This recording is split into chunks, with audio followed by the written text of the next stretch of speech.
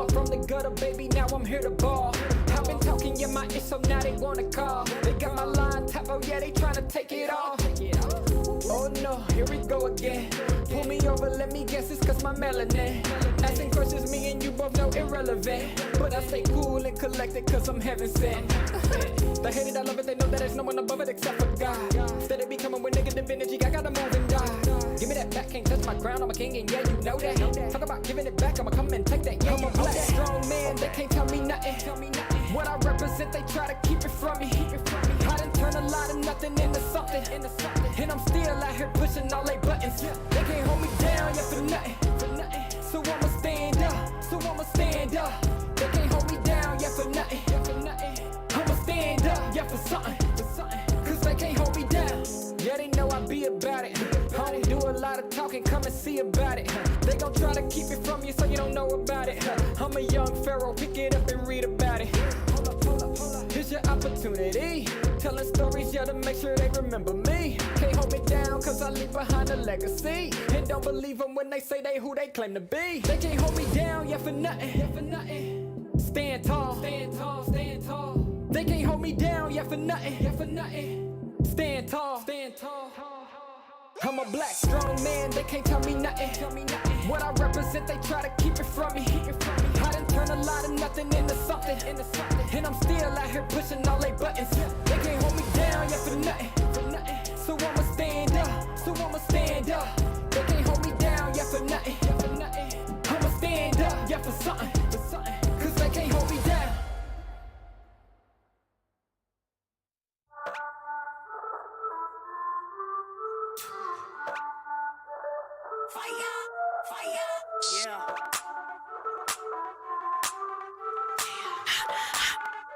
Yeah.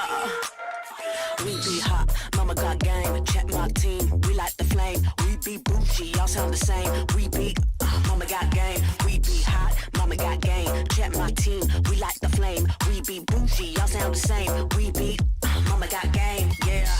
We be cooking something new. Hear us knocking, coming through. Push the limit on them rolls, cause we don't do it like you do. We be cooking something new. Hear us knocking, coming through. Push the limit on them rolls. Yeah, mama got game. Mama got game. Yeah, mama got game. Yes. Yeah, mama got game.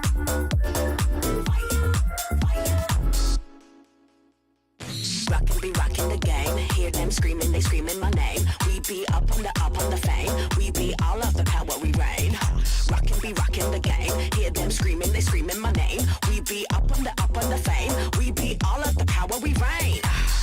We be cooking something new. Hear us knocking, coming through. Push the limit on them rolls, cause they don't do it like we do. We be cooking something new. Hear us knocking, coming through. Push the limit on them rolls. Yeah, mama got game. Mama got game. Yeah, mama got game. Yes. Yeah, mama got game.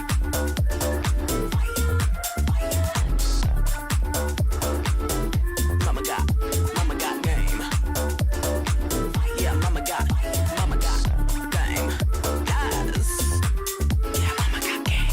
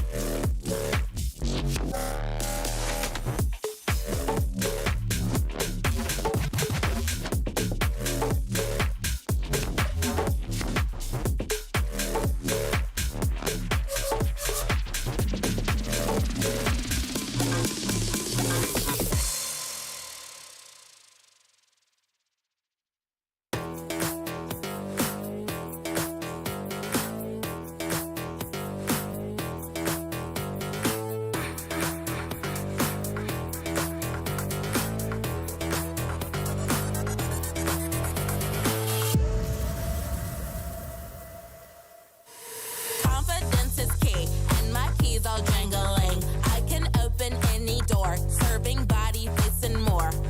Confidence is key, and my keys all jingling. I can open any safe, serving body, hair, and face.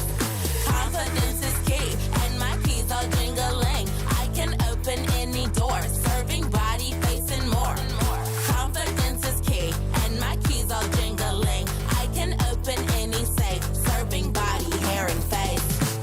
I'm a stunner, yes I'm the star. I set the tone, yeah, I raise the bar. I go to work, I make it look easy. Play hard, work smart, life easy breezy. Sugar daddy, no that's honey. Don't give him any sugar, he suckers me all his money. Wanna live lavish, you need a clue. Then look to me, I'll tell you what to do.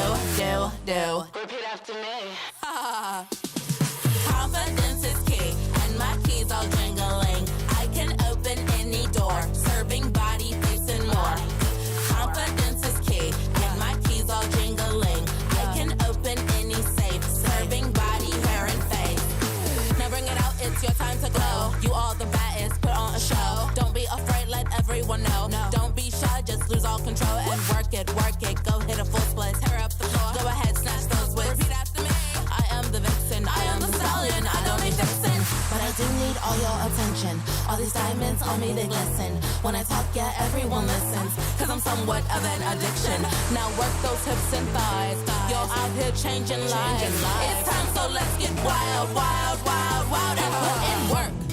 Work, work, work, work, work, work, work. Put in work.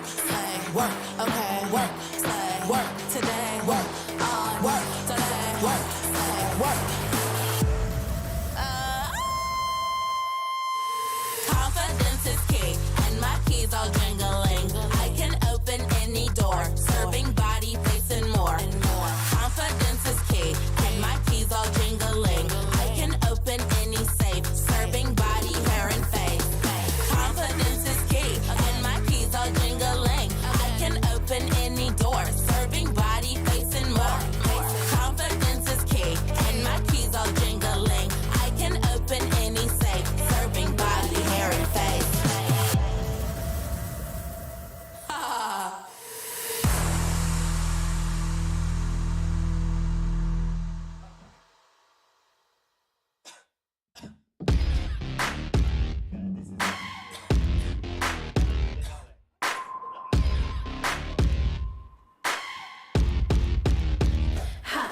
I'm a punk chick, and I make you wanna ride around town with my own clique. I'm a bad girl, and I make you wanna see you in the club when I'm getting lit. What's your number? I'ma call you. Brand new whip, I'm a baller. Got my own money, I don't need you. I'm out here with my girls, that's how we do. That's how we do. That's how we do. Yeah, that's how we do. That's how we do. That's how we do. Yeah, with my new clique. That's how we do. That's how we do. Yeah, that's how we do. That's how we do. That's how we do. Yeah, with my new clique. That's how we do. That's how we do. That's how we do. That's how we do. That's how we do. How do you do? You can't do it like us, 'cause that's how we do. I run this, and I'm gonna do it harder. You ain't my sugar daddy, I don't need no father. Figure it out, that's what we do. Riding around town with my whole crew. Yes, in the club, getting tipsy. Never gonna kiss me. Hell no, a drink won't convince me. Got my own money, I don't need you. Out here with my girls, that's how we do. That's how we do. That's how we do. Yeah, that's how we do. That's how we do. That's how we do. Yeah, with my new clique. That's how we do. That's how we do. Yeah, that's how we do. That's how we do. That's how we do.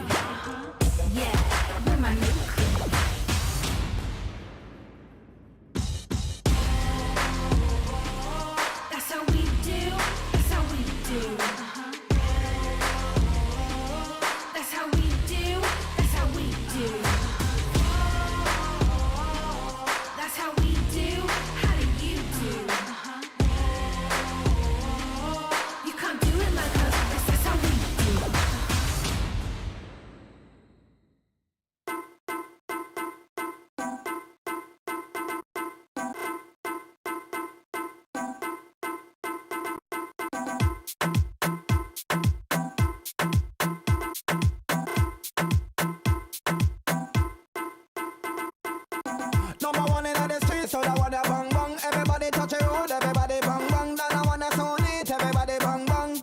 Bang bang, bang bang. This I wanna so good, this I wanna bang bang. This I wanna so wicked, everybody bang bang. Sun a shining, everybody bang bang. This a bang, bang, bang. Bang, bang. Bang, bang. Bang, bang. Bang, bang. Bang, bang. Bang, bang.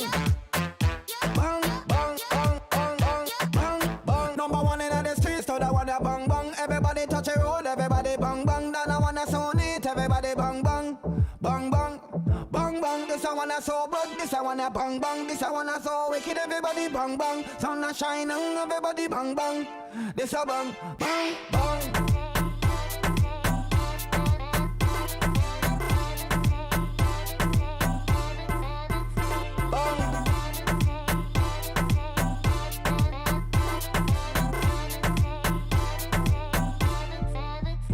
Bang, bang. Bang, bang. Bang, bang. Bang, bang. Bang, bang. Bang, bang. Bang, bang. Bang, bang.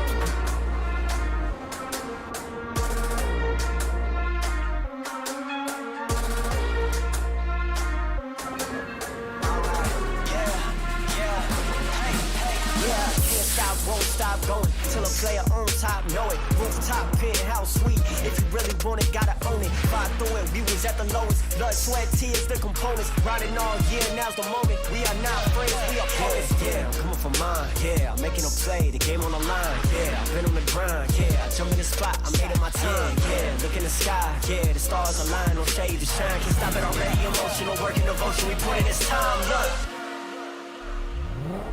You won't stop my stride. I'll just break your line. I don't tolerate wasted time. You take us down, keep fighting.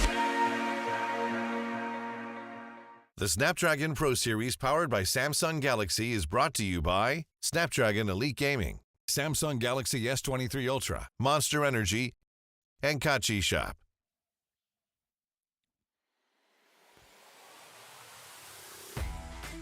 Welcome to the Snapdragon Pro Series MLBB Season 1. This is playoffs day number 2, where the best of best are finally here to compete for that major prize pool. My name is ICBaby12.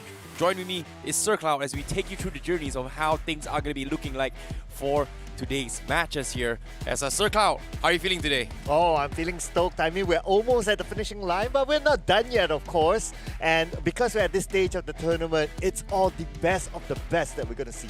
Exactly. And today, we are going to be seeing 3 best of 3s here. 1 in the upper brackets, 1 in the lower brackets, and 1 for the lower bracket finals. By the end of today, we are going to see the overall grand finals that is going to be happening next week. But in case you are just tuning in, these are the brackets up on screen here. Currently seating in the upper brackets here, we have Euphoria Esports going up against GameLab, where they actually won their respective matches yesterday against Mahalika Esports as well as GPX in the previous weeks. And now in the lower brackets here, we have Mahalika Esports as well as GPX. Yes, so this will be an elimination day basically. Yesterday, no eliminations, they still have a second chance, and that's where the lower bracket gameplay will happen. But best of 3, ladies and gentlemen. We're going to start with the lower bracket semi-final, where we will see one team being eliminated.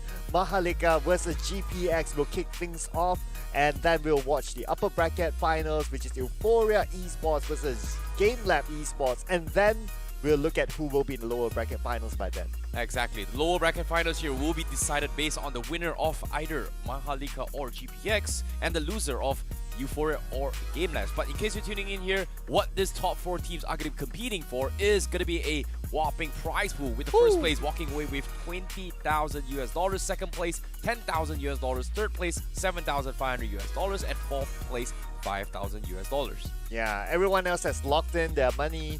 2,500 for 5th and 6th place, 1,250 for 7th and 8th place.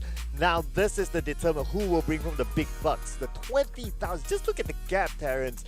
$10,000 US gap between first and second place. Exactly, and as of course, especially for both GameLab and Euphoria, they're pretty much guaranteed top 3 position. But the question is, are they going to go for fight for the number 1 or number 2? In this case, however, this upcoming match here, we will have a glimpse on the one of the teams being eliminated at 4th place here, and they do still have a potential chance to fight for the number 1 spot. So it all comes down to preparation and how well they adapt in this playoffs. Yeah, it's going to be really interesting because yesterday we did see a very interesting series whereby it almost came close, especially for GameLab. But we're going to talk about GameLab's game later on.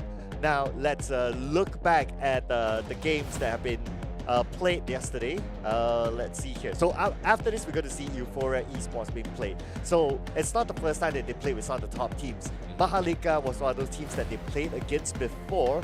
Euphoria Esports, obviously they played yesterday. They won their games and that's why they are in the upper bracket. So going up against a team like GameLab who has never lost a single game in the entire tournament, it's going to be a big boss fight for them. Exactly, and when it comes to Euphoria, obviously they were the ones that actually knocked GameLab down during the Open qualifiers, which resulted in them in this very long and very long journey for them to actually make their way up. But before we talk about that as well, let's talk about Mahalika Esports, a team that we kind of did not expect them to actually come out top against Alpha 8 the previous week, but they were able to clutch up in a reverse 2-0 sweep, taking the 2-1 series. So when it came to this match, yesterday, it felt a little bit disappointing, but at the same time, hopefully, when it comes to Philippine teams, they do have the tendency to know each other's strategy. However, GPX against GameLab, this was the first time we saw GameLab kind of struggled in their match there in yesterday's games.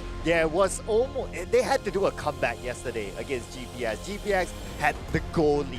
They had the turret lead against GameLab. And it was the first time pretty much that we see GameLab being pushed to the corner. But somehow GameLab, just because GameLab still retained their undefeated status for the entire season, came up with a comeback against GPX, sending GPX down to the lower bracket. Yeah, it came down to a very close finish as well, where GameLab multiple times almost got the finish on the crystal, but with GPX pouring their hearts and souls here, it feels a little bit disappointing that they kind of lost this game. Hopefully with this lower bracket run, they will have a second chance to go back up to fight for that title. But as of now, it seems like Philippines still dominating this entire tournament so far, and with GPX being the only Indonesian team left, this is going to be a very important mark for them, whether or not can they push all the way on the top. Yeah, it reminds me of the M series as well, whereby we see an all-Filipino final. But will we see it again? Well, we don't know yet. Gotta stay tuned to find out. But stay tuned as well, because next season is up for registration. Yep, you can sign up now at play.eslgaming.com/mobile-legends/Asia if you guys want to participate for the next season. So be sure to start, gather your friends, start discussing as well, because we are going to be opening things up for Season 3 of the Snapdragon Pro Series. And if you guys are interested to actually join us, regardless of where you are in Southeast Asia, better start calling up your buddies, because this is going to be a pretty good time, because considering how Season 1 went, first place, $20,000. That's a lot of money. So I cannot wait to see how Season 3 is going to be looking like. Yeah, absolutely. And just look at the quality of teams that came through here, right? So in preparation for the next season, it's not only for you guys to sign up, but also you guys got to be prepared to go up against some of the best teams in Southeast Asia as well. But let's introduce our first team for today. Yep. Starting things off for today, on day number 2 in playoffs, Mahalika Esports, consisting of CJ1234, Kelvin, Daizel, CY, and ANAEX. Yeah, Mahalika Esports, they are a team full of MVPs. The only person throughout this tournament that has yet to get an MVP is actually CJ.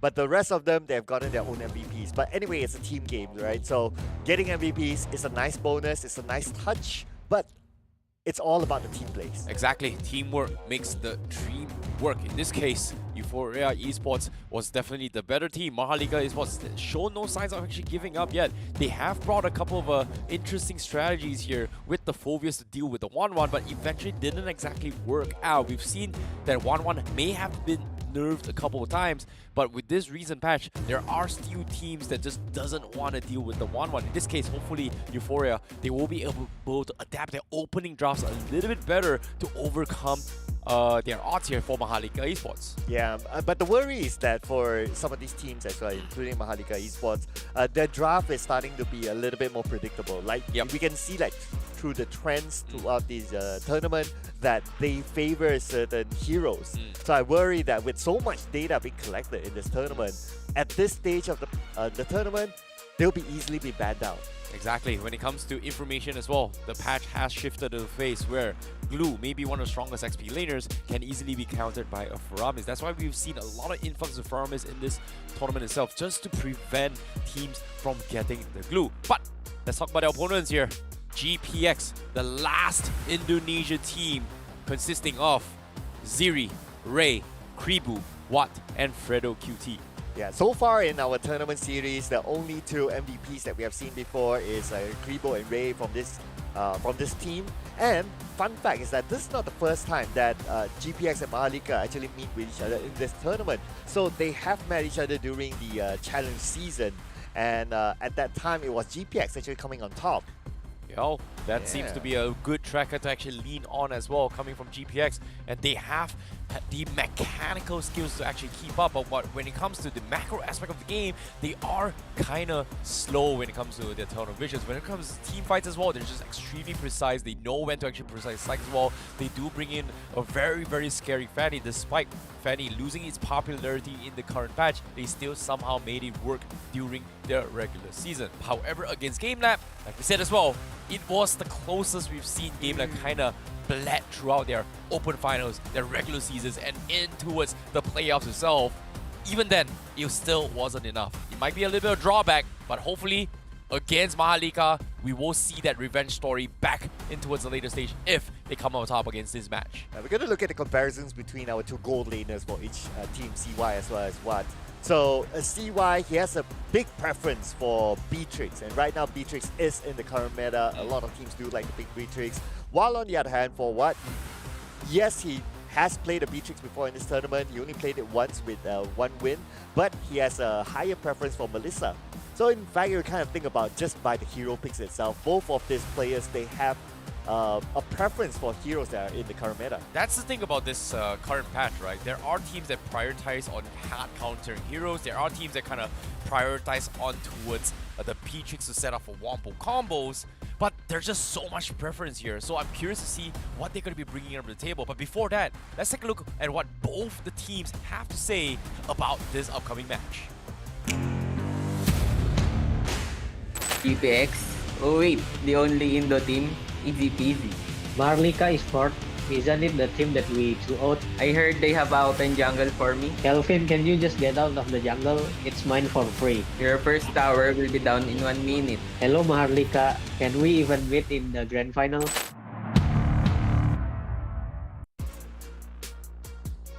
First turret down in 1 minute. That is a big statement there. Yeah, I agree. Seems like a pushing strategy may be the case here. If they decide to go for that. I wouldn't be surprised. Popo and Koopa are one of the fastest ones to actually do it. Beatrix is pretty good as well. But taunts has been made. One thing, personal favorite.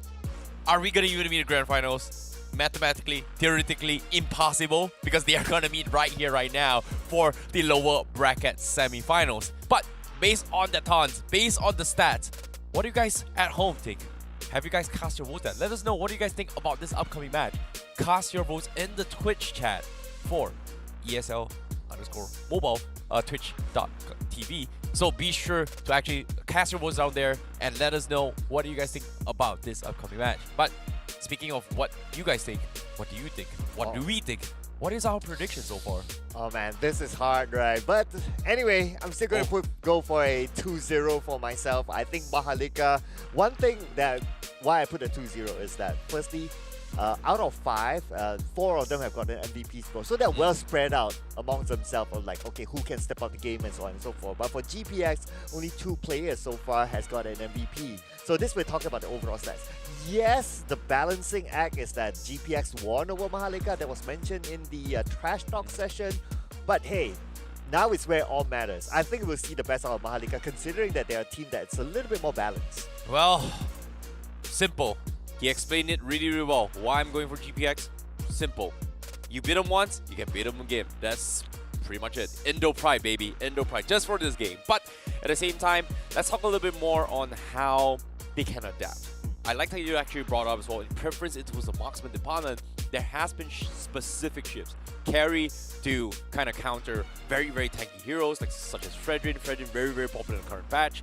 But there are specific compositions such as the Melissa, which has gained a lot of popularity in other regions where they prioritize on team fights within jungle vicinity. So during the trash talk, both sides has been talking about jungle invades. So it might be a little bit different approach between the teams to kind of protect the jungle invades instead.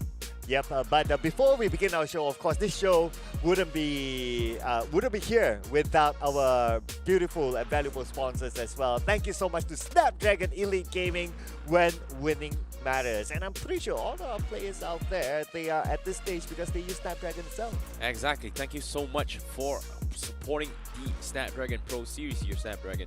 But at the same time, I want to see how important the match is going to be. We know they are trash talking, but we talked about who is going to be winning. We talked about how predictions is going to go, but I'm curious to see how they're going to win. That is the biggest factor that everyone is curious to see. So we are going to be jumping into the game very, very shortly. But what do you guys think? Let us know in the comments here. How do you think each team is going to be winning?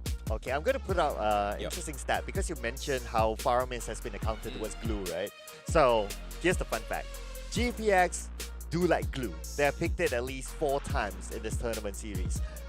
Whereas for Mahalika, they have picked Faramis 4 times as one of their top picks as well. So is there like a plan here that we can foresee, like a Faramis is going to be auto-picked by Mahalika, GPX going to stick their glue, but is that truly a counter or is it merely because of skill? It comes down to chess pieces, right? Whether or not how they pick it and so on. Obviously, when it comes to hero counter, obviously Faramis is a great way to counter it with the glue, but Faramis does has his downside, which is pretty much weak against bursty compositions and also CC control, which obviously R-Lot is going to be a major factor into the current meta as well. But we only have 3 bans in starting phase here. They have to choose it very, very wisely. And what I mean by wisely is that do they want to fight against a Faramis composition, or would they rather fight against a Fredrin composition where if you play a Fredrin Martis fight means you are going to be going bans for like Valentina, Faramis, as well as the R-Lot, but even the glue to a certain degree. But if you're comfortable fighting against the R-Lot where you bring in the mid sitar, which is also very, very popular lately, this is where things get a little bit different. You play a mid sitar composition, heroes like Joy is going to be completely useless. So it all comes down to how the opening 6 bans are going to be decided by both teams. Yeah, I really love the current meta of using Min Sitar. I expect it to be one of the top bans. Yeah, but then let's look at some of the stats here, some of the top picks. So we can see here, Fedrin, no surprises. One of the top picks, Glue as well, Farsa as well. I mean, these are very popular across.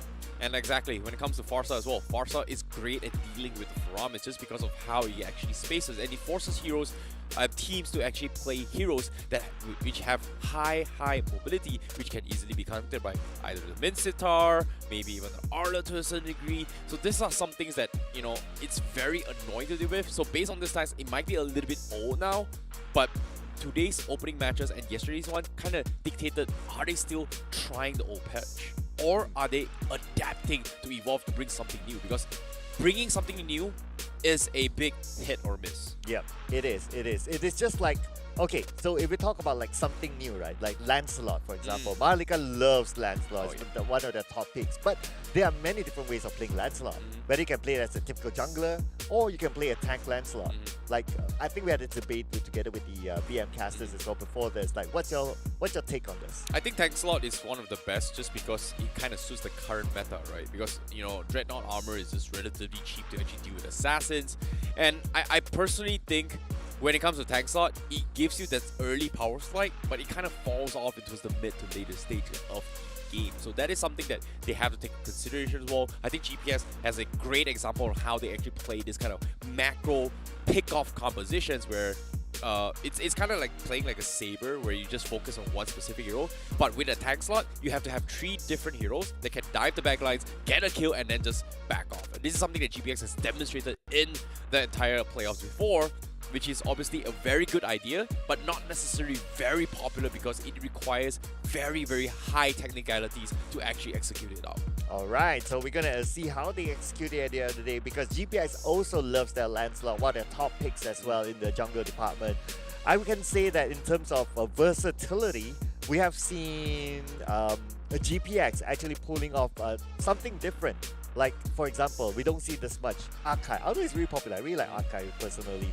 But Archive is only played once by GPX. Unfortunately, it didn't bring them the success they would have liked. But anyway, it just shows that they have that versatility a little bit more in the jungle department. And we know how important the jungler role is, because it kind of dictates the game. I would say jungler as well as a roamer dictates the game the most. So as long as we can see the jungler fight, whoever wins the jungler fight, I think will bring a good advantage to each other. Well, without further ado, we're jumping in towards the drafts here. Mahalika is what's going to be banning it off the Kadita, as well as the Joy coming in from GPX. Pretty standard openings here for the SPS, but I also agree what you brought up as well. The Archive jungler is a great way to deal with heroes like the Fanny, as well as the Cult Altar, to kind of isolate them and pin them in towards a very, very nice kill box. So I wouldn't be surprised if they save the jungler role to kind of open things up a little bit more, but I'm genuinely curious on whether or not are they going to still go for the standard pickups here, where they pick up the Fredrin and then, you know, GPX goes for a Eve pickup and composition, yada yada. But if they do that, they have to force pick a Glue or even a Valentina, which is a very, very big problem, right? First picking Fredrin is always safe. Flex it into XP, flex it into jungle. Let GPX kind of decide what kind of mages they want to go. In this case, Mahalika, they ban off Valentina, clear indications that they might be going for the Faramis composition instead. Yeah, and I'm kind of surprised that no one as of now bans out Mincitar. If GPX doesn't, we can expect Mincitar to be picked. I agree. Although Mincitar has yet to be played by any of these teams in the tournament so far, but because it's a camera. Even when I play my ranked games as well, I see so many Mincitar picks on the other side especially, and it's a very good upgrade compared to before. That's the thing, right? You can play it as fighter, you can play as a tank. Tank so far has been more reliable to the current triple tank composition, right? Fighter, you're going for attack speed, build, but you're not necessarily the tankiest when it comes to this kind of compositions. But first pick here, with the Beatrix being banned, carry is also available to be up for grabs for now. So that means they can look to go for the Faramis coming from Mahalika Esports. Very nice. But GPX, they don't have the Valentina, might be forced to play the Eve, might be forced to play an early Archive as well, which kind of gives away the Frederick composition. So this is going to be a very big problem for GPX, because they need to find a way to deal with the Faramis in particular right now. Yeah, that means that if the theory of Glue is being countered by Faramis, we might not see a Glue being picked up. So other options for GPX that Ziri kind of like is Benedetta. He does like a Benedetta. He has played a Terizla before, he has played a Grok before, he even has played a Yuzong before. So we do see that he has some other heroes to play, but of course the bigger question is that for Faramis, Faramis so far has a really good win rate for Mahalika. Out of the 4 times they beat Faramis, 3 times win. So looking good for them. Oh, GPX, they open up with the Lancelot and the Farsa. These are great ways to force out a very, very premature Cult Altar coming from Mahalika Esports. And, you know, knowing that they can't pick the Glue, Mahalika Esports, they are pretty much going to guarantee themselves by picking up the Glue to actually face off as well. GPX, they know perfectly well. They either need to go for the Lapu Lapu or maybe even the Benedetta if they want to actually go in for the cross-map plays, right? This is Mahalika Esports saying that we want to play a teamfight composition, but the problem is, do they have what it takes to go for the split push potential, or just completely ignore the Glue just because of how irrelevant it is to GPX? But for safety-wise, GPX might consider just banning up. But looks like they will let it slide for now. They will go for the Kaja too. Very, very strong pick-off compositions alongside the Arlot as well. Completely ignored by GPX. Gonna be a big problem, but at the same time, with the Mincitar from the side of GPX, it may be able to completely annoy Mahalika Esports' progression. If I were to give any good news to GPX, despite the Arlot has been picked, right? So Mahalika only played 1 Arlot in this tournament series so far, and that one pick didn't bring them the win. So yeah, if GPX was like, okay, oh Arlot, oh we gotta be scared. Nah, don't worry about it. The stats don't favor but the stats do favor the Melissa pick. Oh, in fact, actually not. Okay, so well, unfortunately, I had to relook that again. So unfortunately, 3 times picking it, but it's not the best pick for GPX. Yeah, this is a big problem for GPX. Melissa is a great way to actually deal with the Cult Altar, but at the same time, getting, you know, flickered Divine Judgment, if your hands are a little bit slow, it's going to be a little bit of a problem because this Melissa is going to get completely melted from the side of Mahalika Esports. However, there is still a good counter, and that is going for a Yin, which is, we haven't seen too much of popularity, but Yin is a great way to just isolate a Faramis all by himself. We haven't seen too much in pro plays, but technically it is a very, very good hero to deal with. However, now, with the Kufra being banned from Mahalika Esports, another mobility hero, I'm pretty sure Mahalika is going to be banning the Minstar final ban, probably, but GPX, they have to start icing out marksmen. Moskov is something that they both really, really like to do. Brody is actually pretty decent as well, considering how squishy GPX's composition is. They don't have the strongest frontliners right now, especially with a tank slot who arguably is going to be diving the back line, not going to be able to zone out properly for the far side Melissa. I'm kind of interested to see whether the Grok will be picked at the other day, especially by GPX, because they definitely could use something to kind of catch up to Kaja. But okay, still the glue ban. I'm interesting. surprised. Yeah, I'm surprised as well because like what you said, Faramis is a counter to glue. So in theory, they shouldn't be too worried about it. Yeah, I'm really surprised that they opted to actually ban off the glue. It's a little bit weird, but I guess just because Glue does kind of win his 1v1 matchups against the Arlot, but towards the middle stage of the game, it doesn't really matter that much. But speaking of Rock, you called it. They are going to bring it from the side of GPX, and it is going to be either a roam or XP. They are going to be flexing it out, but at the same time, it makes a lot of sense why they want to take the Grok. Just because it is one of the very few that can actually deal with the Farsa. But I don't think Mahalika wants it at all. They already have the XP laner, they already have the jungler. Technically, they don't have the jungler, but Arla jungle might be a way, but Mahalika bringing in the Harif as a goal laner. Not exactly sure how this is going to work out, considering GPX doesn't have like a lot of heroes to actually deal with it, but they are going to go for the split push composition. So Ling and Harif is going to be the way to go for Mahalika Esports. A lot of split push and pick off potential, but when it comes to front fight, it feels like GPX just has a stronger composition to work with. Yeah, I do feel that GPX as a team fight, they are definitely better. Of course, you have the Farsa, you have the Grok, who can deal a lot of damage, who can lock down other heroes as well, so that's their advantage. But I think this is also what in the trash talk they did mention that, okay, their aim is to take down your turret in the first minute.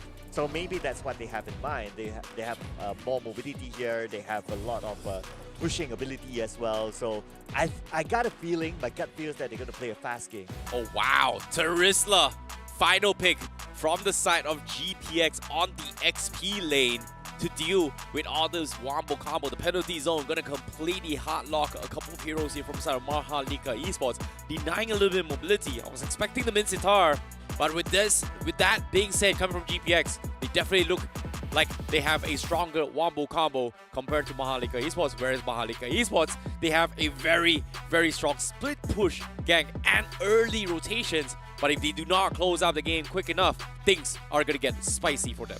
And here we go, ladies and gentlemen, let's take a look at our game number 1 today. Can't wait to see who will take this home. It's going to be Mahalika Esports versus GPX. And let's not forget, this is an elimination series, so every game counts. Exactly.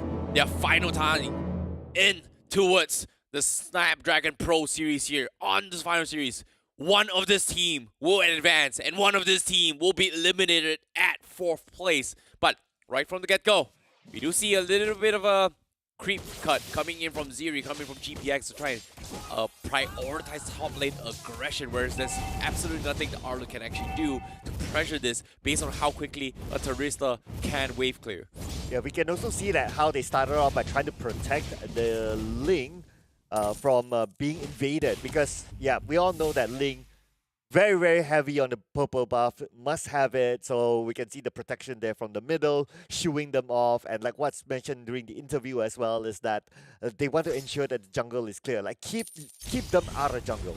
Exactly. In this case, GPX, they're in a little bit of trouble down towards the goal lane. Mahalika Esports wants to make sure that CY has a better lane, but I'm surprised CY drafting a Harif against a Melissa right there early as well doesn't necessarily mean that he can't do too much unless he has his Examine Force, but we do see the emblems already being drafted as well. Let me see. Cooldowns coming in from Faramis. We do see penetration as well coming from Harif, so we are going to be expecting early aggressions coming in. But speaking of early aggressions, Kribu taking a little bit too much damage, but Kribu almost having his feathered airstrike, so that means GPX might be in position to actually one-shot one of the players coming from Mahalika Esports. Oh, this is very early from GPX, trying to zone off the members of Mahalika Esports from getting turtle. But looks like we might see a first blood. Oh, might not happen as well. Hina Yex will be able to flicker out. Ziri still using his early penalty zone. That means this upcoming fight, they are going to lose a little bit of CCs. Feather Airstrike expended as well. CJ taking a little bit too much damage to go. And GPX now has to play this a little bit safe, but Calvin doesn't have the purple buff. He's looking for the steal here. CJ with the counter keeps him alive, but GPX takes the turtle. And now Mahalika, they are kind of trapped as well. The wall is coming in, but fortunately for them, they will be able to get out. Oh, okay, that's a really, really good start here by GPX. Because they started off early by zoning off the rest of Mahalika Esports, not allowing them to come close to the turtle at all. And that was like, what, a minute before the turtle was spawning, so they had it in the back there. But that also means that other areas are kind of open. So for Mahalika Esports, instead of like trying to push for the turtle, they could farm somewhere else, especially on the bottom lane that was kind of left a little bit open. This is so funny coming from GPX. Like, they're sending on Grok coming in. And the thing about Grok is that you don't really know whether or not he's going to be backed up by teammates or not. And that's the thing about what Mahalika Esports is lacking right now, is that they don't have zoning potential to actually challenge against a Grok. And ever since they do that, this is going to be happening here, because immediately NIX tries to eco challenges, gets punished for it, and the invades continue as there's absolutely nothing Kelvin can do to actually punish this aggression coming from GPX. Look at the movement here by GPX. They're doing the same thing from before. 1 minute before the turtle comes up, they're already zoning everyone for Mahalika Esports, not allowing it to come. And you still have a lot of time, so they're not leaving it late for Mahalika Esports to kind of get into position. They are ensuring that Mahalika Esports had to be spread out very, very early on. And this turtle can be secured by GPX, but of course, at the end of the day, depends what Mahalika Esports is going to do. Doesn't seem to be interested. We can still see Calvin is still on top doing his own thing.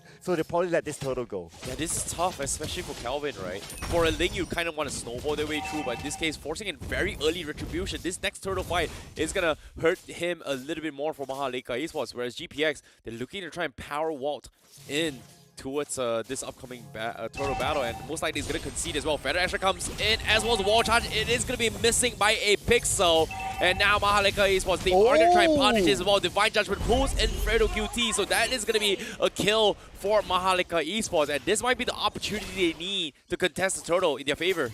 Oh, wall charge, but he forgot there's the Zaman Force there to kind of stop him on his tracks, and at the end of the day, the Divine Judgment is the one that did the job. So now, without a Grog, they don't have a big tanky hero to actually tank out the rest of Mahalika Esports. There's opportunity for them to get in the turtle. Yeah, fortunately for him, Fredo QT does have to pull yourself together, but on the side, we do see the Zaman Force already used to actually spam onto a ward, but with the turtle being resetted because of the wall coming in from the Grog, they are forced to commit to this fight, and they do get one kill on top of the back lines. GPX overextended their stay, and they will lose Ray as well as Kribu in this process. And Mahalika Esports is got to be happy about this, as they are going to try and contest for more. But Daizo getting a little bit greedy for that play, will get punished by Ziri. But the turtle is going to be up for grabs for Mahalika, guaranteed.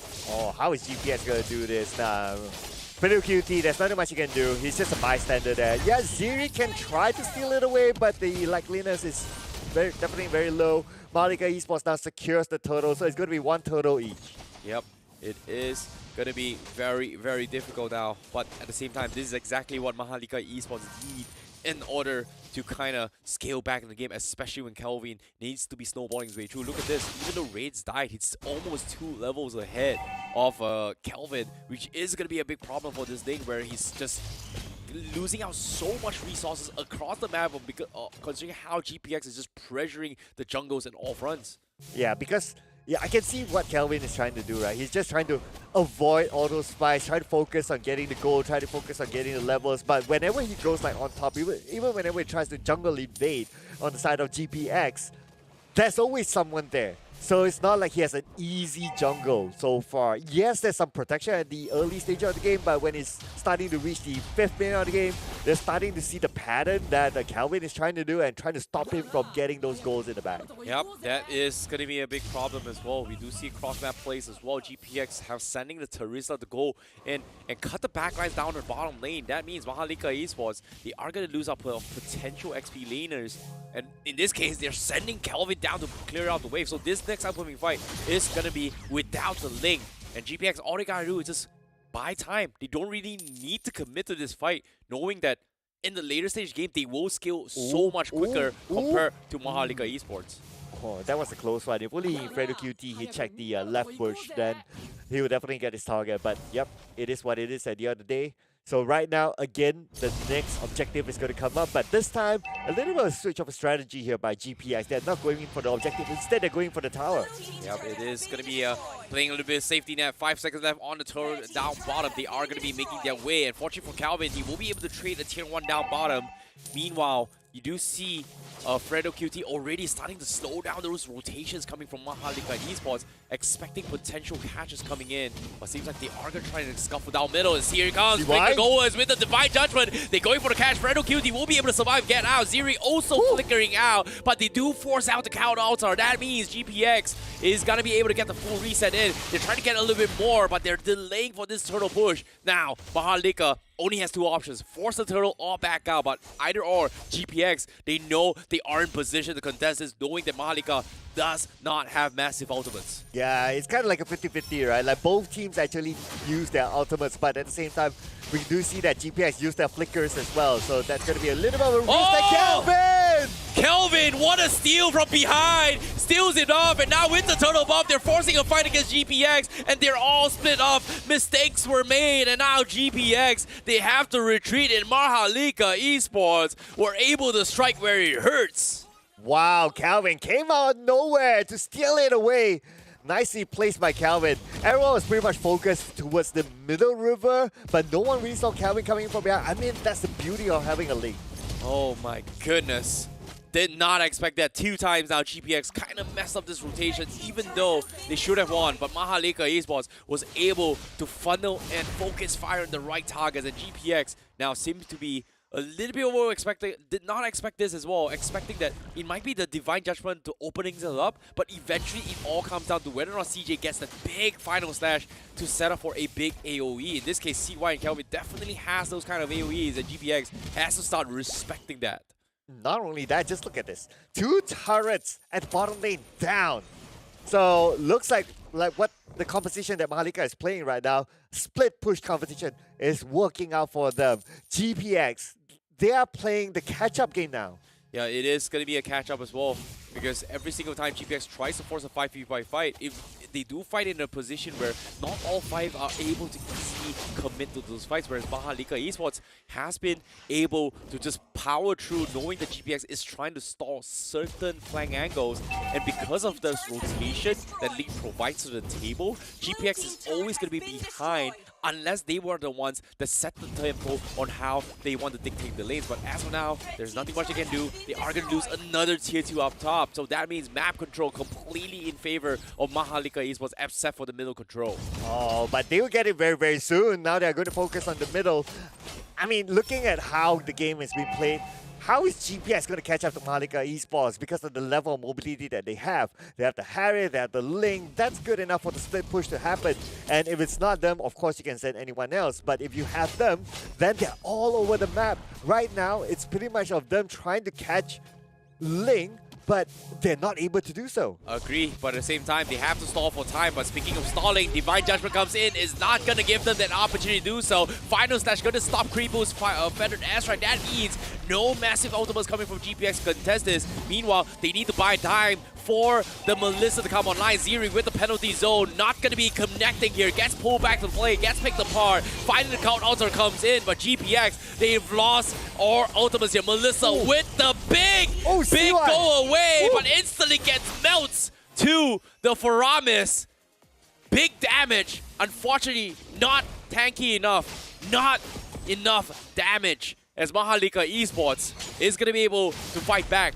But eventually, that is what the Melissa is going to be aiming for towards the later stage of the game. Oh, discipline here, ladies and gentlemen. Just look at how Mahalika Esports plays it. They go in like, okay, they go in, they tap a little bit, they come back out, they force GPX to come to them instead of them committing towards the side of GPX. And that gave them the advantage of like pulling skills away from GPX. And when GPX throws all their skills, not getting anything, that's where Mahalika Esports counters. This is a problem now. Now with the Lord down to its 20% health, they have to force by wall charge to stop his way through, but they get the steal coming in from Ray. They get the Lord, and finally they get the execution. What a wall charge setup to stun their way through. But with that being said, they trade 2 for 1. This is exactly what GPX has been eyeing for, and this is go time for them because there is going to be a lot of space for Watt to start to scale back. Oh, GPX, they've been waiting for the moment for them to overly focus on the Lord, and that is where GPS just comes in at the right timing, and plus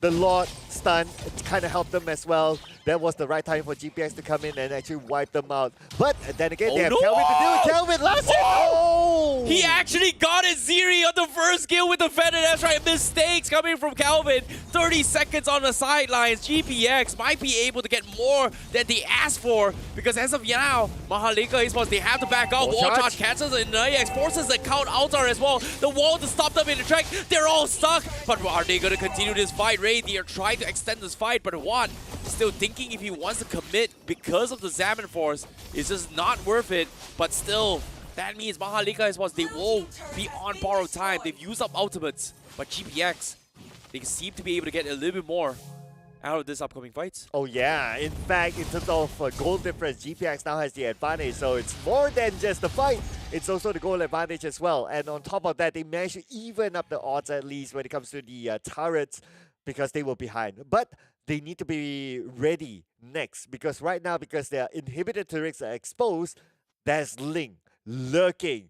Ling was at the bottom, Ling was at the top. This is going to be a big problem for them if they don't try to deal with Ling. Or if they can't deal with the Ling, they got to quickly deal with the rest of them, ensuring that Ling has no option but to come back. Agreed. Let's talk a little bit of problems that both teams are facing, right? Mahalika Esports, their biggest problem is going to be killing the Melissa and the Farsa. In this case, speaking of which, your final slash comes in, but there's no follow-up penalties. They're going to be isolating the back line. Zaman Force also going to be expended, but the Melissa is just popping off, killing off Inayax, and there's nothing they can do about it. One, they will continue to fight, but wall charge is going to connect on the ball, and Mahalika Esports, they're getting picked apart. CJ, they're trying their best, but eventually Kelvin is able to salvage the fight, gets a very, very big crit coming in. But now he's isolated. He doesn't have energy to go for all. Ray is looking for the hunt. Can he escape this? Doesn't have the purple buff. But now down towards the 1 HP as well. He's out maneuvering Ray. He is going to get out, and Kelvin will survive this. Triple kill for Kelvin in that fight itself. So Kelvin, when he needs to fight, he'll be there. He knows how to execute it. Beautifully done by Kelvin. I mean, they were playing catch-up with Kelvin at some point as well, but totally ignoring Kelvin at the start of the fight because of how much mobility that Kelvin has. That's why they kind of focus on those other heroes that has lesser mobility, but that also allowed Kelvin to put out a lot of damage. Hence, right now, we can see the stats do favor Kelvin. 6-1-3 in terms of KDA. Beautifully done by Kelvin. Oh my goodness. Let's talk about replay a little bit more here because starting things off, it felt like a little bit of awkward fight from GPX. They tried to force the issue, isolated the Harif as much as they can, but as soon as they overcommit, Watt was right in the middle where you can see there's just big boy damage coming in from Calvin to just get very, very big huge crits and combos on the Watts to a point where because the go away was not available, it just became a very easy target for Kelvin to kill him off. I mean, And that was Kelvin without the purple buff behind you. If he had the purple buff, who knows what would happen there, right? But Yeah. right now, it's going to be the objective next, so it looks like GPX is going to start it. Calvin is away because he's busy at the mid lane. But then again, Mahalika Esports, they could still buy time, but GPS not going to allow them. Oh, wall charge comes in to start things off. They're all stunned up. They're getting gloomed up. The countdown time buys a little bit more time Look to at Kelvin. survive this. But look at this. Kelvin once again with the big point damage. They're all breathing zoned out. They're underestimating the power of the Ling as they itemize for the mage is starting to hurt them in the back. And GPX, they have to start respecting what this Ling is bringing to the table and eventually itemize accordingly, because from what I'm seeing from the itemization list, none of them actually has a Dreadnought armor nor an anti-Cuirass to deal with this thing, and this is actually allowing Kelvin to do so much value in all these team fights just because they're so afraid of what Harith as well as the Faramis is bringing out this fight. And this is going to hurt them because Kelvin is looking for the steal, but the Lord will be secured by GPX once again, and Mahalika, they're backing out. Kelvin had kind of like a 50-50. He was like at the top lane. I think I was kind of thinking of like, okay, do I want to go for the split push or do we want to go in for the team fight? So if he actually went for the split push, well, at least he would have like pushed the minions up to the top half. But then again, he chose to come over, but that's okay. He's just showing that he still has that mobility that GPX will have a problem to deal with. So right now, I think the baseline thing that GPX can do is try to cut Kelvin for getting the purple buff. Agreed. Now Kelvin is going to get focused down as well. He does have the damage, and that's something that GPX is starting to do early. But like I said once again, based on the items as well, they need a Dreadnought armor to actually tank the Ling, and none of GPX members actually have that. And it is actually benefiting Kelvin from dishing out all this damage. Now, the FedEx trying to zone them out, Mahalika Esports, they might be potentially losing an inhibitor, but GPX, they can't really do too much. They have the damage, but they can't soak Kelvin's damage at all just because of the itemization right now. Well, they still got an objective, which is the inhibitor turret, so job done now. But they see Kelvin at the top lane, but come on, not going to go in for the chase. So what they're going to do is that they're going to cut the purple buff away from Kelvin. They're just going to take it anyway, regardless whether they need it or not. So that leaves Kelvin probably without a purple buff at this point. So without a purple buff, he can't really join in the fights. Yeah, it is going to be very, very difficult.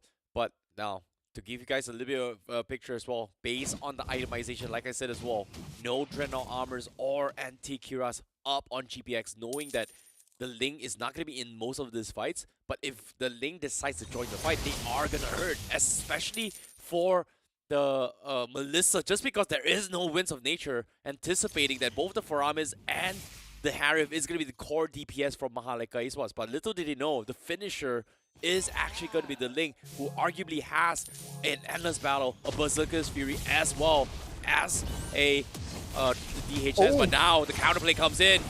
Oh, here we go. Beautifully done indeed. Nice pullback, but then again, the counterplay, like what you said, Siri gets it, What gets it, but Kelvin is still there to dish out the damage, and Kelvin is still full of health. Oh my goodness, look at him. He's going to get free damage here. Oh, but like you said as well, he doesn't have the purple buff. Ray is going to be able to trade off Daiso here. Kelvin needs to go for the full charge, but he doesn't want to overcommit, knowing that if he does, he might risk getting killed off. So GPX, they are able to trade 3 for 1, but at the same time, they lose one of the biggest high ground attackers so far from the side of GPX. But eventually, they have to buy time. CY, however, going to be looking to pick a fight. The purple buff will be secure, but they do scout out where Fredo QT is. So that means Kelvin is going to guarantee his purple buff unless he forces retribution. No! The wall charge comes in. Kelvin, he might be able to escape this. He's going to be A-OK. GPX overcommits to this. Both junglers doesn't have retribution now for this Lord fight. Yeah, the previous fight was a good example of how what Kelvin would do without the purple buff. Yes, he can still dish out damage, but then again, he has a limitation there. So that kind of gives advantage towards GPX to kind of win the fight as well. So right now, after that fight, resets happening. back onto the objective, the Lord will want to be secured by GPX. Exactly. Look at this as well. Kelvin already in position to cut the creep waves and join this team fight. GPX, they're a little bit baffled here. What do? They don't have retributions yet. They both teams just got it as well, so they are going to be able to actually contest this. But Mahalika, they're getting very, very patient with this as well. They are looking for the resets. There is a huge creep wave from the top side for GPX. They can try and install this here, but the concealed plays from Mahalika Esports. They are going to try going for the flank, but GPX, they're not making the play. But here comes the counter concealed. Mahalika, they scout this out. CJ. CJ forces a flicker and the final slash. They are going to be forced to retreat this, to go in for the housekeeping to clear off the minions here.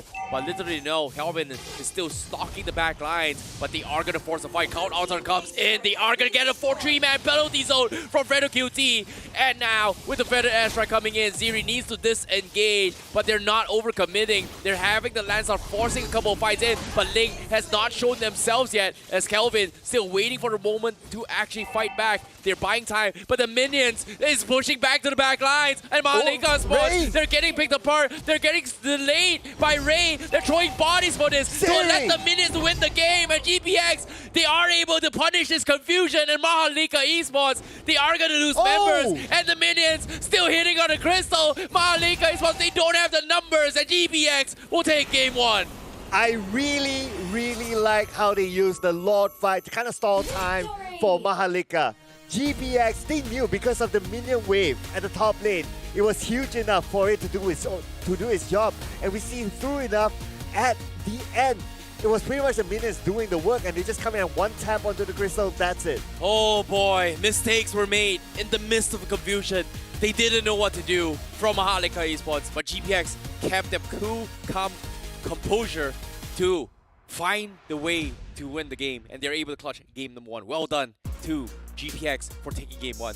But with that being said, that just means Mahalika Esports is one game of risking being eliminated from the top 4 position. Well, is this going to be a comeback game, or are they going to live up to what they said earlier on in the interview? It's going to be 2-0 before this in the Challenger Series. Now it's going to be 2-0. Well, we're about to find out. But so far in game number 1, yes, Ling was a big trouble for them, but they dealt it by playing this really, really smartly, at least to the end, and how they kind of stopped Ling from getting the purple buff. You know, logically, based on the drafts we're seeing from GPX should not be struggling this much against composition from Mahalika Esports, just because of how Mahalika Esports does have a very, very early game rotation composition, whereas late game they will start to scale off. We do see a couple of skirmishes here where CY wasn't able to do what it's needed to do, as the tariff actually has a full 6-item slot as well, and even then GPX is able to tank through Harry's buff. But eventually what they couldn't tank from GPX was pretty much Kelvin when he goes for this wombo combo. And the moment they realize that Kelvin is starting to be a big threat in all these fights is where they actually shifted to try and play a little bit more split in all these team fights before they engage here. I'm pretty sure Kelvin's items is not full tank build. He does have Corrosion Scythe, Berserker's Fury, as well as Wind Talker into his that later stage of the game. I kind of noticed as well that putting aside the KDA, right? Like Kaja was having the toughest game in this round, because there will be at least 3 heroes for the side of GPX that's tanky, and you don't want to catch the tanky heroes. You want to catch the heroes they can take out the fastest. But then again, the heroes they can take out the fastest, there was a Farsa, where Farsa would normally keep a good distance, so it's not going to be easy to catch. And then the other one is a Lancelot, very, very mobile as well. So it's not easy to catch a Lancelot too. Exactly. So I think that because of the composition that GPX has, it really stops Kaja from being active. Yeah, it does. You know, at the same time, you know, they now it makes so much sense when you put that into perspective, right? Why they needed to, like, they're not going for Dreadnought armors and everything just because of the Divine Judgment setups that does a lot of magical damage. You need those MR magic resist to actually deal with it. So that was something that it kind of questioned me a little bit more. Why the hell they don't have Dreadnought armors? But eventually, because Ling is not in the middle of the fight most of the time, so why do they bother? Which resulted in Kelvin getting like a 9-1 and 3. But eventually, they still get the job done. They understood their timings. They played their macro a little bit better than Mahalika Esports. And GG well played, GPX. Yeah, but not gonna lie, could have went either way.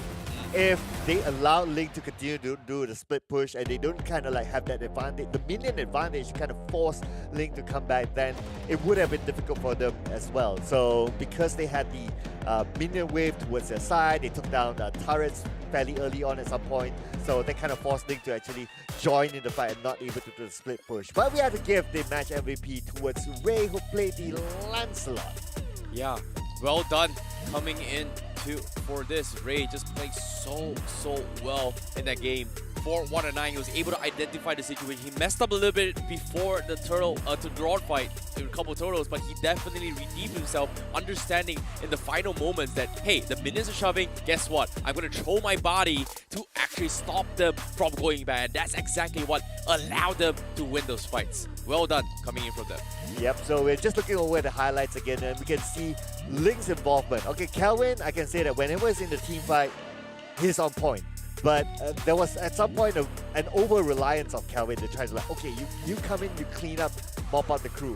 But then again, because Link is naturally not a very tanky hero, it's very reliant on trying to escape or evade certain skills and so on and so forth. So that kind of made it difficult, especially when you still have like 4 or 5 heroes on the side of GPX to take them all out at once. Yep, GG, well played coming in from them, because eventually it just brings so much value for us to actually talk about it when it comes to GPX just clutching all these moments, right? It just shows you that they just don't understand. They just not only understand the micro aspect, they are also in the heat of the moment paying attention to the macro aspect, and that is what we call spatial awareness. And this is something that GPX is just so much better. Mahalika Esports, they're getting a little bit desperate, but they're able to understand their fundamentals of what their composition can or cannot do.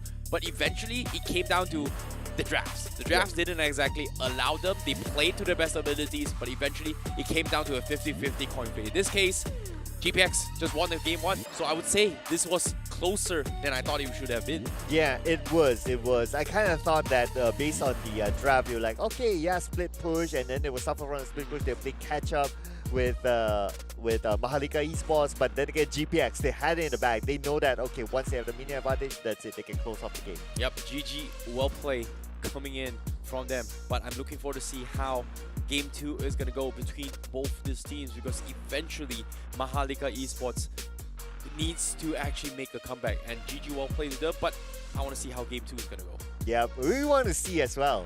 Yep, our beautiful sponsor. Yeah, before that, if you'd like to see our sponsors as well, who is it? Yeah, it's going to be Samsung Galaxy S23 Ultra, ladies and gentlemen. This is the Galaxy S23 Ultra series that's just right beside us. And if you get one of these, which you should, share the epic together with us and level up your game at the same time. Exactly. So be sure to check out the Galaxy S23 Ultra, like you said as well.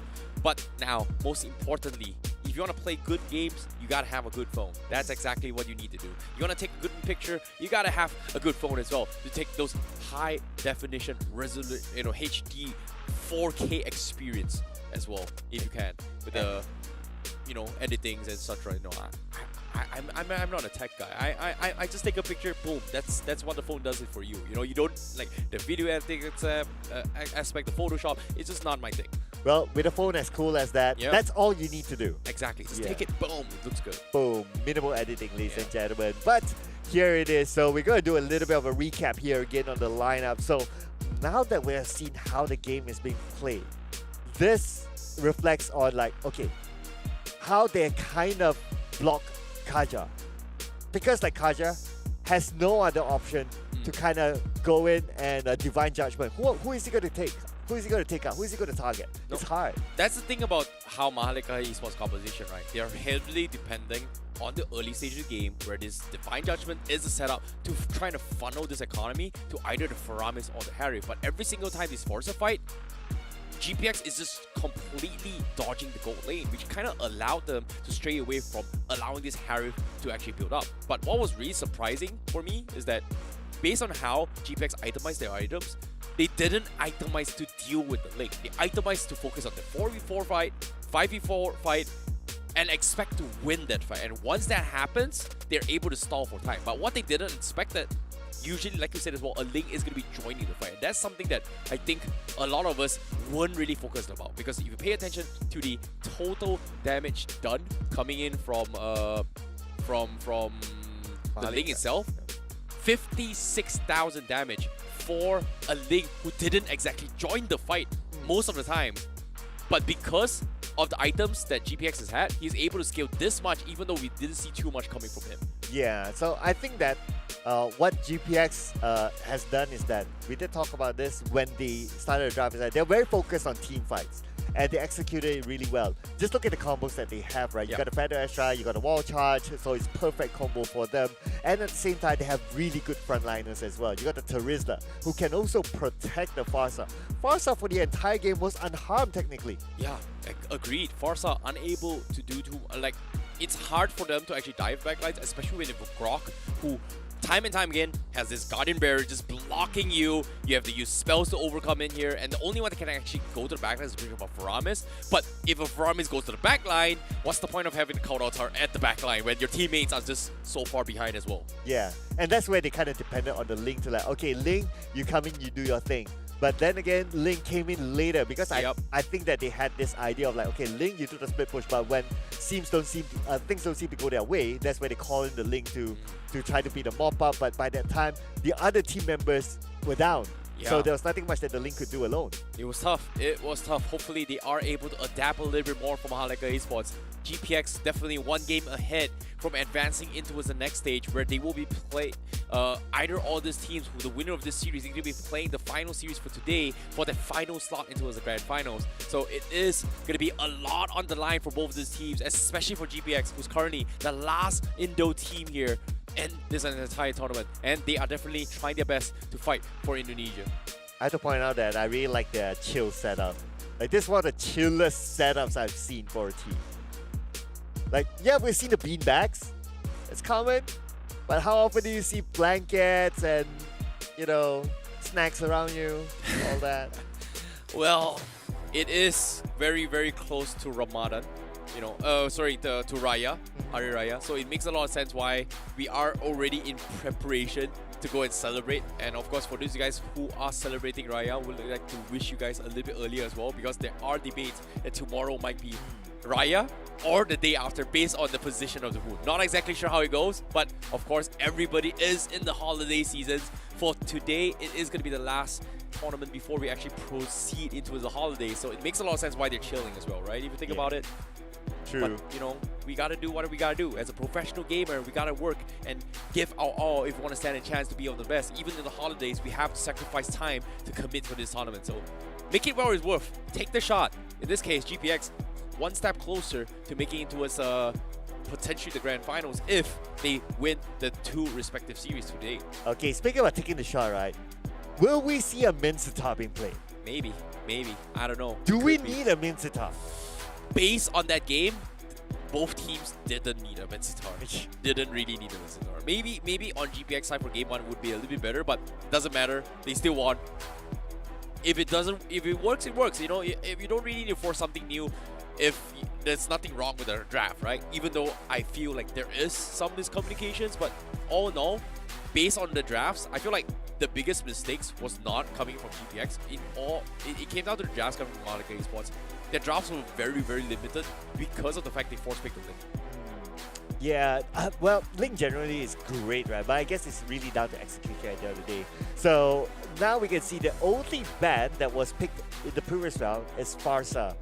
And we didn't talk about like how much of a difficulty they have in trying to deal with the Farsa. Yes, you have a Ling, but then again, the function of a Ling that they probably had previously was a little bit different until they had to switch to a team fight.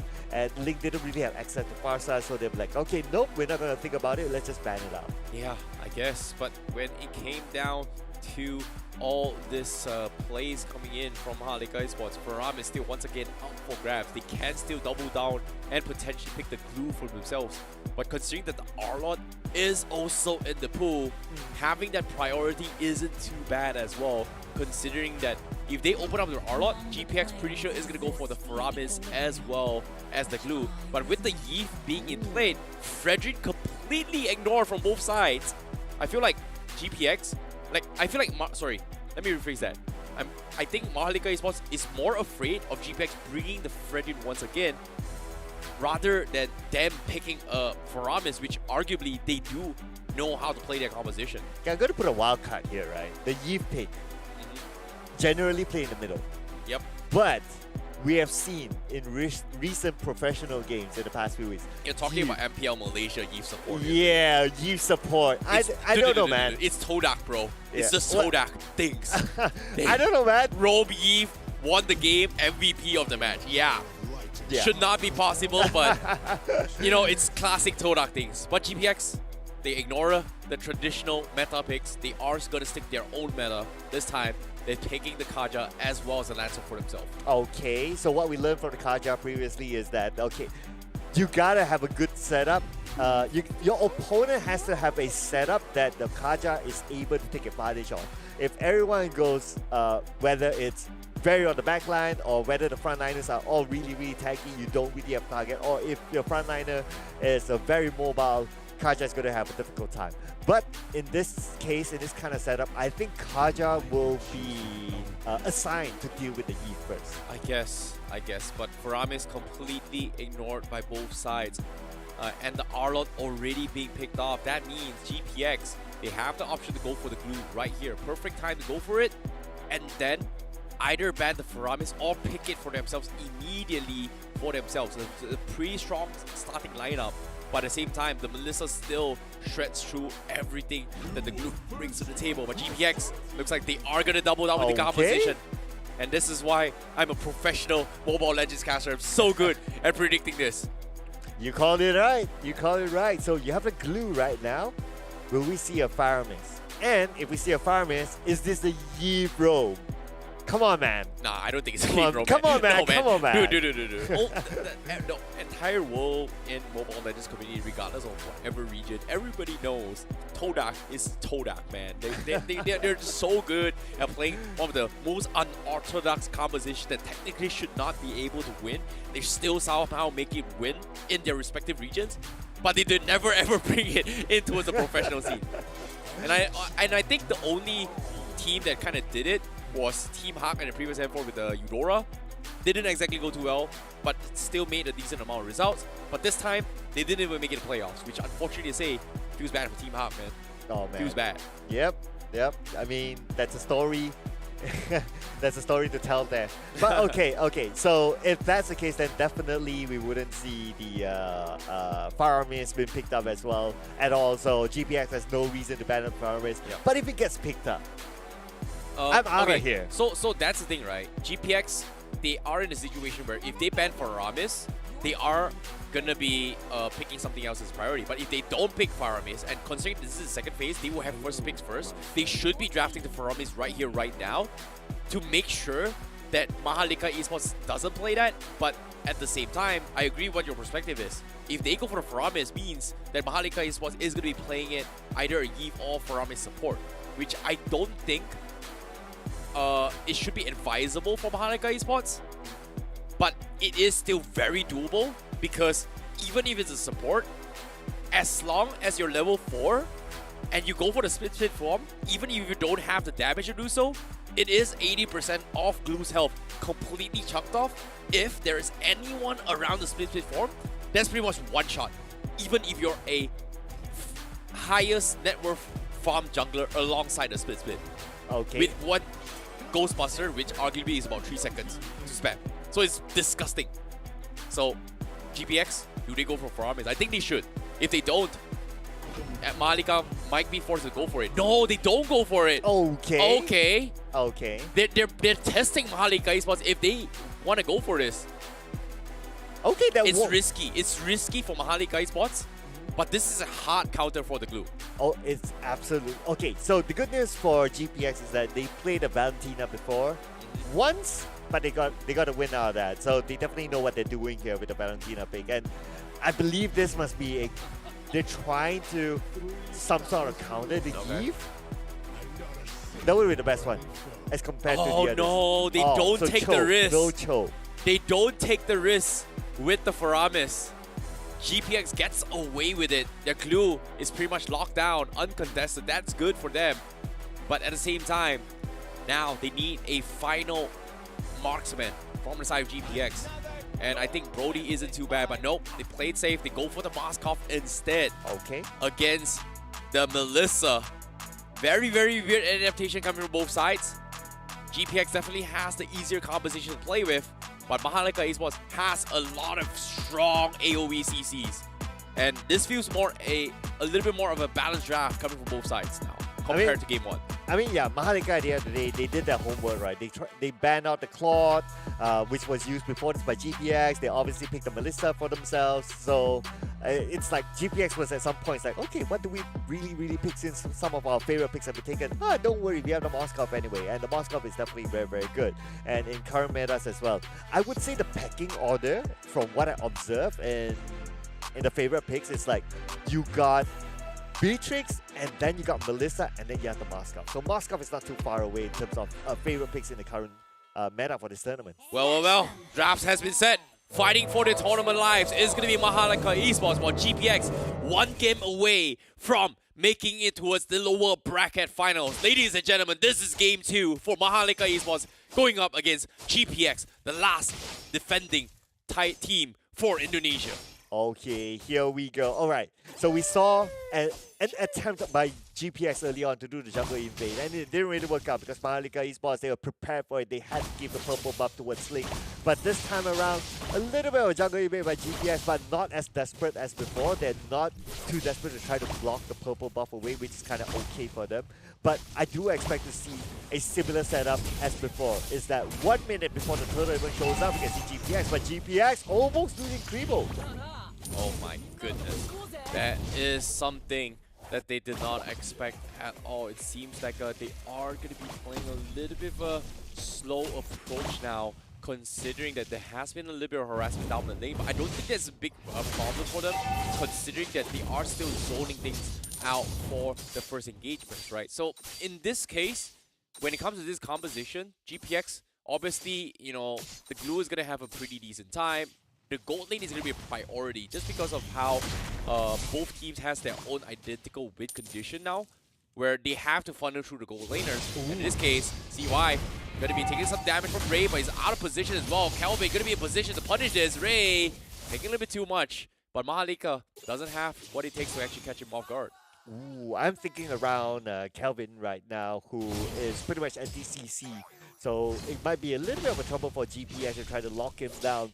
Considering that, okay, he has played a hero that's hyper-bleeding, but hang on, let's stop for a second. Oh no, Ziri overcommitted his day, gets picked apart. Kelvin shifted his target, there was nothing the glue could do. So close to his split.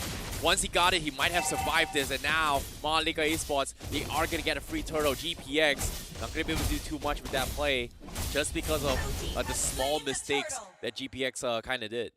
Okay, now I'm wondering, okay, GPX besides the Yi, besides Daiso, who can they dive into, especially with Fredo QT, with the Divine Judgment? It's going to be a hard pick as well. Yeah, you can try to get CY, but CY can put a distance from the fight, so their only best bet is to try to get Eve. I feel that it's kind of like mirroring the thought process of what we have in the previous game, is that how is Fredo QT going to find the target for him to start things off? Yep, it is very, very tough indeed. Mahalika Esports now going to be trying another fight as well. They got the throw ball. Big final slash comes in with the real world manipulation. It's going to connect on the members of GPX, but they have to go in for the stall. Ziri is doing a fantastic job going for the setup as well, but they all come in. They don't have the damage to finish them off, and they are forced to disengage. And now with the Wave of the Dragon coming in, they punish Ziri, and Mahalika Esports looks so much stronger compared to game 1. And with that being said, GPX, it is going to be back to the drawing board for them. Yeah, a lot more control as well. We can see how they got the objective, which was the turtle. It was totally unchallenged by GPX. And right now, GPX with the Kaja pick, I feel that it's going to be difficult for Fredo QT to really show his stuff because of what we just discussed earlier on.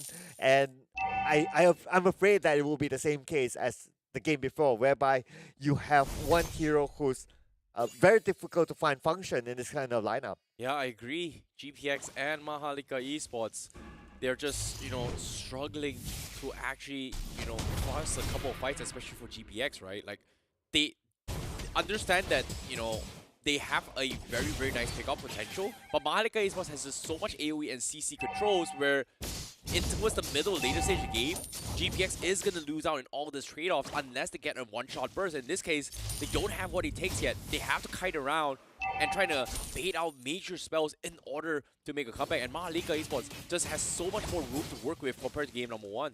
Okay, speaking about baiting, right? Let's see who's the bait here. But CJ, oh no! Another overextension. Oh my goodness, he is in a bit of trouble as well. Revolution comes to save the day, and the pixel, and CJ was able to buy enough time. And GPX, they're losing members, and now even the Turtle as well, they force the fight down bottom. And Mahalika Esports, they're grouping up as 2. GPX are chipping away, but eventually, can they get the finish? Ziri, unable to get the finish at all, forces the flicker. That's going to be a disengage coming in unless Ray has something to say. Yes, he will get the kill, and Nanayex not going to be able to let him off the hook, and that's a very nice pick from GPX. Oh, nicely done there. But then again, overall, it still favors towards Mahalika Esports. They won the mini skirmish at the top. They got the total objective. So that was great play there by Mahalika Esports. It kind of split out the members of GPX, not allowing them to focus onto the objective. And finally, when the turtle was taken, okay, that's great. GPX only got a consolation by that 1 kill. But other than that, it is looking good for Mahalika Esports in overall. It is indeed looking so much better, and GPX definitely needs to try and rethink how they want to play around this composition, because this pickoff coming from Revolutionizing is starting to fall off because they just don't have the damage to actually going for the finish. But speaking of finish, Mahalika, they've got all the time in the world now to actually play this, just because of how CY is going to be able to skate into the game compared to what in terms of overall team fight potential.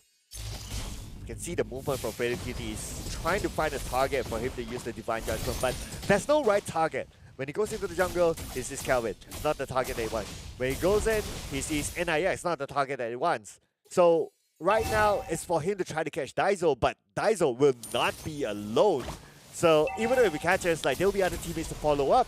So we can see that Fredo Kitty is struggling to move around. NIX going for the cake. The glue is going to be the first one to fall. Can he get the split in time? Yes, he will. He's going to get out. Meanwhile, the counter room leadership coming from Creep, who's trying to set things up. And Mahalika, they have to back out, but at the same time, Ziri is getting pulled back. He's going to try and extend the fight. And here it comes, GPX. They have the damage coming from Ray. The first down, the Eve, and that's going to be the Eve to fall. And they are going to try to disengage with no Eve available. Mahalika Esports, they are going to be in a little bit of trouble. Ziri going for the second split to try and isolate the fight. Kelvin gonna be in latch on as well. The turtle will be stolen by Kelvin, but Ziri, does he want to continue this fight? But unfortunately, this is a very tanky Martis. Doesn't want to commit to this. Okay, yes. This is where Martis is very hard for them to counter, because Martis anti-CC, how are you going to deal with that? And plus we can see that Kelvin, he's the type of guy who knows how to go in and go out of fights. He knows how to kind of draw GPX to just dish out everything onto him and go back out. And he has his teammates around him to give him backup. Daizo is always there. Yeah, this is something that I think that they eventually need to figure out, right? Like, they understand that Mahalika has all the CC. GPX was able to get a very nice position to kind of kite and bait this out, right? But it all comes down to whether or not the series is able to set up this kind of plays. And Watt right now in a little bit of awkward position. He's running for a fight against CJ. Divine Judgment available at the right time, allowing Watt to get that easy pill. Mistakes from CJ, but they are going to be forcing another fight down bottom as well. GPX, they are throwing bodies for this, but at the same time, they have the damage to win the fight. Mahalika not grouped up. They get two. NIX going to be looking for the run here, but Grebo is going to stall him off, and that's going to be Ziri getting the kill. Meanwhile, top side, Kelvin trades off as well, as knowing that GPX is not in this vicinity to contest the top side. Ruthless from GPX, at least at the bottom lane. At the top lane, I thought like, okay, GPX committed so many heroes to get one. But then again, you kind of look at it at the bottom like, okay, they got it all in control. They have the advantage. They were very aggressive. By the time the camera was shown to us, it's like they're already all in onto Mahalika Esports. Right now, GPX just trying to exploit the advantage that they have, especially with Fredo Cutie. They must take the fight towards Mahalika Esports, and that's exactly what they did. Yep, 10 seconds left before this next Lord as well. Mahalika Esports already in a very strong position, but they still need a little bit more time for CY, because Watt is able to get a little bit of a lead against this marksman, and eventually GPX, they need to play around Watt, but it seems like it's just not worth it. They know that it's hard to fight against what Mahalika Esports is going to be in this position, especially when they're prepared to take the fight. And it seems like on the bottom lane as well, they're setting up for FredoQT to punish one player in particular. But while the Lord is going to be baiting out as well, GPX, they might be having forced to regroup this fight. They take a tier 2 down bottom, but the split coming from the glue is going to try and zone them out. But at the same time, the Lord going towards the last 50-50 trade. Can he go for it? And it's going to be Ray that steals it! And Mahalika gets absolutely no value because they've lost the Arlot down bottom, and now they might even lose the tier 3. GPX got away with it, 3v2, and then focusing on the crystal. What are you thinking? The rest of Mahalika is here. They lose FredoQT, and now they even lose one in the process. Greedy plays get punished, and Mahalika Esports was able to salvage that. I mean, it was great for GPX until that point where, like what you mentioned, greedy play. They wanted to go for the crystal, but there was no minions there. So, I mean, they should have just pulled back from then onwards. Everything was great until that moment. But I really like the patience play by GPX. It's like they tried to stall time at the Lord area, allowing their teammates to push on and get the inhibitor turrets. But then again, it stopped until there. If only GPX pulled back, then GPX will be in a great position. Miscommunication coming from both from Mahalika Esports. As soon as CJ was able to scout 2 members, should have relayed it to Mahalika to commit to that fight in the Lord Pit. But because of that, they lost the fight. But now with the Way of the Dragon coming in, Ziri gonna be able to escape this with his Glop News, and he is gonna be able to regen a little bit more. Meanwhile, on the top side, here comes the stun against CJ, getting pinned to the wall by Juan as he picks him off. And now Kelvin in a position that wants to extend the fight, but they are just backing up. They cannot give chase, but they still have the revolution. But the bottom lane as well, the minions again, another split push coming from GPX as they try to take the crystal. But Ray is still alive. He is going to try and pressure. He will be able to get out with this landslide, and the rest of the team is there to provide assistance. Oh, again, sounds like a similar story on how they managed the minion wave. The minions putting pressure onto GPX's space, and that is where, onto Mahalika's space, and that is where Mahalika was forced to go back down. They didn't have the numbers to defend the top lane. GPX took advantage of it, and they're just waiting for the next wave to come in. Mahalika Esports getting out macroed coming in from GPX, and this is going to be a problem because eventually GPX, they have to figure out what they have to do. In this case, Mahalika Esports backs against the wall. They're losing out on all these macro aspects, and it is starting to hurt them in the butt. But now, let's take a look at the items real quick. Okay, so looking at the current... Okay, just look at the damage leaderboard by itself. So what? So much damage as compared to everyone else. And besides that as well, we can see that, okay, who's at the full item right now? We're almost at the full item for most of the members of GPX. Look at their goal advantage as well, 3,000 plus. Exactly. But speaking of items as well, double radiant armors coming from GPX to deal with the Yeet itself and Mahalika Esports. However, they are in a position where they are doing well to deal with the Valentina. But eventually it comes down to the marksman where both sides doesn't have much to deal with each other's marksmen. And in terms of mobility, GPX definitely has a little bit more mobility to work with. Kelvin alone by himself. They do scout out Arlo on the top side. That means GPX is going to be looking to make the jump, but they are going to try and bait out with the Lord. Meanwhile, top side, they are also once again going for this 3-2 composition with Watt as well as FredoQT not showing themselves. They're looking for their one-shot potential, but speaking of one-shot, they get the pick, and here it comes again. And now Mahalika is able to react, and they are going to trade off Watt. They get the kill, but the Lord is still up for grabs, and that's going to be GPX that trades and off. They trade 2 for 1, and Kelvin now going to be isolated as well. They have to kill him off, but Kelvin, he's so tanky. The rest of the teams are here. The revolution is going to keep him alive, and GPX, they have to run away. And Mahalika finally adapting to this macro plays from GPX. Oh, right now, GPX just needs to buy time, wait for the Lord to arrive, and by the time the Lord arrives, Watt should be out.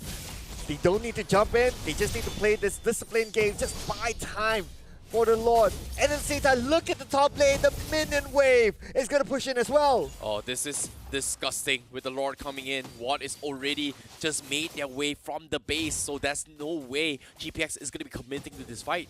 As Mahalika, they know they somehow hang on again to try and buy a little bit more time for this Melissa. Eventually, it all comes down to whether or not CJ is going to be able to force, to commit over 5v5 fight, because GPX is just so annoying right now. Ooh, it is very annoying, the fact that they have to deal with the top lane, they have to deal with a lot at the bottom lane, and they don't have a inhibitor turret. It's definitely not helping Mahalika Esports, and they just lost their tier 2 mid turret as well. So right now, it's all about GPX playing the discipline game. If we look at the amount of kills as well, it's not that big. In fact, both teams tied at 8 kills, but it's all about the map control for GPX. It's all about the wave control for GPX, and they're doing it really well. Like what you mentioned, the keyword here right now is that GPX, they have control of the macro plays. And as long as they can stick to their plan, they'll be great. Yeah, this is it all comes down to whether or not they find the 50-50 flip, right? GPX, they tried it 3 times, eventually Mahalika was able to read, and now they're grouping up as 5 to force a fight, knowing that they have the minions in their favor. Now the conceal play comes in, they get the stolen divine judgment on Kelvin, but can they focus him down? No, they cannot. They've got immortalities, and now with the Melissa going for the go away, you can see CY, they're trying to latch him on, Ziri trying to pull him back as well. The rest of the team, they want to kill the Melissa, but from behind, they get the damage to kill him off. No Melissa, GPX. Now, knowing that there's no Melissa, they have so much map control. They can look to close up this game, but is Mahalika Esports gonna make another mistake? Ziri is gonna try and throw his body, bait this out. The middle turret gonna be exposed. Split coming from Ziri to try and extend the fight. He's getting CC down, but they do not want to force the fight. But eventually, they will settle down with the tier 3. GPX still has the numbers, still has the minions, but do they want to risk it for the biscuit? Mahalika, 8 seconds left before he comes back alive. Real Wolf Nation to buy time for him, but GPX, it seems like they are going to be able to get out. Kelvin, they're trying to extend the fight, but here he comes, the Way of the Dragon, the second stolen Divine Judgment once again to prolong the fight. Kelvin. GPX is trying to pick them apart, but it's not worth it. CY just regrouped, respawn, and Mahalika Esports still hangs on. But the Lord is going to be up for grabs. GPX, they're doing so much damage. Mahalika, do they want to force this? No, they cannot. The Lord Wars, it's just too quick for GPX. Oh, that was one of the longest play-by-plays there. It's been a while. But then again, now we can see how disciplined GPX is. They made their mistake early on. They know they should have overcommitted at the bottom lane, but now because they learned their mistake, they adapted so quickly. Just look at how they try to pull out Mahalika Esports from their base and try to take advantage of this. And the moment Mahalika Esports expanded all their skills, expanded all their ults, they moved towards the lot that came out just in time, and now they're just going to reset, shove up all the lanes again, and they're going to just rinse and repeat until they finish up the game. Oh, this is so hard. But Mahalika Esports, once again, they cannot afford to make a mistakes like this.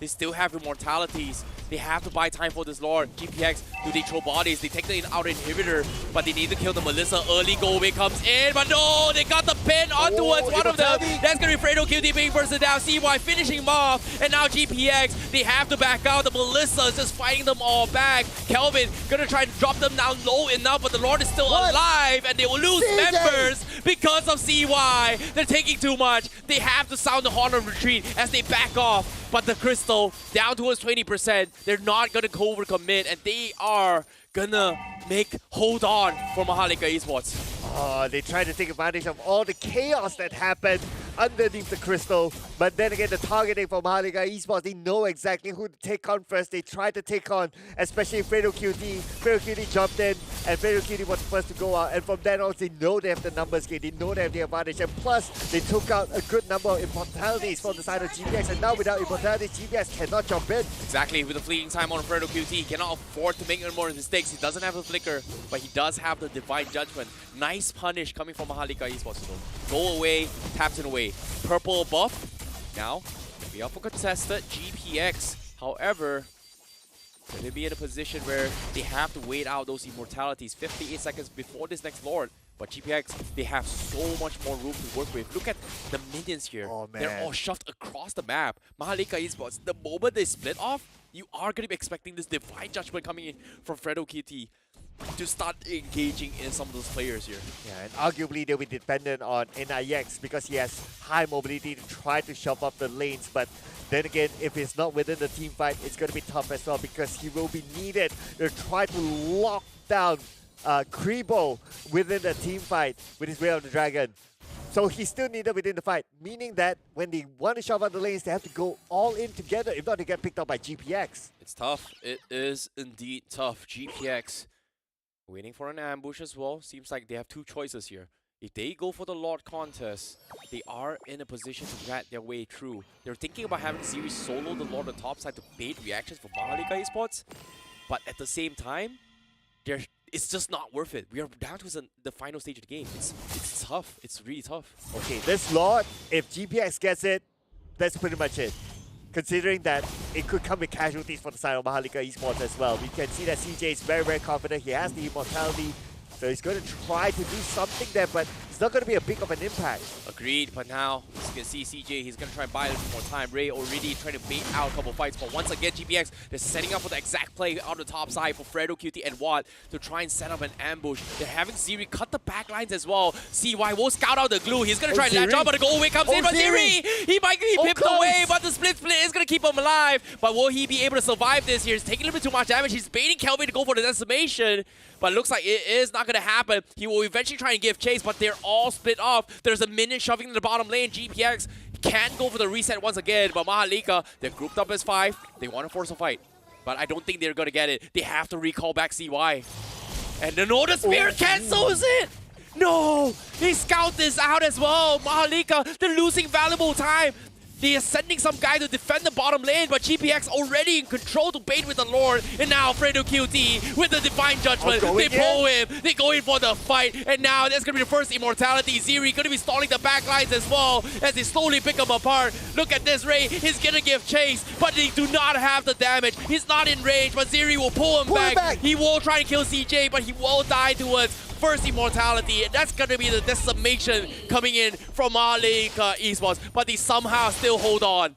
Oh, not letting go, but look at this. Mid lane shoved in, bottom lane shoved in as well. Mahalika Esports, they have to consider their options right now. Are they still going to go in and pursue for the Lord? It's tough. Fredo QT, he died. He's going to be immortality. He strengthens with home. CY picks him apart. The Lord down to 20% health. GPX, they're not making a move. They're baiting them out. The Lord, they think it's free, but guess what? Surprise! They find one on the sides. Inax goes for the fall. CY still holding on. Ray getting sold out by Kelvin. It comes down towards the final 50-50 point flip. The Lord still going to be out for grabs. They lose the Yeep at the back lines, but CY is going to try to force his fight. Grebo drops him down low. And that's gonna be Ray getting a double kill. They killed the Melissa, and now Mahalika Esports, they're losing their lives. And GPX, they're holding on. CJ, he tries his best, but Grebo kills them off with this Valentina. Triple kill for him. The minions are coming, and Mahalika Esports, they have to back off to defend against this. No choice, no choice. They have to back out, but then again, that would mean that the Lord will be exposed.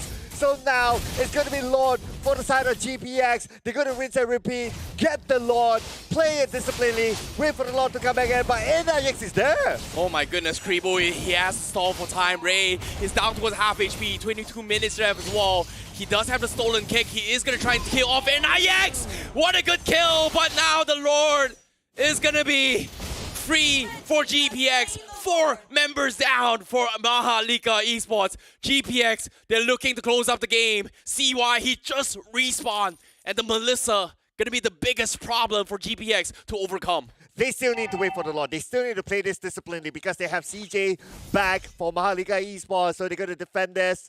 They don't have NIX, okay. But they cannot take this risk. GPS cannot take this risk. If they take this risk, if they get wiped out, there's a possibility that Mahalika Esports can just end the game. So they need to come in together with the Lord. Oh, it's tough with the Lord coming in. They need CY to throw bodies for this. They do not have immortalities. While GPX, they can't just completely collapse on this. CY, he's trying his best, but he's taking a little bit too much damage. Look at this, Ray. He's going to try and isolate. He's going to force the go away, and he's going to get the reset, but the Lord's still alive. GPX, they're taking a little bit too much damage, but CY with some danger, scares them apart. He takes a 1, and now they're dropping so low. Double kill for him. CY finally falls. 1, he will focus on the crystal. He will take him down before dying to his life, and that is going to be GPX taking the 2-0 against Mahalika Esports. This is huge. Huge for GPX, the last representative of the Indonesians. And now, as what's mentioned during the Trash Talk session, they did a 2-0 before. They're going to do it again. they live up to what they say. GPX will move on to the next round. Mahalika Esports will be eliminated. GG, well played to GPX.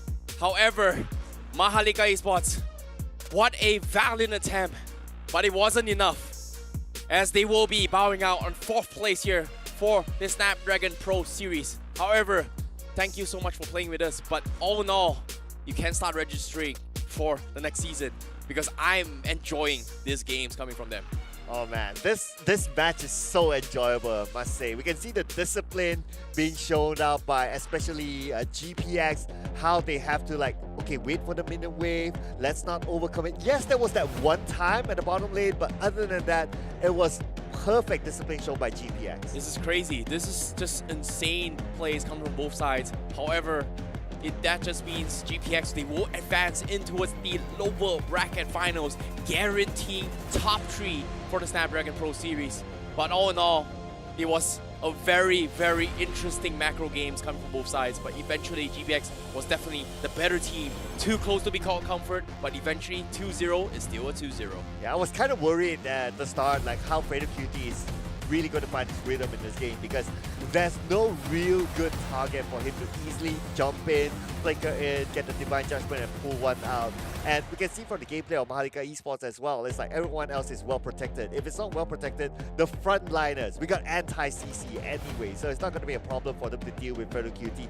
True enough, Fredo QT didn't get a kill, but that's not the whole point of getting a Kaja. The Kaja is that as long as you can get the right target, that's great. And there were a couple of times that he was paired up together with, I believe it was with the, one of the other, whenever they want to try to do the split push, I forgot who it was, but the pairing was great because there was normally only one person to go and clear off the lanes, and whoever that is, as long as the Divine Judgment can catch, that is good enough, because you have the other one to deal the damage.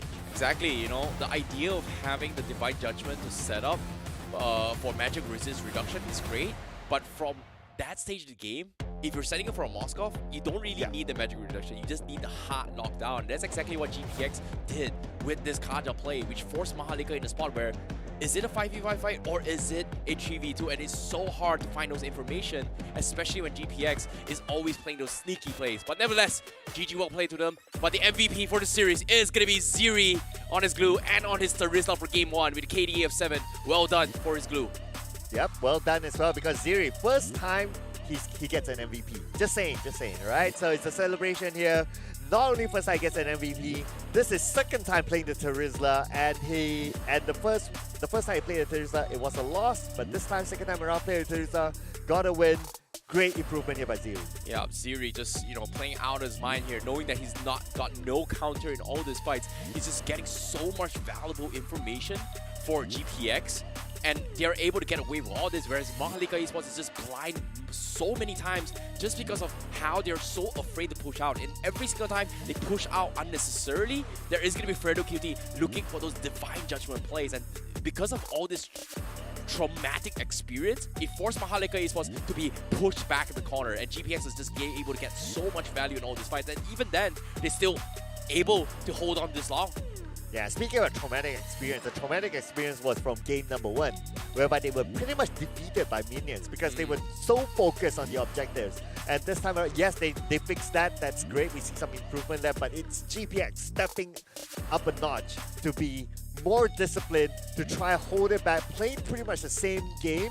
And at the end of the day, it's all about just closing it off. And great timing there by GPX. And I believe it's not more on the team fights or the individual skills. It's just more like the discipline as a whole. Yeah, I agree. GG well played to GPX, taking it 2-0. They will be in the lower bracket finals, where they will be facing off either Euphoria Esports or GameLabs.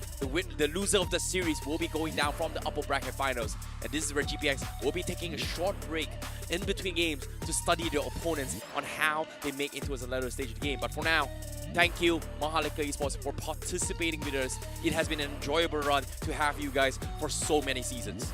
Yes, I mean, great for Mahalika Esports. Unfortunately, it's a lose streak story for them, because before this it was a lose streak 2-0 and then now it's a lose streak. But anyway, that is a wrap for that game, ladies and gentlemen. And of course, before we go into the break, we gotta thank you, our official sponsor for this tournament, none other than Snapdragon Elite Gaming, when winning matters. Exactly. With a game like that, you always want to have Snapdragon core chips in your phones to keep you going for the most exclusive gameplays for your Mobile Legend experience. And with that being said as well, next sponsor is going to be Monster Energy for providing us all this energy to actually just give us so much energy to cast this game with Unleashing the Beast. You can check yourself up. You get yourself a Monster Energy with www.monsterenergy.com/gaming to keep you guys energized for that, because Game 2 seemed to be really hyped up for that game. Yeah, and the next game will be even bigger, arguably, because we got some of the best teams around. So do stick around, ladies and gentlemen, for Euphoria Esports versus GameLab. And don't forget as well, while you have the time, while we're going for a longer break because of Buka Puasa, Galaxy S23 Ultra, go check it out because it's a fine phone. Exactly. For that smooth transition into your swipes into his game, you gotta have that. And top it off all, you want to see some really cool skins. Time to check yourself some great deals at Kachi Shop to get yourself some good diamonds promotions, especially with now in Mobile Legends, because so many skins online for you guys to check it out. But for now, that pretty much concludes the lower bracket semifinals with GPX taking 2-0. Now we're moving on towards the upper bracket finals right after this, and that is going to be between Euphoria Esports as well as GameLab, the clash of the titans, the best of the best, the undefeated of all teams here in the Snapdragon Pro Series, finally competing for the upper bracket spots. Yep, but before that, ladies and gentlemen, we're going to take a breather right now. We're going to let our teams prepare for a moment. So we're going to go in for a break. See you after this.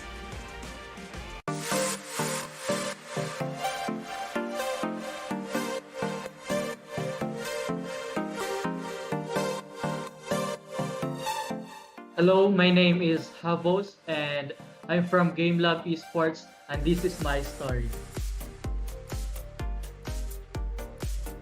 I got into esports in early age. I was 9 years old and I first played Dota, the Dota 1, Warcraft, and transitioned into Dota 2. And yeah, I was inspired by my cousins and brother into esports. I like playing with them. That's why I got encouraged to play games and mobile. My next goal is to join the MPL with our current board and roster. But I also want to win the MPL PH to prove everyone that we're good and we're qualified for the MPL. And also, I also want to compete in a world stage with other countries. My esports journey evolved since I was a kid. I already started joining in our local tournaments, such as my village. We have the tournament for Dota 1. I started there and I transitioned into Dota 2. I also competed in different cities, such as Meneski's tournaments and other leagues, but only for amateur players who are not in a pro level yet. And I transitioned into MLBB when I played with my schoolmates, and I got hooked up into the game. That's why I started being competitive, because we have a lot of tournaments here, such as Amateur League in PH. And also I got recruited in a team with my friend in Anarchy Esports that turned into Monster Anarchy, and they're now in Onyx Esports. But I left the team before they got into Onyx. That's why I got recruited also by GameLab, which is my current team now, and that was my journey in MLBB. When I first joined my competitive team and an amateur team, they want me to go to the bootcamp, but my parents disagreed because it's too far from home and from my school. That's why I didn't join a bootcamp and I played online on our tournaments. But we have the results actually, but yeah, they're against it and I need to adjust my body clock for it. And I always sleep early in the morning, and when I go to school, I'm groggy and I'm not in a condition to learn from the school. But when the pandemic started, it was online and it was in favor for me because I want to continue my study while playing Mobile Legends and competing in amateur league. And yeah, but my team decided to get me into the bootcamp because we need to be more focused to the game, and win multiple tournaments. That's why I told my parents about it, and they were against it because I can't go there. It might affect my health and my studies. But I still pursued it because it's my passion and it's gonna help me build my own self through esports. Yeah, the next challenge I faced was actually the pressure of the team, of the owner, because you need to give back to the org. You need to win for them to be able to help you out. It was really hard in the Philippines to win a lot of tournaments because there are a lot of good teams and players. That's why it was very hard for us to win at first. I need to be confident in every aspects of myself. That's why I improve a lot when I joined a different org, and I got to showcase my skill in a different org, and I'm doing really great and proving everybody and also myself that I'm capable of being a competitive player and a really good pro player in Mobile Legends. Dive on using the winter trunket, but still executed nonetheless. GameLab finishing the first series. Yeah, coming from the bottom here, almost getting here, but it is going to be Crystal exposed. GameLab still unchallenged. Throughout their run from the Open Finals to the Challenge stage, the first best of 3 was a clean 2-0. Or you want to go to pro scene and compete in a high caliber competitive tournaments.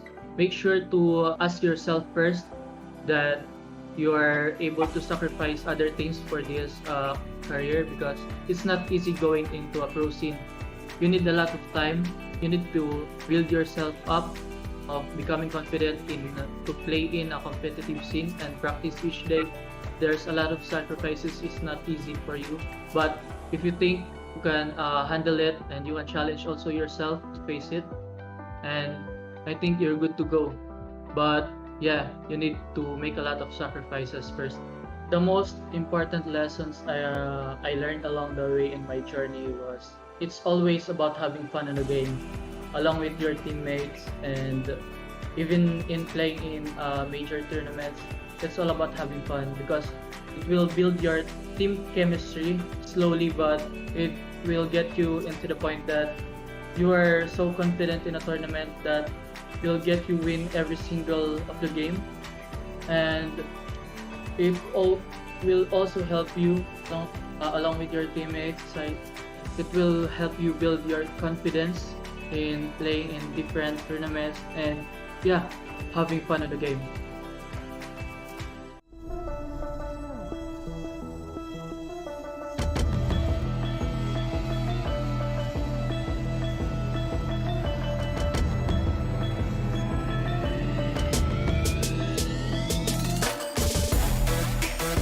Is cut off from the rest of his team, but look at how fast they're chunking out this Lord. I don't think Euphoria can get there in time. You still have the Grok Wall to deal with. They're going to jump in anyways. The Kufra starting off the engage. River manipulation is going to be there. Yoshi God flickers away. They do get rid of CY. Huge kill, but they also lose their own goal laner. It's up to his god right now. He just found Daiso. Euphoria Esports getting the important kills. Kelvin is the only main damage to the left. Vanogod could be the target. Blocked off by the Grok Wall, and he still has a bit of health to work with. Gets the ton off. Hit got rejoined. Kelvin in danger. Gets the iframe, the ultimate to get away. Slowly just chipping the health away. Yoshi God. Might be a chance. Straight to the back, and they found the dive. The target is there. Shizo God just joins in. Let that ultimate loose. They found CY. This fight basically in the grasp of Euphoria Esports. They can try. Need 18 more seconds for Takenaga to show up. GPX, they have the full force right there. Fredo QT into the fray. Nominal blast. Huge from Dogman. And GameLab finds the counter engage that they've been waiting for the entire time. 4 dead for GPX. This. Yeah, they do get a free Lord after this. QTZ blazing too wet. Is only on top of Fredo QT. He's going to soak up majority of the damage. They will lose him. And Ziri, big flicker penalty zone.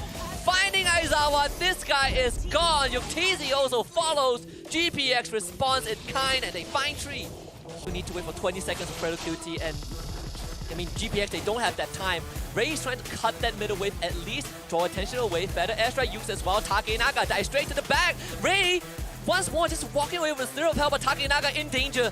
Forced away by what? But the Lord still getting gone on. Ray, can he steal this Lord? He's showing up very close, but Takenaga finds it again!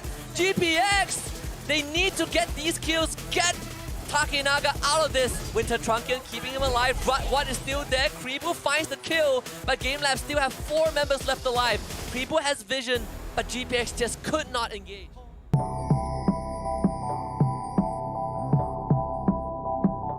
Hi guys, Assalamualaikum, I'm Ikuto, and today we are going to do a patch rundown for patch 1.7.68. So, let's go through this one by one. Minsita. So basically now Minsita has been reworked. Now the passive has changed. So basically now you are applying stacks to the enemy. So when the stacks reach 5 stacks, the next attack will detonate and it will deal large amount of damage, stun, and also restore some HP. This Spear of Glory, compared to the previous one, Spear of Glory only pulled one enemy, but now it put all enemy in his path into him. So this is going to be a very interesting changes because the Spear of Glory also will stun the enemy if it's on the end of the spear, while it just slow when it's in the middle of the spear. The skill also changed, which is the Shield Assault, where now Minsita will bring up his shield and it will just poke enemy in front of you. And also yes, it's also reduce the damage when the damage come from in front of him. Need to notice that second skill Shield Assault is a basic attack. So when you go into the Shield Assault mode, you need to still press the attack button to make sure that you are still poking them. Alright, the next one is King Calling. So basically now it's prevent all enemy in its area from using any movement speed abilities. It also summon Royal Guards and trigger Minsita equipment effect. So let's say if you buy a Demon Hunter sword, or if you buy something like Wind Talker, it also trigger the equipment effects and also trigger the passive, in which the passive, whenever you apply the stack, you apply stuns, damage and heals, but you need to apply it 5 times. So with the help of your Royal Guards, it should be easy for you to obtain and to trigger the passive mark of the king. Joy, they will have some nerf, or maybe you can call it rebalance for Joy. They remove the shield effect and now it will deal additional instant damage each time they hit a non-minion unit. So basically what happens is that it looks like they reduce the survivability but they increase the damage. They also changed the skill to Meow the Raider of Joy. So previously you can use it 5 times, now you can only use it 4 times. And to compensate of the shield remove that's happened to her passive, now it will gain shield only when you're hitting the beat. You know, you ting, if you ting, then there's a shield. If there's no ting, then there's no shield. Alright, Freya, quite interesting, right? We never saw this hero anywhere, but skill 1, the Leap of Fate has changed, where it's no longer enhanced by Sacred Orb, or no, does it cost any Sacred Orb. So you can use it freely, and now it can move through obstacle easily. Okay, let's talk about the Spirit Combo, which is the second skill of Freya. The skill cast needed to trigger Leaping Strike reduced from 3 to 2. So now you can easily proc the leaping skill, which is also have the knockout effect. The cooldown is no longer triggered after the skill, it triggered after not continuing to cast the skill with a certain period. Although the airborne duration has been reduced from 0.5 to 0.4, but I think this is quite good because they reduce the force swing time of the skill. So you know, it's easier for you to swing the skill compared to the previous one. Alright, let's talk about Layla. Basically, they reduce the backswing time to allow her to move and attack more efficiently. So basically, when you are trying to running away and you want to shoot the person in front of you, so it's easier for you to shoot compared to previous. However, they reduce the physical attack, but now what's interesting is that her second skill, the Void Projectile, instead of slow, it's stun. Yes, Layla now have stun. Quite interesting. It's only marked the first target hit. 1-1, I'm pretty sure this is more to nerf because although it's increased the damage when you hit the weakness hit, which is the Tiger Pace, the passive, the damage is been increased from 5597 to 70,112. Let's talk about the ultimate Crossbow of Tank. So basically, Crossbow of Tank attack range has been reduced.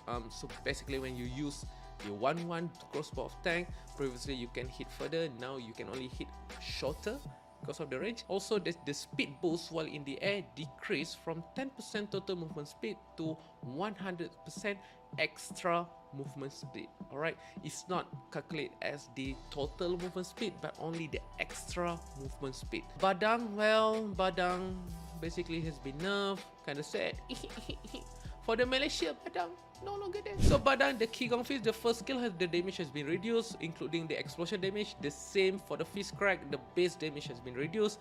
The explosion damage also has been reduced. So I think all the Badang haters, they will be happy. Esmeralda, wow, this is just a simple direct buff. Basically, the first damage has increased from 80% physical attack to 100%, a 20% increase. The second damage increased from 100 plus 55% magic power to 100 plus 75% magic power, so it's easier for you to harass the enemy. While the second skill, the Stardust Dance, this is quite interesting because they reduce the cooldown by 1 in the early game, but for the late game it's still maintained for 3.5 seconds, but it starts at 4.5 instead of 5.5. Very interesting buff because basically you are a lot stronger in the early game. A little bit of change for Eudora. The HP growth has increased, so you are a bit tankier and more stronger. They also increased the Orb of Lightning bounce time duration from 0.6 to 0.9. I guess they don't want you to simply burst the enemies. They want you to use the Orb of Lightning bounce so that it stun more people. Leslie, the base damage increased from 50 to 75. This is like a 50% increase in damage. This is huge for Leslie. Also, the first skill, Master of Camouflage, the cooldown has been decreased from 5 to 3 seconds to 4 to 2.5 seconds.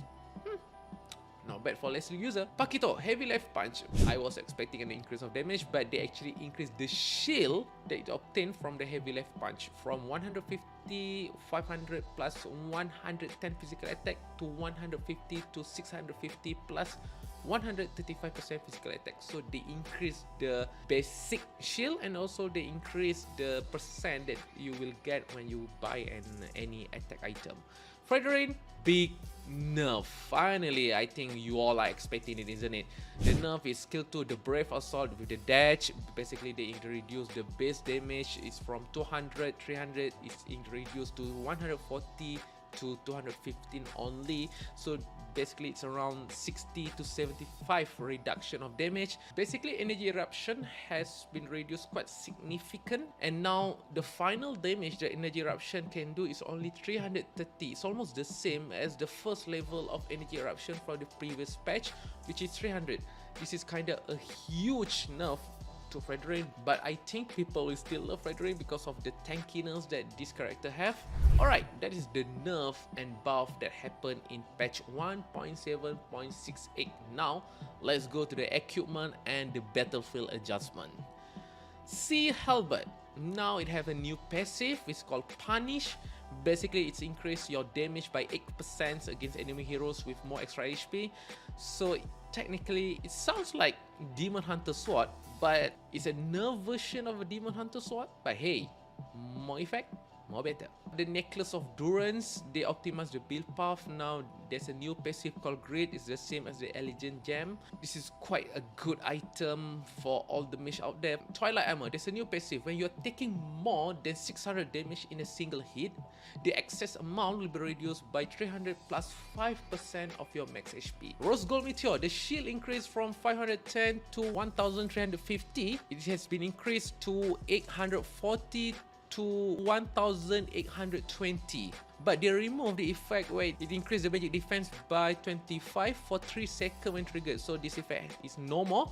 They add a new effect, increase movement speed by 50% when triggered. The effect decays over 3 seconds, so when you get hit by any skills, if it's triggered, the effect, now you become faster, you run faster. I think it's good for any marksman, technically. Okay, Bloodwing. Now when the shield is attacked, it will be restored after 30 seconds, even if it's not destroyed. This is very important because previously, if the shield has been attacked, if it's not destroyed, it will be not restored. The cooldown decreased from 30 seconds to 20 seconds, and there's a new effect where you gain movement speed by 30 when the shield is active. So again, you run faster when you have the shield. Thunderbelt, the cost has been decreased and there's an increase in the mana regen from 6 to 10. Very good item. Cloud of Destiny, the HP has been reduced from 625 to 500 only, and they reduced the stack. Now it's only grants 20 HP instead of 25. It's a huge nerf for this item. Ice Queen 1 now grants 300 HP instead of 150 mana. Again, it looks like they increase the survivability of a hero. Fleeting time. Certain heroes with ultimate that enter cooldown after their duration is over now also gain cooldown reduction from kills and assists during the ultimate duration. As an example, Farami. So when you open Cut Altar, the cooldown usually start after the ultimate ends, but now the cooldown start during the ultimate itself. Quite a good buff. Dominant size. The attack speed reduction is now calculated after all attack speed bonus. Alright, so it's basically counted all the attack speed item, I assume. Also lower the nearby enemy hero attack speed from 75 to 70%. Dominant size buff. Everybody love it. Now we go to the battle spell changes. Aegis. Shield increase from 750 plus 50 hero level to 750 plus 90 times hero level. This is huge, but they nerf it by remove the effect of granting shield to nearby ally hero. The cooldown also has been decreased from 90 seconds to 75 seconds. Yeah, quite an interesting change. Revitalize. The effect now move with its caster, making it more suitable for supports. Hey, a revitalize that move. It's always good. Alright, that's basically wrap up all the changes that happened in patch 1.7.68. I think this is going to be a very interesting patch because, let's take an example, Fredrin nerf. I think this is going to affect the draft because there's a lot of team out there using Fredrin not just for their tankiness but also for their damage. Also the changes to Esmeralda. Welcome back to the Snapdragon Pro Series Mobile Legends Bang Bang Season 1 here. My name is ICBB12, joining me Sir Cloud, and I'm glad that you guys are back here for the playoffs, day number 2 on how things are going to be breaking down. Earlier just now, we saw a very, very close match between both GPX as well as Mahalika Esports. However, GPX was able to come up with 2-0, denying Mahalika Esports a chance to fight for the grand final spot. But this time, we are final down towards the top 3. In this case, this is the best of the best competing against each other for the upper brackets. Upper bracket. So we have Euphoria Esports versus GameLab, and GameLab, they're actually the favorites to win this. I mean, if you check out the posters, do check out the socials as well, by the way. If you check out the posters, we had a caster prediction on the English desk, and I think most of us took GameLab, but you took a different route. That's the thing, right? When it comes to the prediction itself, we always have to have that one guy that spoiled the prediction. In this case, that is going to be me alongside with another BM caster. But before that, to take you a little bit more recap on Euphoria Esports. This is their matches from yesterday, where they were able to convincingly take down Mahalika Esports, knocking them down into the lower brackets with a 2-0 in their favor. Yeah, we got to keep an eye on the two top performing players of Euphoria Esports. It's going to be Veno God, Shizo God. Basically, GameLab is going up against the gods, by the way. So what they really love to play, they really love their Fedrin. I mean, like what? 80% of the time, they pick a Fedrin for Veno God. But whenever he holds a Fedrin, he gets the MVP. But this is a worry as well because you're going up against a huge, gigantic team that's never lost at all. We'll talk about them a little bit later.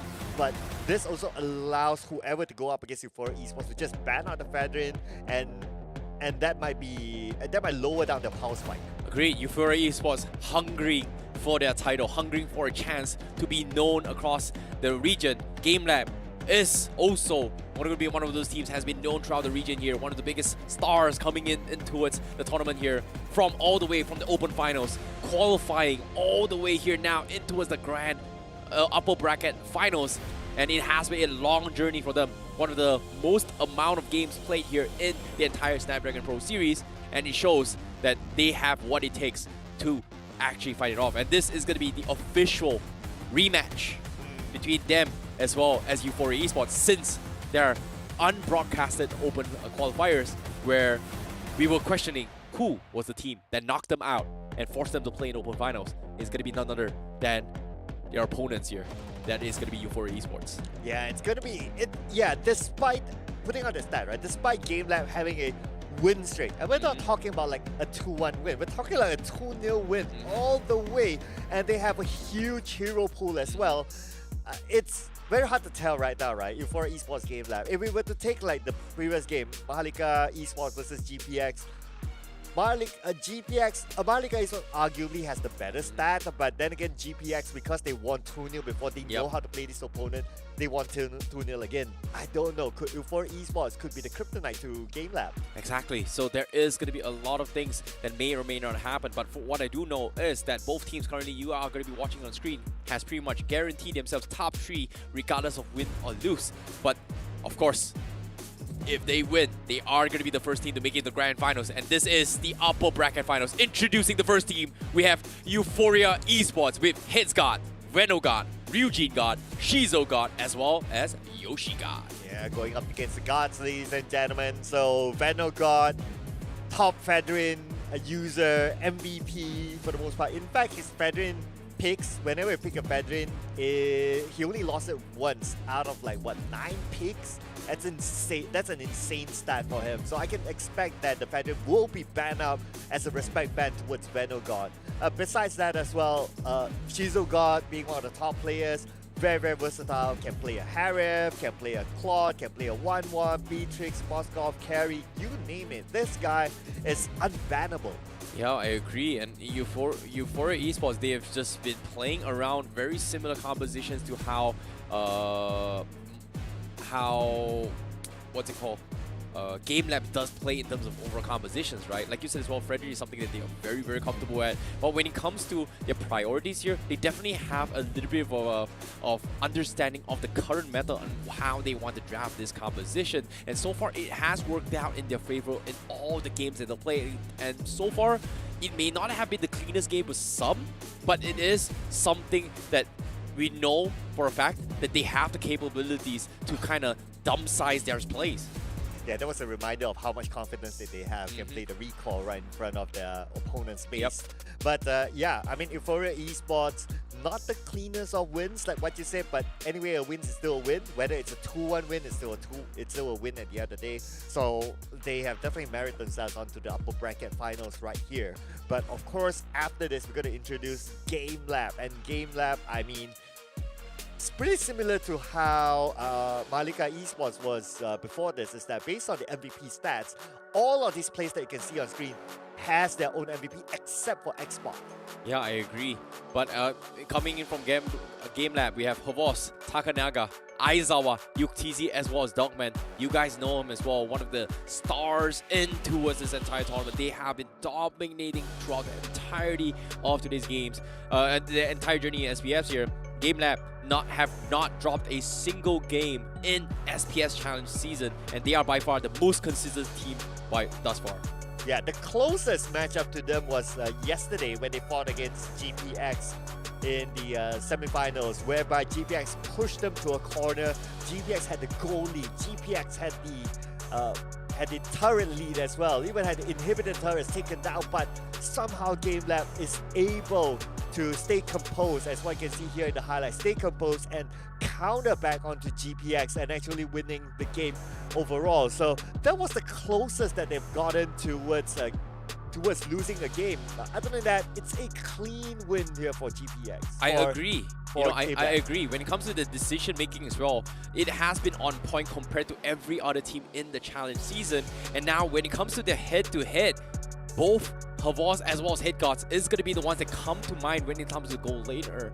no, actually Javos on the XP laner, and this is something that both teams do have a lot of advantage when it comes to making plays, right? Javos has been making plays with the blues. Headscott, especially with his Benedetta, is going to be something that we have to talk about when it comes to their playstyles. Yeah, despite we can see the stats do favor towards Headscott's Xbox a little bit lower than Headscott, but at the end of the day, it is a team game. GameLab, 4 of them, Takaniga, Aizawa, Yuxi, Dogman, have gotten MVPs of their own, and it's probably because of the gameplay that was set up by Xbox in the first place that allows it, that enables them to get the best out of each round at the end of the day. Headscott, yes, he does have the biggest stats, so he could be the key player for Euphoria Esports, despite not having an MVP for his own. But let's hear what we have, what the players have to say in this segment. Alam namin malakas kayo, nalalakasan din kami. Pero di lahat palaging nasa taas. Euphoria, galingan nyo kasi tatalunin na naman namin kayo. Alam namin tinalo nyo kami ilang beses na, pero wala namang imposible mababawian namin kayo. Yoshi, ayusin mo pagtatank mo, huwag ka maging feeder. Tropa lang naman tayo, pero pag sa laro, walang tropa. Euphoria, galingan nyo kasi tatalunin namin kayo sa ESL tapos sa MDL.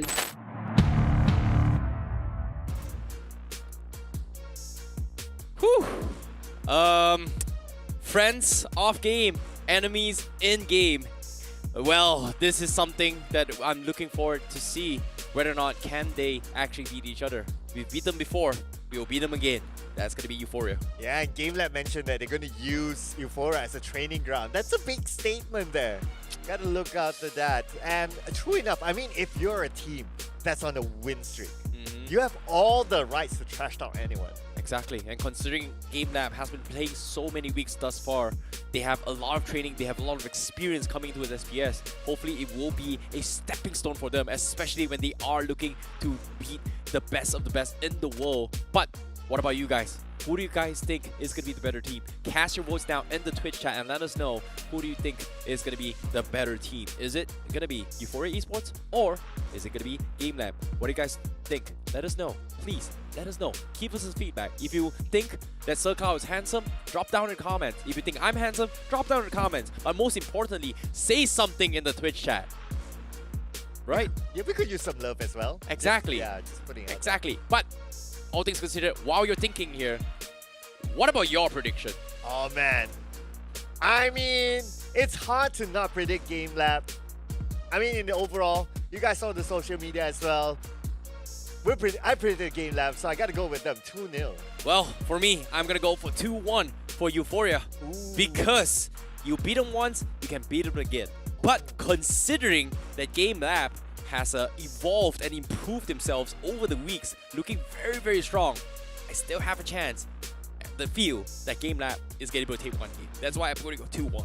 You always have to have that one caster prediction that's just different from everyone else. Exactly. And so far, it's been doing pretty well for me, you know, except for Miracles. You know, when I was casting with Miracles, my prediction's a little bit off. But after that, I'm back, baby. I'm back, baby. I'm not forgetting the part where we kind of like wanting to have that bet that if you lose, you have to put your hand into the box. That's the spiders in it. No, no, that, please, you know. no, not the spiders, not the insects, please. We had that game, you know. It's scary. It's the holidays are coming in. Hari Raya is happening in tomorrow, the day after. Man, you gotta be forgiving. You gotta be nice. You can't be mean to me, Sir Cloud. No, it's great content production. Just putting it out there, okay? I know our production's listening. Out there. No, please, no. They're secretly smiling. But at the same time, we'd like to thank Snapdragon for providing us all this amazing setup as well. Without Snapdragon, we would not have all this that you guys are seeing thus far. Snapdragon Elite Gaming, when winning matters. And I agree, winning matters now, especially as we are slowly making it towards the pinnacle apex of the tournament, which is the Grand Finals, which is happening next week. But for now, this upper bracket finals, winner of this series will be our first grand finalist for the Snapdragon Pro Series. And it's guaranteed a second place finish, and it's also guaranteed at least 10,000 US dollars. Whew. What would you do with 10,000 US dollars? I'll buy myself a new phone. And I'll buy myself a Samsung Galaxy S23 phone. That's a smooth one. That's what I will do. That's what I will do. But without further ado, 50 seconds before we start things off for the upper brackets here. Drafts, we've seen how Euphoria and GameLab is. You talked about Fredrin, but so far today, we haven't seen a single Fredrin in the lower brackets semi-finals at all, which is kind of weird. And not even the Mincetar as well. Yeah, no Mincetar, neither it's banned. So it's a little bit interesting. But anyway, previously, historically as well, we don't see too much of Fredrins. Obviously, we don't see the Mincetar that much because it just came into the meta. Right now, I would say Fredrin is a must-ban for GameLab. I mean, the stats don't lie, right? They love Fredrin, even got an MVP with it, so they gotta stick to that. Yep. Without further ado, when it comes to this place, we are gonna be jumping straight into drafts for game number 1 between both Euphoria as well as GameLab. As we take a look into how it is gonna go, you can see the research data coming in on the screens here for members of GameLab. We've seen the chillness coming in from Euphoria Esports. Now, without further ado, we're jumping in to the drafts with Euphoria on the blue side and GameLab on the red side. Yep, so Euphoria, arguably, they can try to ban out maybe some of the early bans. Okay, we see a Kaja. Other than that, they can try to ban out like a Glue, like a Valentina, a Moskov, a Ling, even like a Fanny. Some of the really, really hot picks out of GameLab. GameLab, on the other hand, of course, we talked about the Federin. That's one possibility of being banned out. Benedetta is one of the possibilities too. Harry, one of the possibilities as well. So these are some of the hot picks and bans. Now, when it comes to the players themselves, especially coming in from GameLab, Takenaga and Javos are two dynamic duos that GPX have really pretty much have to kind of look out for coming from Euphoria Esports, right? Like Aizawa is pretty much the only person in the entire challenge season to have a double-digit KDA, which is kind of scary because based on his position and because of how GameLab has been playing more games compared to Euphoria Esports, it's surprising that his KDA is this high as compared to Euphoria Esports. We have Venogod and Shizogod, who's only got 8.3 and 8.4 KDA despite playing a little bit lesser. But this stats may be a little bit lower for Euphoria, but it just shows how Venogod and Shizogod plays in terms of his overall playstyle, right? They only take calculated risks as well as punish positional mistakes from their enemy. In other words, if you can take out Venogod and Shizogod, or you can try to stop them from scaling, you pretty much have a good chance of winning. Exactly, it's tough, especially how safe they actually play and position themselves. So it just shows you that they are going to be prioritizing on this positioning macro aspect, whereas GameLab, they do kind of lean on this momentum-based playstyle. So hopefully that momentum is going to be able to break through the ideas of what Euphoria Esports is going to be thinking about. But of course, now when it comes to bans here, pretty standard bans here for the SBS tier. We have Arlott completely ignored, Mincetar as well. Faram is also going to be out for grabs, but Euphoria, they open things up with the comfort pick. That is going to be the Fredrin first. Yeah, I'm kind of surprised that GameLab end up not banning the Fedrin, not even as a respect ban, but I guess they have a way to counter a Fedrin. So what say you? What would be the best way to try to take out the Fedrin? Going for Eve, definitely. Eve, Arlott, definitely very strong picks as well. Eve is one of those heroes that actually deal with it. But all things considered, Eve, the Fredrin's biggest weakness is only two things. Pure damage shredding, or THSs, or slows. CCs may not necessarily do well against Fredrin because he also has counter CCs, right? Like the taunt, the stuns and everything is extremely annoying. But what what Fredrin is weak at is chasing people and also getting chunked out quickly, right? The whole purpose of having Fredrin is you have this very beefy, annoyingly tank front line that just tanks everything. In this case, Carry is going to be a hero that completely shuts him down. Eve is one that deals with it as well. But Euphoria, they will take the Faramis, but the Glue is still up for debate whether or not they want to double down on Faramis Glue composition for Euphoria Esports. But that also means that they go for it. Okay, there you go. I was about to say that GameLab might not want to go for it, but anyway, so it's still taken. So we do see the Lancelot being picked up here, and we don't see many Lancelots being played by GameLab. In fact, if I were to look at it, they only played a Lancelot twice, but of course, everything's a win for GameLab. So it's almost pretty much whatever that GameLab picks is like, the stats do favor them naturally. This is very interesting coming from GameLab, because the only other time we've seen an Arlott as well as a Lancelot together was GPX playing it just because they can dive the back lines. And a Fredrin is the type of hero where you are going to be in the front lines, but very easily to be dodgeable when you focus on the back line. So this is something that I think GameLab is going to be focusing on shutting down the back lines. But the question here is who that back line is. Because based on what we're seeing from Euphoria Esports, it's highly unlikely the Faramis is going to be the front line. So I assume the idea here is that they are going to try and shut down the marksman. In this case, if Euphoria Esports decides to go for a Melissa, they will have okay, never mind. It is going to be banned off, knowing that GameLab is going to be picking it to deal with the Cloud Altar if they go for it. Yeah, I have a hunch that they will go for a Harif marksman because you have a lot more mobility. That will kind of help in case of GameLab wanting to jump onto the back line. So it can kind of like move around and try to evade all those. If not a Harif, then it could be possibly a 1-1. That could be the other. If you want to talk about like maybe the next possibility might be a Moskov, but other than that, it's going to be a little bit difficult in case they do go for a Claude, for example. It's not going to be enough for him to be alone at the backline. Now, the biggest question here coming from GameLab is that how do they chunk away this Cloud Altar, right? Melissa and Cloud, two very, very strong marksmen that can actually completely chunk through the Cloud Altar. Yi, it slows them down, but it doesn't necessarily clear them off. Beatrix also going to be banned off, means that there is going to be a lot of AoE marksmen getting negated. However, there is still two heroes.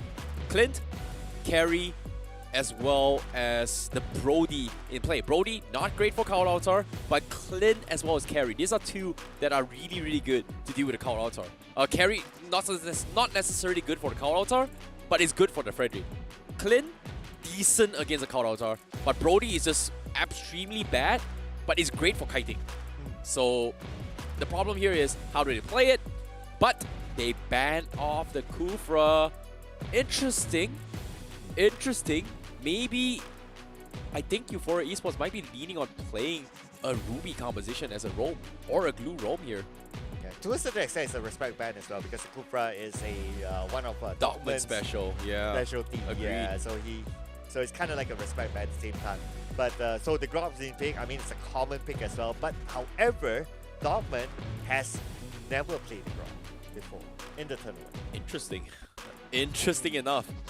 Might be a denial here coming from Euphoria Esports, but they will take the carry themselves to prevent GameLab from taking it. So that means GameLab has only one other option. It's either the Moskov or the Clint. But yes, I was right. Euphoria Esports, they are going to lean on that Ruby to double down for that double chain CCs on the Fredrin for a very, very strong front line, while GameLab is going to be looking to punish the back lines. However, the marksman here is got to be good. They need something to deal with the Cloud Altar or even chunk through the Fredrin. And so far, the only other option here is either the Brody or the Clint. But based on GameLab's diving composition in the backlines, the only other suited here is going to be the Brody, where you are going to be kiting around the Euphoria Esports composition. But if you do that, well, you are going to have a big problems in trying to kill the Cloud Altar as well as the split, because it seems like they have no choice and they will go for it.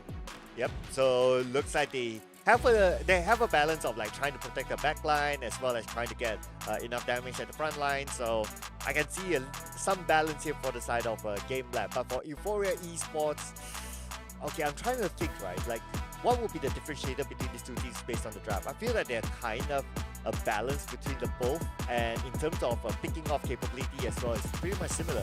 Do you have a different thought? This, you know, based on the drafts here, it feels like it's favoring Euphoria Esports a little bit more in terms of S-tier picks. But in terms of execution, both teams has very, very clear objectives on how they want to win the game. Euphoria Esports looking for a front-to-front objective gameplay, whereas GameLab is looking to go in for a backlines opposition. So this is something that I'm extremely excited to see. Ladies and gentlemen, without further ado, the upper bracket finals. Euphoria Esports going up against GameLab, game number 1. Yeah, GameLab win streak all the way. Can they maintain their record here?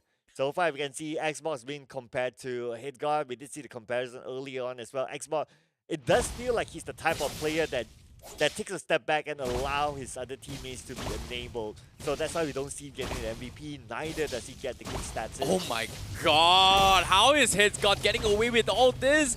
Javos is just, you know, in a situation where he's trying to clear the minutes and pressure him, but the the thing about the slam coming in from the glue, right? As long as you walk over it and it explodes, you are going to get the reset and give yourself a little bit of HP regeneration. So I'm surprised Javos is just tanking it through. So it's just free value damage. And look at this. He doesn't really care. He can spam all his one and there's nothing Javos can do about it as long as he dodges the initial blob. Meanwhile, top side, Yuktisi, he might die to this and that's going to be first blood for Euphoria Esports. Nicely done there. I mean, the last hit really hit it well before Shizuka actually backs up, but now Xbox seems to be in trouble. 2v1. That's going to be 2-0 for Euphoria Esports in less than 2 minutes. Wow, Euphoria Esports just completely winning their individual matchups on both the Gold Lane and XP. This is going to be a huge hit on towards the momentum swing that GameLab is looking in terms of rotation, and now they're having Ryujin God down bottom as well to potentially mess up the combos that GameLab is, and this is a problem because whenever GameLab comes in, look at this, they are going to get dispositioned by the Shadow Stampede, and this is a problem because once you get in, it's hard for you to get out, especially for GameLab's composition. Right, so let's see what's going to happen here since the first objective is currently up. Oh my but Dogman, nah, he's going to be okay. He's tanky now. That is just so annoying to deal with. Meanwhile, Vanogard going to be looking for a retribution battle. Countdowns are expended as well. GameLab secures the first turtle, but Javos, he's stuck in the midst of it all. The revolution has been used to save his life. But where's the damage? Euphoria Esports, they just don't have it at all. And they're forced to disengage. And that is going to be GameLab saying, it's okay. We've got turtle buff. Thank you very much. Yeah, and because they got the turtle buff, immediately the goal swings towards their favor. So right now they have a slight advantage, but then again, it's still kind of neck to neck. Before this, it was like almost 1,000 goal difference, but from that one sort of like a skirmish, then they got it back. But Euphoria Esports still close. Now that I think about it, Euphoria Esports, they don't have a lot of damage dealers, right? They've got so many tanky players. The main core damage dealers is going to be the Faramis as well as the carry. And if the carry doesn't have those early rotation ganks, they are going to lose out so much in damage. And Ryujin God doesn't necessarily have the damage to one-shot players from GameLab unless they're grouped up as many players. So this is going to be a problem for Euphoria Esports, and it makes so much sense now why Euphoria is just playing so passive now. But speaking of passive, Takanaga looking to steal the red blood pro buff, and he steals it away from Vanogard. That means GameLab is going to have the driver's seat for this next 2 minutes now. Oh, in other words, Euphoria Esports, they're going to go in for the long run. So, but then again, if you kind of think about it, if you're going for the long run, Xbox with an R-Lot is hard to deal with. You got Takenaga, who's hard to deal with as well. So GameLab is also prepared to go for it. I agree. Seems like that fight comes in. I'm offended. Pulls Darkman in. But like I said, once again, they don't have the damage to go in for these Chi stuns.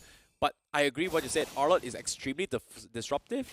And the idea of having this Ruby and also Fredrin is to make sure that if it gets in, any spell coming from Euphoria Esports is going to keep him in place to a point that he cannot spam those dashes. And that's something that I think GameLab needs to avoid at all costs. But now, speaking of the items here, we do see a potential Blade of Heptasis progression coming in from the Brody, but hold that down for now as they go in for the zone for the first turtle. Seems like the first one is going to be fall. It's going to be Yoshi God in the midst of it all. The Count Avatar comes in. It's going to keep him alive momentarily, but he will eventually fall. But they don't have the damage. GameLab is going to try and mow him down with Javos zipping in their way through. But eventually, Euphoria, they have to give up this play. Headsguard going for the split. They are going to try and force the fight. Javos trying his best to chip the back lines. But this Faramis still alive, and Ryujin God, he manages to disposition them, and they are able to chip away at Javos HP. They lose the turtle, but guess what? Dogman now going to be next to fall. Euphoria can't seem to catch up as Aizawa provides the assistant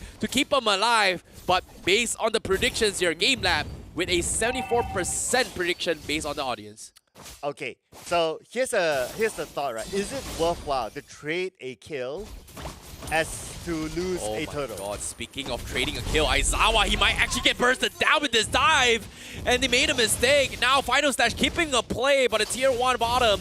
Not going to be able to focus on the right targets. That means Euphoria Esports, they get out for scot-free for that punish coming in. Alright, so we can see like things are restarting to heat up. Now, the theory of Euphoria Esports playing the long game. Are they really playing the long game now? They seem to be getting good pickoffs, but of course they're losing the objective. It's weird, right? Considering that they just don't have the damage. But the idea of this composition from Euphoria Esports is to cause so much disruption and force GameLab to commit into fights that they doesn't necessarily need to take. And that's why Euphoria Esports is just so smart. And whenever that happens, all they gotta do is just kill one player because they are lacking in terms of overall damage.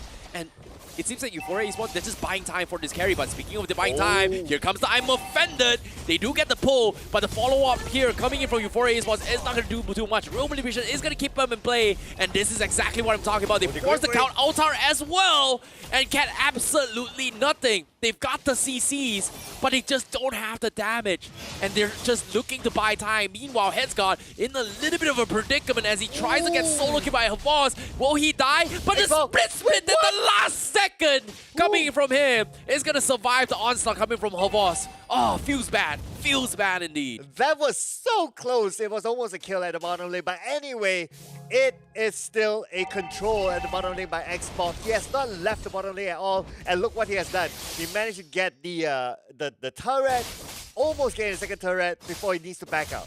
Oh, GameLab currently, they need to find a way to kill the back lines. But in this case, Yoshiga getting isolated here. No assistance coming from Ryujinga. That means they will have a little bit more space. But you can see Javos is trying his best to zone out Vanguard. But once again, this turtle pretty much in the hands of GameLab. Meanwhile, Euphoria Esports, they are in a very, very tough spot because Ryujinga, time and time again, getting completely zoned out of all these fights. And GameLab, they are going to try and continue with the pressure. You can see jungle versus jungle. Both teams just completely ignoring each other. But Vanguard will secure the orange buff. Ooh, yes, at least that.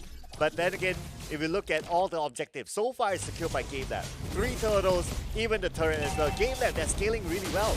Yup, now, once again, they are looking to re-engage with Revolution being expended. But again, GameLab, they have just so much mobility when it comes to all these team fights. Yes, arguably, Euphoria Esports has a very strong CC base, but when it comes to defensive fights, GameLab is going to have a little bit of a problem to just go all in, right? But for them to disengage, it's not that hard because of the fact that they have this Eve here. And look at this. Every single time they trade off a fight, there's nothing Euphoria Esports can do. They just don't have the damage. They just need to buy time. And likewise can be said for GameLabs as well. And as long as this game drags to the later stage game, both sides just not going to get any value about it.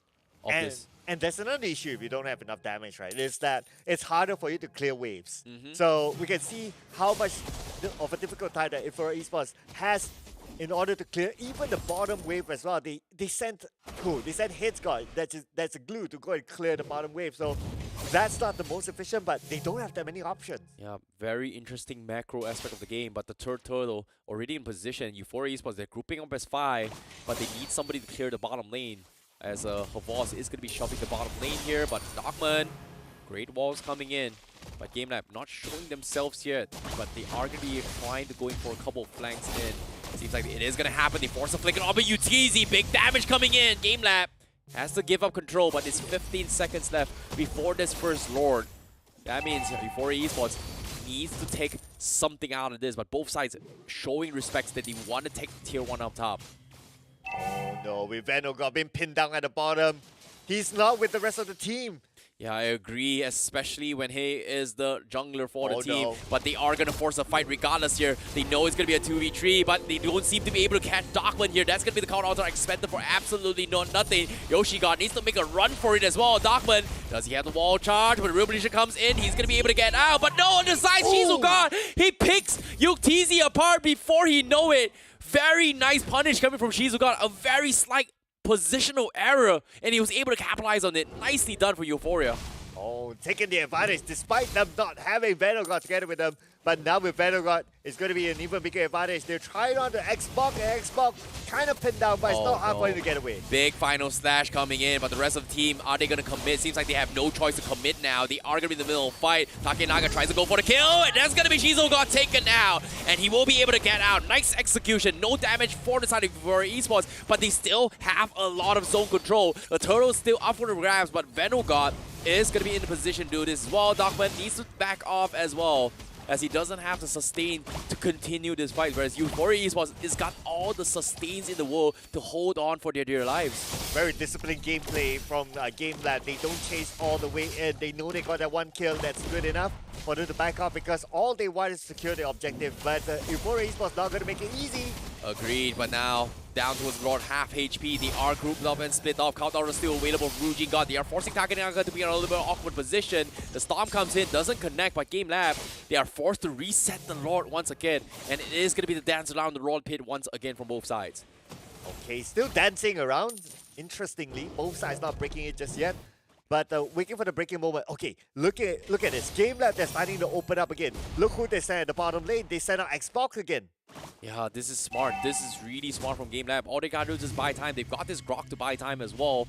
And Euphoria Esports, they're not getting the efficient farm they're doing here. They need here. GameLab somehow getting a play, but here comes the concealed play. Euphoria Esports, they're looking for the die, but Takenaga is not the target they're looking forward to. So GameLab, they're forced to disengage once again, and Euphoria Esports is going to try and force them back in this position. The lanes are going to be shoving down on the bottom side. Euphoria Esports losing a decent amount of resources, and that is going to be the tier 2 falling on the bottom side, while Euphoria has not made a play yet, but seems like with the Lord in their favor, they might be able to do so. Headsguard on the sides, getting bullied out by Javos, but it is going to be a 2 split fights here. GameLab all in the middle lane, while the Lord is down towards half HP, gets resetted by Dockman again, but the Revolution catches the backlines. They kill Ryujin God before he pops his Scout Altar, and that is huge. And now Headsguard going to be dragged back into the tier 1 with a split form, with a beautiful flicker from Javos, and that's going to be GameLab on the driver's seat, and Euphoria Esports finally makes a mistake, and this is going to be Lord control in their favor.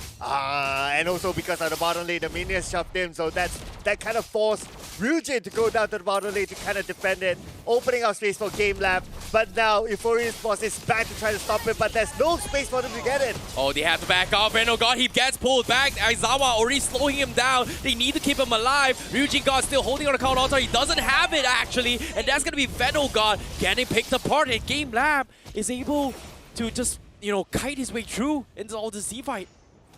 Speaking about kiting, yes, that was very, very good discipline of kiting.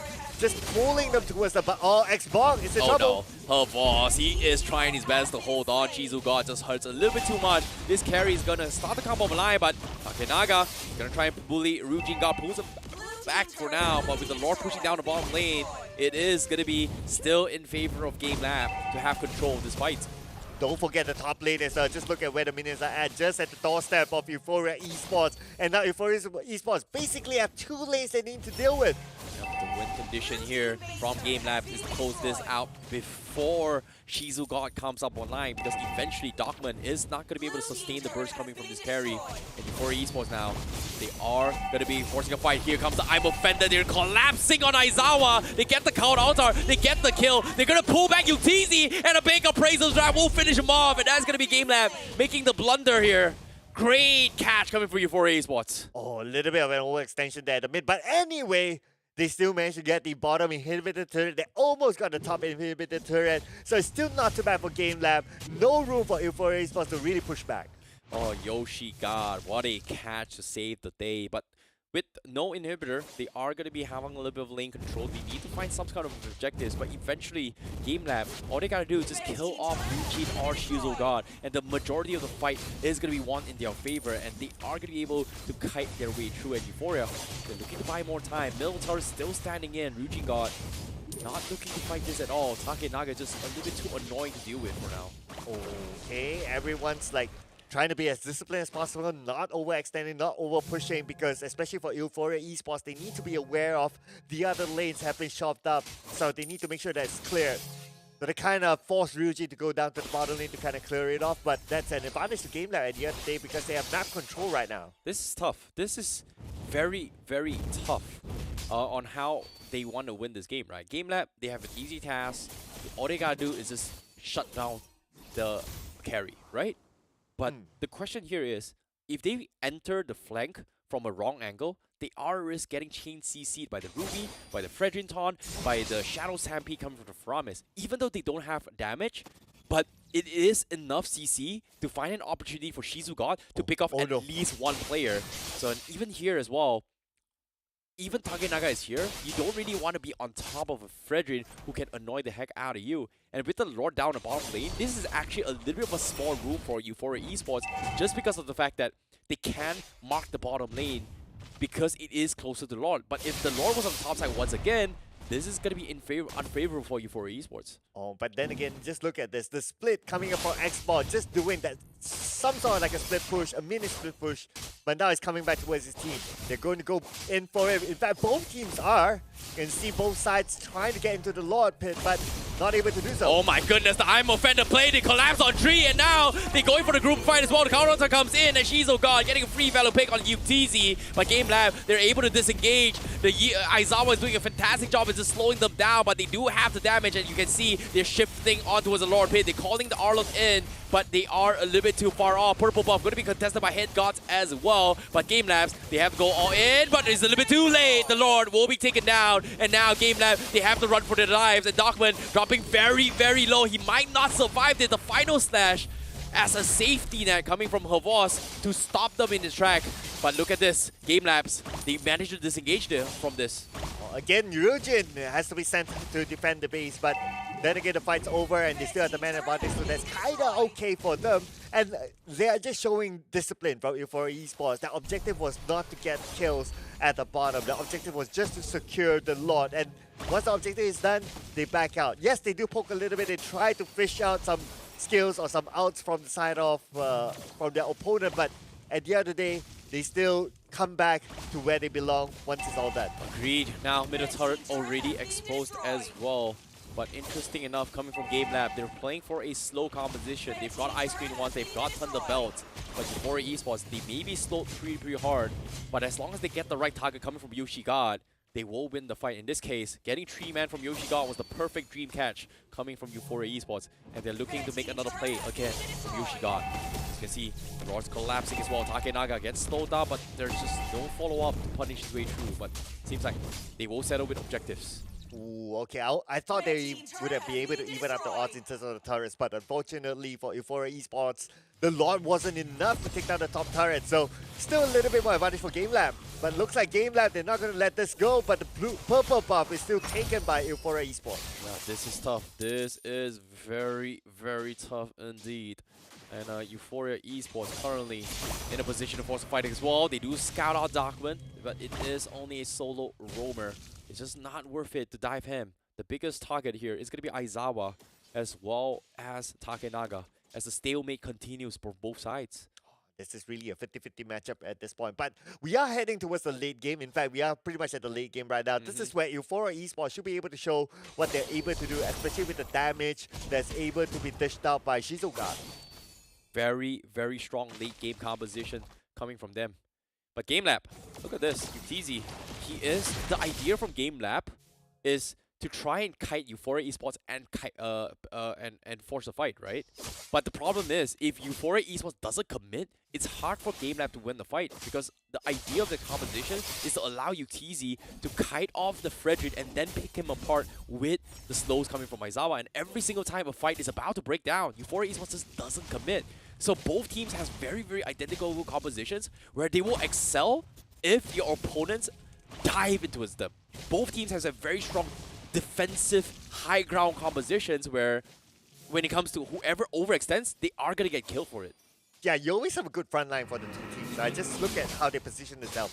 Like for Euphoria Esports, you have the Ruby, you have the Glue at the front, just to open up space. And then on the side of GameLab, you have Dogman and you have Xbox. Both are tanky enough. So looks like it's really, really hard for both teams to really dive in. But like what you said, it's all about who makes that first move. And sometimes by making that first move, you'll be countered. And that's where the opportunity will be taken. But we could see that move be taken now. Exactly, you can see how harassment's coming from Shizuka. It's just annoying the heck out of GameLab. Meanwhile, GameLab, they've got a Divine Glaive purchase up on Aizawa. That means this Eve is going to start to hurt a little bit more. But Yoshi God, they go for the pull, but it's only her boss. It's just not worth it. Meanwhile, the backline's Dogman looking to re-engage, but Headsguard, he might actually fall to this. The split has been used in Immortality as well, but Dogman finally used the wall charge to finish him off. The countouts are a little bit late to save his life, and that's going to be GameLab finally finding one pickup that they've been eyeing for. And now the disengage comes in. Euphoria, they have to back out. They lose a lot of members. The target Naga was able to finish on Ryujin God, and the slow comes in, and Euphoria, they can't back out. They're trying their best, but Yoshi God, is he gonna die? No! He won't get picked off.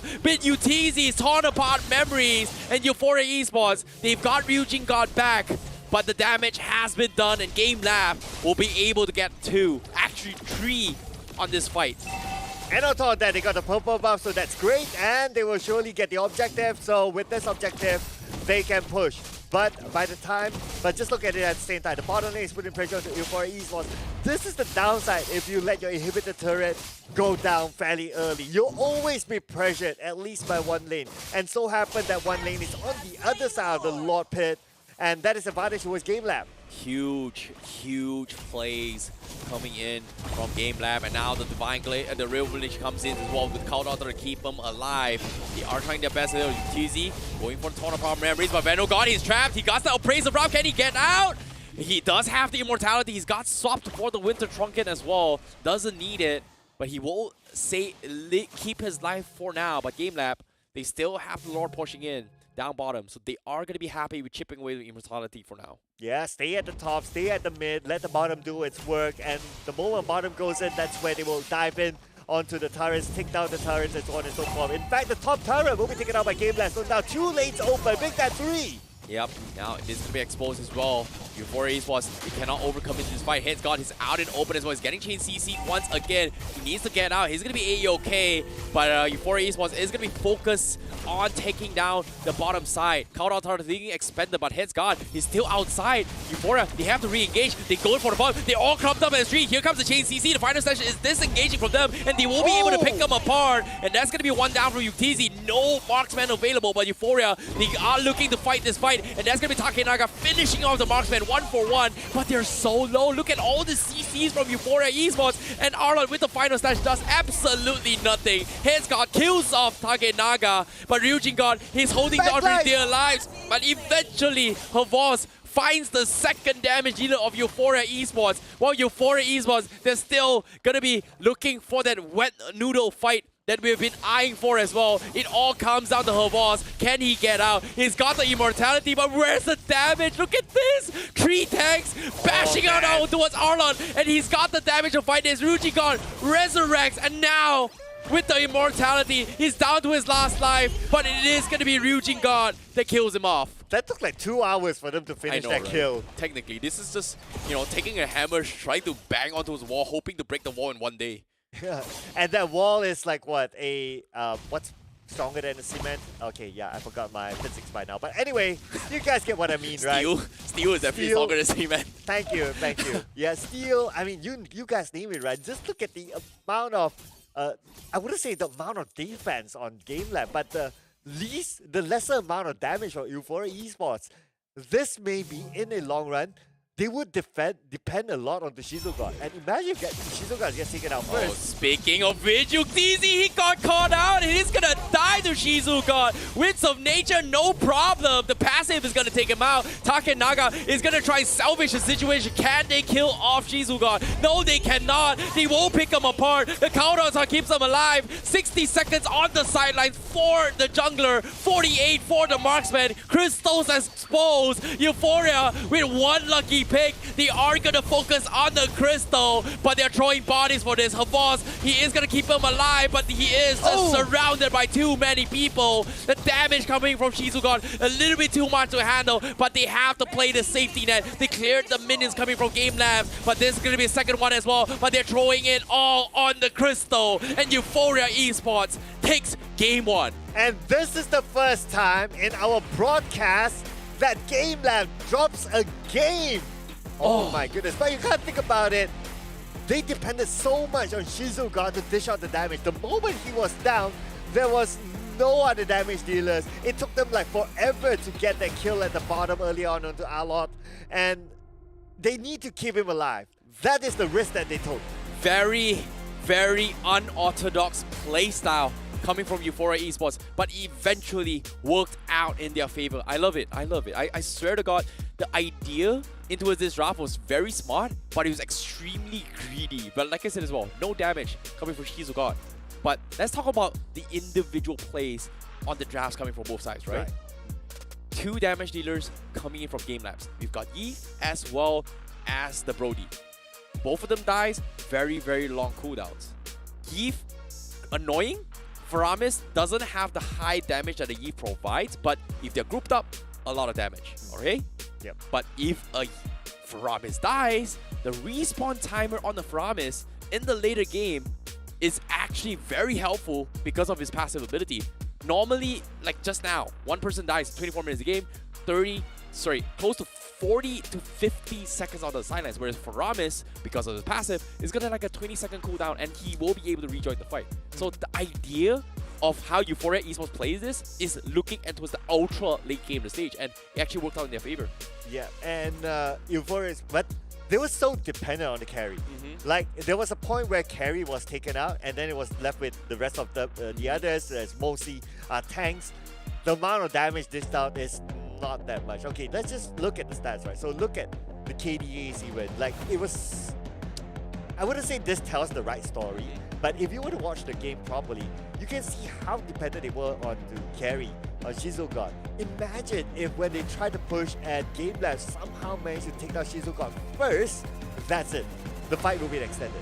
I agree, but interesting enough, Shizugod doesn't even go for the Winds of Nature, opting to go for the Radiant Armor, knowing that he's always dying to be heaved there.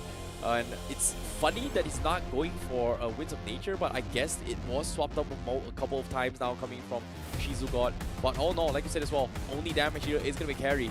And at the later stage of the game, especially this late, any tanks is going to get completely shut down from carry. So overall, based on this draft as well, you can see it was very, very smart, knowing that Euphoria Esports, their biggest weakness is mobility. And the Eve is one of the reasons why that Euphoria was struggling to close up this game. But their denial pick in the final phase of the pick rate, where they picked off the carry, denying it away from GameLab, it was pretty much I would say the win condition that GameLab needed to win the game. But because they drafted the Grok first, this carry immediately gets taken away by Euphoria to allow this Fredrin a chance to win his fights, even though he's being kited by the slows coming from the Eve.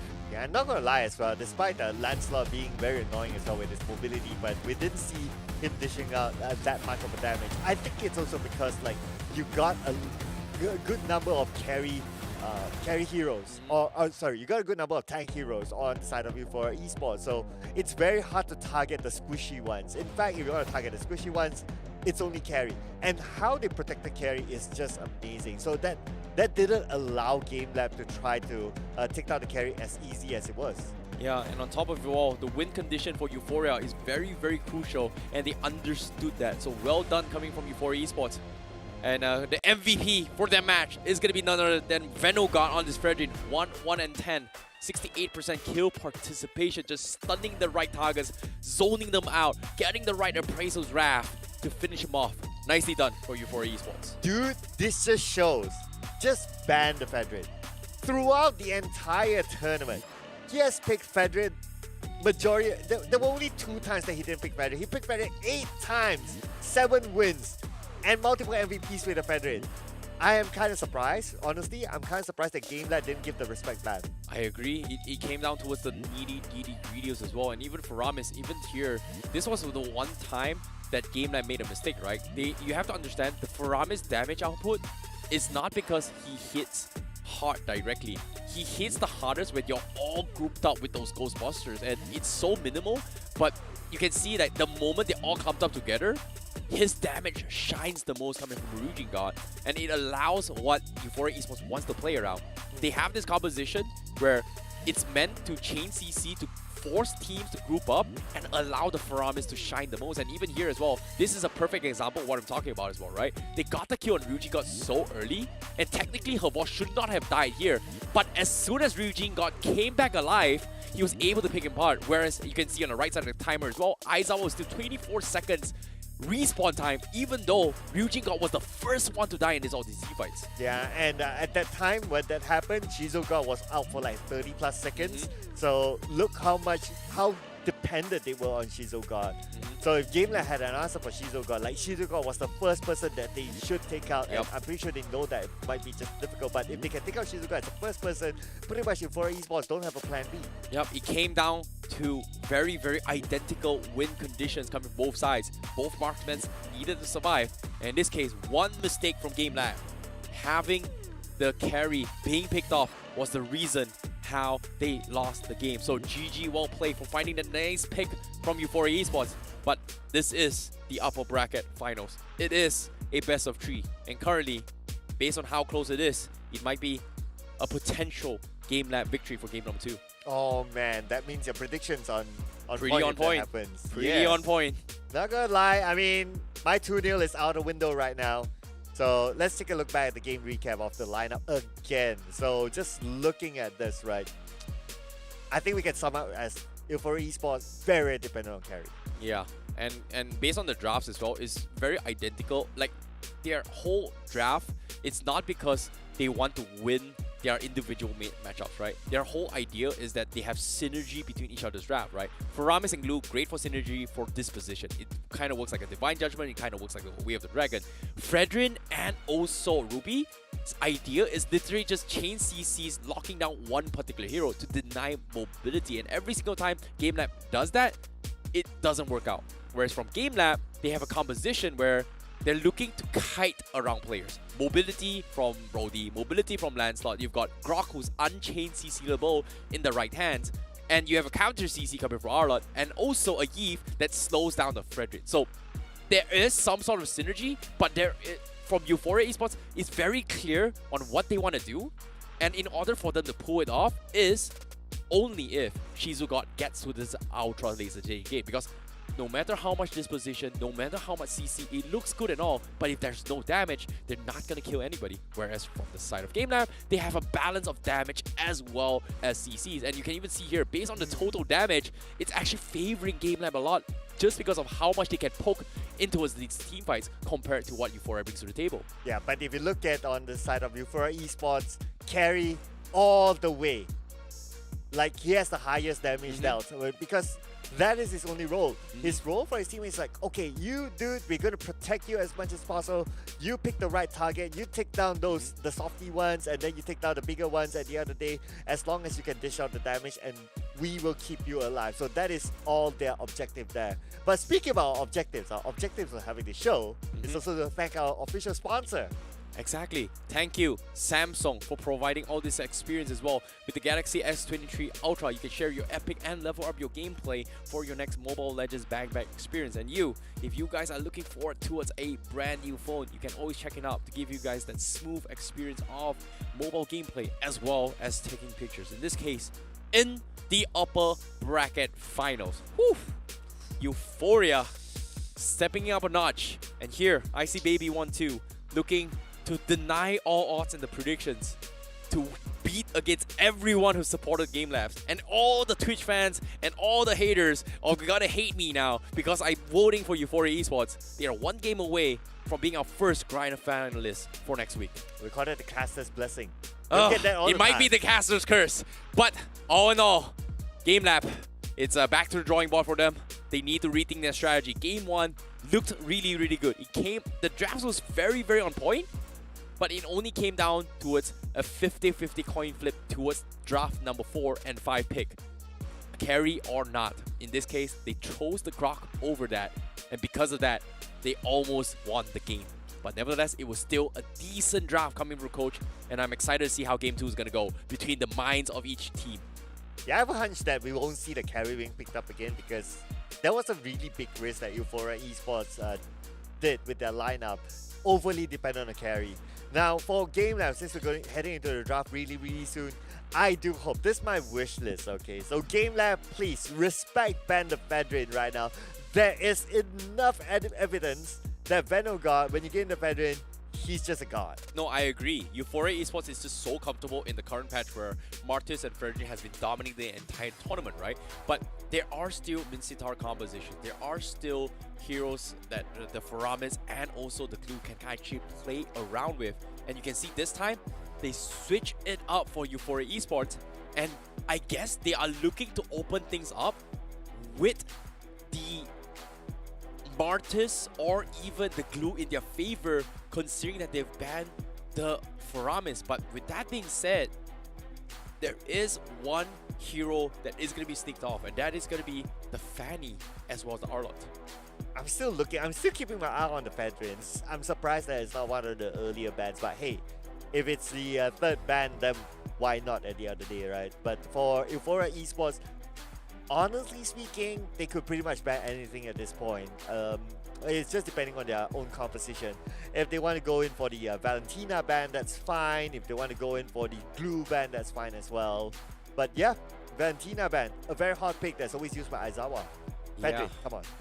Come on, Fedrin. They have to, right? They have to. There's so much more that is going to be sneaking by. But speaking of, I guess banning the Fredrin is going to be a safety net. But if they do that, that means there is going to be a couple of heroes that is going to be sneaking by, and that is going to be potentially the Arla. But oh, wait a minute. Our drops is gone, huh? Okay, we're gonna chill for a bit. Okay. And then we will find out soon whether we get the Fedrin ban. Okay. I'm still hoping that GameLab actually does that. We can briefly see what they're thinking here, but there is discussions between both sides. They mean business. It is almost one more day for the holidays for those who are celebrating Hari Raya. But for me, I think they should technically ban the Frederick for like almost guaranteed, I guess. But oh, we are back again. Yay, thank you very much. No! It is the other way. So Euphoria was on the red side and GameLab on the blue side. But still no Fedrin ban. No way. They're gonna pick it right now. They picked the Kaja instead. That means Euphoria Esports is gonna open up with the glue as well as the what? Okay. Oh, wow, this is smart. Knowing that Darkman loves playing this Kufra, Euphoria, because they first picked the Kaja, that pretty much forces GameLab into a situation where do we use the Divine Judgment for specifically the Fanny, or we use the Divine Judgment for a setup? But all in all, this puts them in a tough spot where, hey, Darkman, if you're playing the Kaja, so be it. There's no way we're letting you play the Kufra, because if you play the Kufra, that means this is going to be an XP Kaja. And oftentimes, we do see teams play a jungle Kaja, so it might be a problem. But I was expecting maybe a jungle Akai, but they're not going in for all at all. That means Yves has been anticipated, and they are going to go for the Landstalk. Fredrin going to be guaranteed from Euphoria Esports again. Yeah, definitely. They have to pick it right now. I mean, there's no reason for them not to pick it. The stats do favor them and all that. I'm kind of surprised that not even GameLab actually tries to like steal it away from Euphoria Esports though. So Euphoria Esports, come on. That has to be a pick right now. Like, don't need to think that long. If it's not the Fedrin, then I mean, I would like to say going for the marksman first, but looks like it's going to be the Kufra. Oh boy, this is interesting. This is very interesting. Euphoria Esports, they're afraid of it. They are going to deny it away from them playing a roam palm position for themselves. So I guess that's the idea from Euphoria Esports. It is a way to deal with both the Kaja as well as the Lancelot, right? The moment they go to pool, there is an opportunity for this Kufra going for the setup.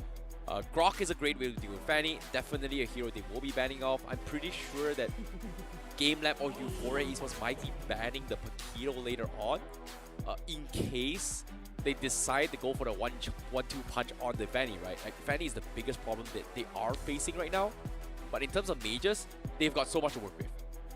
GameLab, they banned 4 mages, just targeting on what Ryujin is going to be playing, right? I think now, if they are going to continue this trend, it's not that bad. But all in all, he still has so much mage to play with. He's got Lunox. Lunox is a great way to deal with it. We've got Lilia as well, which is pretty okay to deal against a Yves. Yeah, I know Kanita is pretty much banned here, but I think Kagura is pretty bad in this competition. But yeah, Lilia and Lilia and also Lunox isn't too bad against GameLab's composition right now. Well, you did talk about the possibility of playing a Kaja jungler, right? But I don't think so. Yeah, they've got the Lancelot now. Correct, because of the stats previously do favor towards Darkman using the Kaja as well as a roamer. So yeah, but since they have the Lancelot, they kind of sealed it down. But for Euphoria Esports, so carry again? Probably not, because carry is actually kind of easy to counter. It's kind of soft as well. So I don't think they'll go for something that's predictable. Instead, for Euphoria Esports, they still have a couple of other options for the For the gold laner, Harith could be one of it. 1-1 could be a pick as well. I think GameLab picking a Fredrin XP isn't too bad here. Just Fredrin XP? Yeah, Fredrin XP from the side GameLab isn't too bad. Oh, They should have okay. taken they should have taken the risk to actually ban it, but I guess Euphoria Esports is afraid that that might happen. So they are going to pick the carry again just as a safety net to deal with it. That means GameLab, they will have the option to either pick the Leslie or the Moskov to deal with the Fanny in case the one-shot comes in. However, with that being said, Melissa completely ignored from both sides. That means Melissa might be picked off. But at the same time, I think it isn't too bad from GameLabs just because the Melissa can still do with the split coming in. But no, safety net is going to be the way to go, and it is going to be Moskov as well as the Fredrin from GameLabs. Oh my god, I love my job. Like, I love my job that I know that they are going to draft this, but I just hate it because now Euphoria Esports, they are already anticipated that this XP Fredrin is going to be played out. They have a solution, but still the biggest problem is, do they have a strong mage that can kill everyone from side GameLab? Lunox, not that bad. Lilia, not too bad. However, if you go for Lilia, you only have 10 shots. And what I mean by 10 shots is 5 Shadow Balls has to be precisely timed with a magic black shoe. And probably you get like 1 or 2 more shots and that's it. Whereas Eve, it can go endlessly. And it looks like they're not going for it. They're going for the Kagura to go in for a potential snipe down. And they are just gonna double down with hard CC lockdowns from Euphoria Esports. Well, not many Kagura picks in our tournament. I believe it was only like once that was picked so far. So this is a rare pick here for Euphoria Esports. Anyway, they're still going to stick with the carry lineup. So again, if whatever that game that learns from the previous round is like, try to either take down carry first or try to stop carry from scaling and don't play the late game. This is a very, very scary draft coming from Euphoria Esports. They pretty much hard-locked themselves trying to shadow draft themselves to GameLabs, but giving away an easy composition for GameLab. It seems like it is a very, very much winnable game for GameLab for game number 2. And all in all, I'm excited to see how this upper brackets is going to look like. Ladies and gentlemen, we're heading into the land of dawn. And this is going to be game number 2 for between GameLabs versus Euphoria Esports. All right, so considering that Venogod, because he definitely needs the purple buff, but he's not going for that first, but that allows GameLab to try to jungle invade. But so far, because of like what we've seen, the trend of today for all our games is that maybe because like, okay, they are big games, they are top teams, so they're kind of respective with each other. So the starting of the game, we don't really see that all-in jungle evade. And not like GameLab is prepared for that anyway. Yeah, this is something that I think they eventually need to figure out, right? Like, eventually it is going to be a tough one. But Yoshiga looking for the steals. Okay, not going to happen. But at the same time, Venogod, he's got to make things work with this Fanny, right? The timing between fighting this Fanny, and especially the first objective, is that the first 20 seconds of the turtle spawning in, you have an advantage to shut down and take the turtle away before the Fanny comes up online. And that is something that GameLab perfectly understands how to play around this.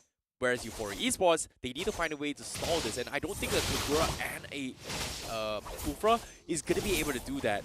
But I like that they are taking safety nets. But oh my god! No. What? What? How? What? Euphoria Esports, what the hell did I just watch? What safety net are you talking about? What? What safety net? All in. Yo! What is that? And did Yoshiko get away with it? No, he didn't. But anyway, they still got the first blood. What the heck did I just watch? How the heck did you just delete Yuktezi just like that? I've never seen something that quick before. But nevertheless, Turtle up for grabs. No purple buff out of Venogod. GameLab in position to contest this, but from behind, he's gonna make a attempt. But the turtle will be secured by GameLab, and they have to disengage. Hensgod, he is gonna be in a little bit of trouble. He's getting kind of around. He needs to make a run for it as well. Darkman very close to his Divine Judgment. He will flicker out. Not gonna get it. Just got his Divine Judgment. Not gonna get the kill for GameLab. Look at this. a lot of space created for Shizuka again. Like, Shizuka is totally ignoring the fact that he needs to join in the team fights or he needs to get the objective together with his teammates. Nope, he's like, I'm just going to do my thing. I'll show up when it's 10 minutes above. What? No, I'm still genuinely shocked by how good Venogod and Yoshi God's coordination, because for that to be actually possible is literally Yoshi God saying, Venogod, I'm guaranteeing this done. Just prepare yourself to swipe. And before even thinking about it, Venogod made the attempt, trusting Yoshi God to connect that to actually get the kill up top. So that's why it's so crazy to see how this is actually happening coming from Euphoria Esports. Well, let's hope that it's not a one-hit wonder from them. Maybe. Yeah. Just maybe. But for now, it is going to be a stalemate for both sides. GameLab is not going to do us any good, but Yoshi God once again with the setup. And here comes the snipe down. That's going to be Dogman. Take it out equation. Revolution not going to do anything. Well, this feels like a little bit of a deja vu because previous game, it started off like this as well. 2-0 to Euphoria Esports, and we all know what happened after that. But it is, again, a precise movement there from Venogod, knowing when to come in, sniping it out, and moving out immediately. It's crazy. It is indeed crazy coming in from both of them. But Euphoria Esports now are going to try to force a little bit of a fight here coming from Headscott. They're trying to force rotations. I'm a little bit surprised by how much Headscott is getting away with all this value, but because of the fact that he's got all this sticky, nicky bombs just tossing his way through and can get away with it, because if GameLabs commit to this, they are going to lose total objectives, so they have to pick the poison. Before Esports, looks like they are still going to force it the issue. Yoshi got looking for snipes again. Nice. They do get the back line. They focus on Aizawa. He's dead, and GameLab cannot react in time. They even lose the turtle from Euphoria Esports. Oh my god, what am I watching? Aizawa losing the position, allowing Yoshi got to jump into the back line.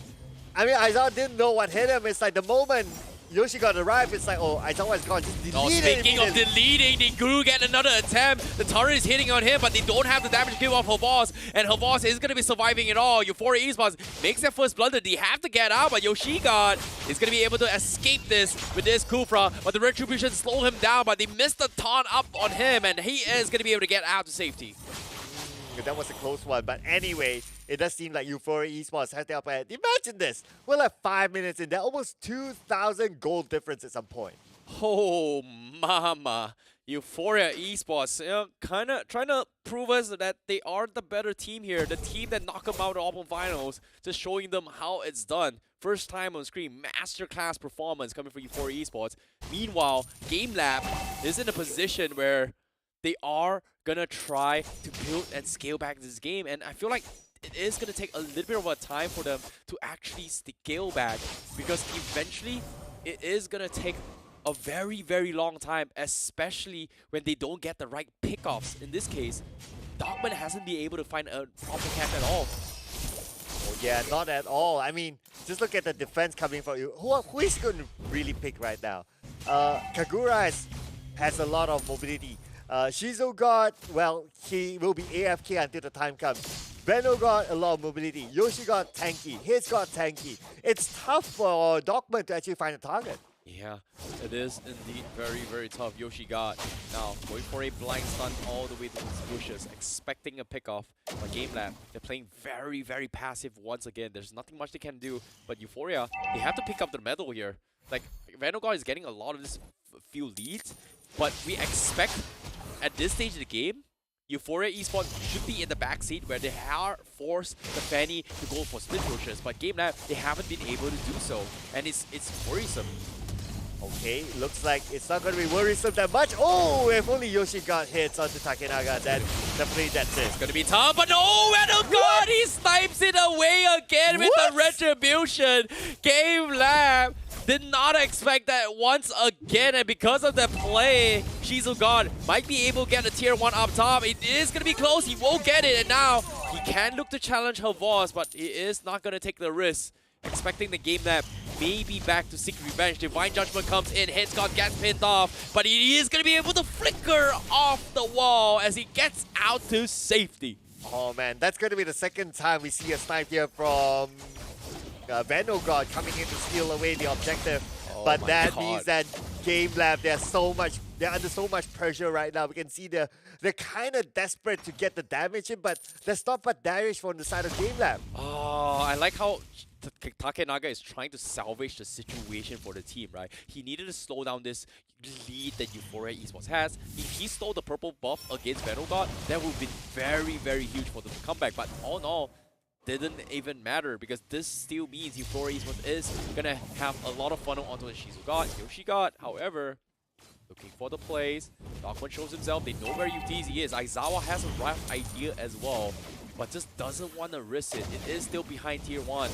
Meanwhile, middle lane, Takenaga in a little bit of trouble. Almost catches it, but it will settle down with Javos instead. They pulls a double pull with both the Kufra as well as the glue. Never seen the interaction before, but it worked out in their favor. But guess what? Venogod comes in, one-shots Aizawa, could not do anything at all. Beautiful, beautiful move there by Hitsgod. I mean, the turret was still there, so the pull was on point as well. And let's not forget, I mean, the appearance of Venogod. Just coming in to snipe, get that kill, immediately moves out. Cheeky, cheeky gameplay by Venogod. Oh my god, Euphoria Esports is just so darn scary right now. And I think GameLab is in a position where they need to really figure out what's the next game plan. And in this case, it's hard for them to actually figure out what they need to do. But at the same time, you know, like, they need to shut down Venogod, and every single time Venogod comes up, he appears in the weirdest angles, and those angles are just so hard to counter because if you commit to those angles, your entire backlines is going to be exposed to the glue. It's going to be exposed to the Kufra to actually going for this punish. So it is a problem that eventually GameLab needs to bait it out, and so far Euphoria has not made any of this positional mistakes yet. Not at all. In fact, they were super on point. And how they move as a duo as well at some point. But here we go. Venogod looking for the fanny swipe on Takenaga, taking a little bit too much damage. He actually focuses down as well. He almost kills him all, but he's out of Gables, but he eventually auto attacks him, gets the kill, gets out, and he's gonna be back to safety as well. But Shiro isn't gonna be here to scare him off. Darkman dropping it down very low. Ryujin almost getting the kill, but they will settle with 2. Euphoria in position to contest the Lord, and they are gonna get the reset off in, and GameLab not gonna be able to fight at all. And Dogman had to use the flicker to get away, meaning that now he cannot be the one to engage until the flicker's cooldown is done, it's back up. And that allows Euphoria Esports, one, is to get that objective. Second, is that they know that they have the confidence that the flicker is not there. They can kind of open up space and do a little bit of a different move onto Euphoria Esports. They even go for the flanks, but nope, they're going to go in for the objective. They're going to take the top turret next. Glowing wand purchase up on Aizawa is gonna hurt the backlines a little bit more, but Euphoria Esports in perfect conditions to potentially close out this game. However, it has to be clean. Nothing shy of perfection will be able to win them the game. If they drop the ball in this next couple of fights for Euphoria Esports, GameLab has one of the perfect win conditions to make a comeback, and that is going to be allowing UTZ to scale back into this game. I mean, every execution for Euphoria Esports has been on point, whether it's solo execution, or whether it's a team or a duo execution. I mean, there's no fault right now from Euphoria Esports. In fact, now with the Lord pushing at the top lane, they have the bottom lane secure, pushed in. They will definitely get the turret. Mid lane as well, potentially, but now they can fully focus onto the mid lane. Takenaga, there's nothing much he can do. This mid turret will be taken down. Yeah, this is very, very tough coming in. Wait, but what? they do get the kill on UTZ off the map. Not exactly what GameLab was expecting, but with that pickoff coming from Venogod, Euphoria Esports is got to be happy in terms of map control. They can get a little bit more to close out the game. Hitsgod now, still in position to go for more. Yoshi holding on to the flicker, expecting that he can extend it. Not going to happen, but Euphoria Esports still looking to try and pressure a little bit more. Yoshi got thinking about it, but he is going to back out instead. They will play the safety net, not giving any room for GameLabs at all. Yeah, discipline, ladies and gentlemen. So they know that they have their skills cooldown, so they're going to chill right now. But look at the amount of damage from Venogod. I mean, before this, it was like, okay, Shizu got all the way. He's going to be the damage dealer. But Venogod has been on point from minute number 1. And with the amount of gold that he managed to collect, I mean, he's way up front right now. He can even go like a 1v1 against a Moskov. UTZ has no fight against him. I agree. This is a problem eventually that they have to overcome. But based on the goal earns coming from Shizogod and Venogod as well as Headscott, they're just so far away. And the only way GameLab makes into this game is that they buy enough time to scale. And that is about 8 more minutes. And once that's happened, this is where we start to see her boss starts to be a little bit more proactive in this hero. But it's hard to do so, especially when Euphoria is so clean. And when I mean clean, this is exactly what they did. They're in, they're out. So quick, so fast, so smooth. And that's exactly what they do. When they hit you where you least expect it, they'll settle one kill, and they will immediately back off, not giving GameLab the committed fight that they're eyeing for. But with that being said, this Lord is going to be in the hands of Euphoria Esports. And we are at 13 minutes. So right now, Shizogod, he has scaled enough. Okay, at the top lane, looks like Ryujingon will be the next one to go down. Oh But Dogman, at least they managed to pull back off. Finally a kill for But GameLab. look at UTZ. Oh my god, he just got solo killed by a glue. It's scary. The monster is here to terrorize, and now here comes the flying Fanny as Euphoria Esports looking for the kill, and oh god! Guts the damage. Dogman is going to be able to escape this. Yoshigod getting a little bit baited out, but the Lord is going to be pushing from the top side. Meanwhile, bottom lane, it is going to be shoved as well as GameLab needs to find a way to hold on. Okay, it's going to be hard now for GameLab because all 3 lanes are being shoved at. Now the bottom lane, we got Headguard. In the middle lane, we got the rest of them. The top lane, we have the Lord. So it looks like Yoshigod and the rest, they're going to focus on the top lane for a little bit more. And Headscott is going to come join them. Yep, it is going to be the case as well. Headscott does have the immortality. Venogod. Fanny, look at this. Veno looking for the strike. They do get the kick on Taganaga. Could not even escape the bouncing ball. And once again, Venogod looking for the flank. They're isolating the fight, and it is working out because GameLab, they're losing members from the top side. They need her boss on the top side, but eventually it's okay because Darkman was able to hold on, and Aizawa is going to be able to get the kill. Meanwhile, they take 2 inhibitors, top and bottom. Oh, beautiful move there by Venogod. He decided to split away from his teammates at some point to go to the bottom lane to take down that inhibitor turret, and that was well worth it. Yes, a couple of casualties. They lost Yoshi, they lost Ryujin, but not a big issue. They got the main objective. Yeah, that's exactly what they need, right? Like, when it comes to all this setup plays coming from Euphoria Esports, GameLab, they just need to pick one and kill them off. In this case, killing off Glue is the best they can ask for because it's the easiest target to go for. But if they do that, means it's going to be free reigns for Venogod to snipe the back lines. And so far, Venogod has been finding individual fights that GameLab least expected. But eventually, it will scale off because GameLab is in a position where if they have those items, Dreadnought armor, they've got Brute Force breastplates, it's going to be good. Because that is where they will shine the best. They've got a Brute Force breastplate up on Aizawa now. He does have a little bit more sustainability, but I don't think it's that much of a difference considering that the biggest power spike that they need to deal with Venogod is having the Dreadnought armor. And so far, the only one with Dreadnought armor is pretty much Takenaga. And whenever he is in the fight, he's going to be in trouble. But speaking of which, here comes the Tyrant's Rage. Javos going to be the first casualty. Instantly gets shut down by Shizogod. Could not do anything in that fight at all. Not at all. Look at the amount of damage. If Shizogod's online, this time around, previously it was Shizogod only that's able to do the damage, but this time they have Venogod that's able to do the damage at the same time. So they can either go for the split, they can go for different lanes, or they group up together and do that team fight. You got 2 big damage dealers, especially when GameLab is grouped up.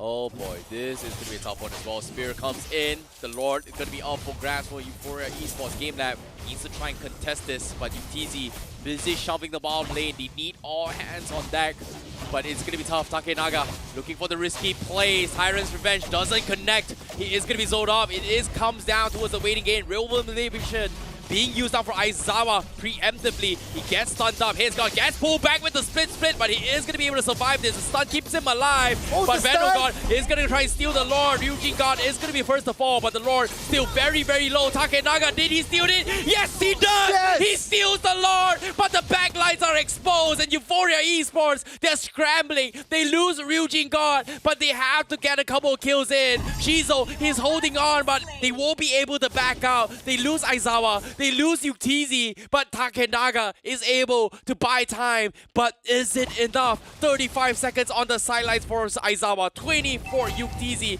Lord going to be spawning as well. Euphoria goes in for the snipe down, but the Divine Judgment catch over No God. He might die. He's got the immortality. He's got the Winter Trunket. He is able to get out as well. He is able to get one more. But GameLab, they're throwing everything to defend against this. But with the Lord in their favor, Euphoria doesn't seem to have the momentum to continue on, and GameLab will be able to hold on with this play. Oh, it's really thanks to the existence of Lord for the side of GameLab. If not, it would have been done for GameLab. Euphoria would have just closed the game off. But because there's a lot that it kind of stopped Euphoria from really going all in. But at the same time, Dogman found the right target to kind of like stop Euphoria Esports. But now we can see Dogma moving at the forefront. They don't have information where HateGod is at, but now they've exposed themselves. Yoshi got, oh, he's so close. Almost got the wall slam on Dogman. And now they have to disengage. GameLab, they finally found that opportunity to strike back. And this is exactly what they have been eyeing for. And that is Yuktizi coming online. And that, even though they've got no inhibitor, they just need that one catch. And Dogman was able to catch Venogod. In all these instances, even then, Venogod, with his quick fingers, he was able to survive it. And it's crazy, considering how this game has progressed to a stage where Euphoria Esports is starting to scale off, except for Shizugod. Well, at this point, Euphoria Esports would have had all full items. So now it's all about like the execution for Euphoria Esports. GameLab almost there, but Euphoria Esports, they have the advantage. Now, this is the window before GameLab has complete full items, especially on Xbox. Yeah, the items here is very important, especially from Venogod, right? Like, he's gotten full damage all the way through. He's got the Hellbird coming in. In terms of overall damage, he's doing the right place. But eventually, he needs to transition to a stage where he can play the kiting game, where GameLab is not going to be able to do too much in those scenarios, right? And so far, GameLab, they are progressing to that stage, and it is going to be a problem for them unless TZ gets picked off. Speaking of which, they are going to try and force a fight. Naga looking to try and contest the purple buff, but with 20 seconds left on the Lord, I don't think they can actually do too much. And Venogod will get the next purple buff for this next fight. Yeah, it's more of a GameLab trying to zone off Euphoria Esports at this point because 10 more seconds before the Lord comes up. But keep your eye on the top lane because the minions will shove in if they take too much time for the Lord. Looks like Euphoria Esports not too interested to go straight up for it as well.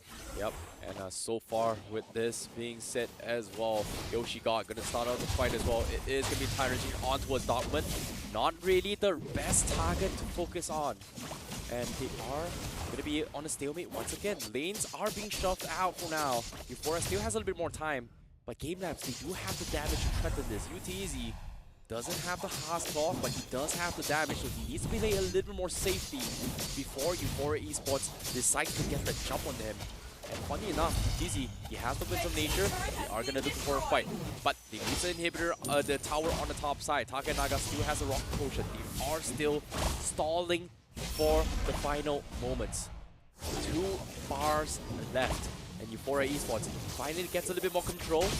Venogod getting scouted out means that GameLab is looking for the punch. Here comes the Tyrant Rage, when the Divine Judgment comes in. They hold him down for now. He needs to get out. The Lord down towards the final bar. Euphoria Esports, they have to steal the Lord. Venogod still looking for the play. Yoshi God looking for the stall, and that's gonna be the Retribution comes in. Euphoria, they get it, and Venogod will be able to get it off. But Ryujin God dropping so low. Venogod barely skipping alive, but it is going to be Aizawa that kills him off, and that's going to be a double kill for GameLab. 2 deaths for the side of Euphoria Esports, but they got the Lord. But with that being said, because it's like, well, at this point, 40 plus seconds before they come back onto the battlefield, the Lord can be taken out by GameLab. Let's see how much Euphoria Esports is willing to defend this Lord. GameLab pulling their all And this is exactly the timing that they have been eyeing for since the end of time. And Euphoria Esports is slowly but surely scaling off. They cannot afford to make risky plays like this. And eventually, they have to kill off Yuktezi. But with this Lord shoved in and cleared off, GameLab looking to close out this game. Eugene God as well as Veno God. 8 more seconds left. They're looking for the play, but oh, the flicker from a Dogman gets cancelled off, and now the play comes in. But the damage from Yuktezi is a little bit too much to handle. Headsguard looking for a latch here. He is not going to be able to latch on. Shizo, however, taking a little bit too much as well. He might try to this, but here he comes. Veno God looking for the plays. Javos will be able to take his through, but Shizu God takes him out first before things get out of hand. Oh, at the same time, we can see the minions being pushed in on the bottom lane, forcing Takenaga to go back. And when he goes back, they lost Xbox at the same time. They don't have the numbers. They gotta retreat back. So now both sides gotta reset. Still, once again, at a stalemate. The items, everyone is all maxed out. And no Haas Claw purchase on both marksmen so far. But Shizu God, his sole objective is gotta be shutting down the tanks coming from GameLabs. And with Javos down on the sidelines, this is the perfect dive to dive Yuktezi. He doesn't have immortalities here for Yuktezi. It's a problem, but with half bar on the crystal, perfect time to go all in. But there's just no minions coming from Euphoria. Okay, just focus on the minute right now. Let's see who's going to make the first move. Now, both sides are prepared for this, but they don't have Xbox though. Okay, so now GameLab is just waiting for Xbox to come back. But for them to really push it back out is kind of difficult as well. And plus, with 40 more seconds before the next slot comes up, they must push it back out. They must shove all the lanes as objective number 1. And then they must try to contest the Lord, because if this Lord is taken by Euphoria Esports and they still maintain all 5 of their players, that's it. Yeah, I agree. You know, when it comes to like how they want to play this year, it doesn't, items don't really even matter anymore. Like, it comes down to where they find the positions, where they find those catches, and where they find those opportunities, right? If Euphoria makes one mistake, it's over. And finally, after 24 minutes, they're finally taking an approach where they want to try and get a flank off the lanes here to potentially kill off either Yuktezi or Aizawa.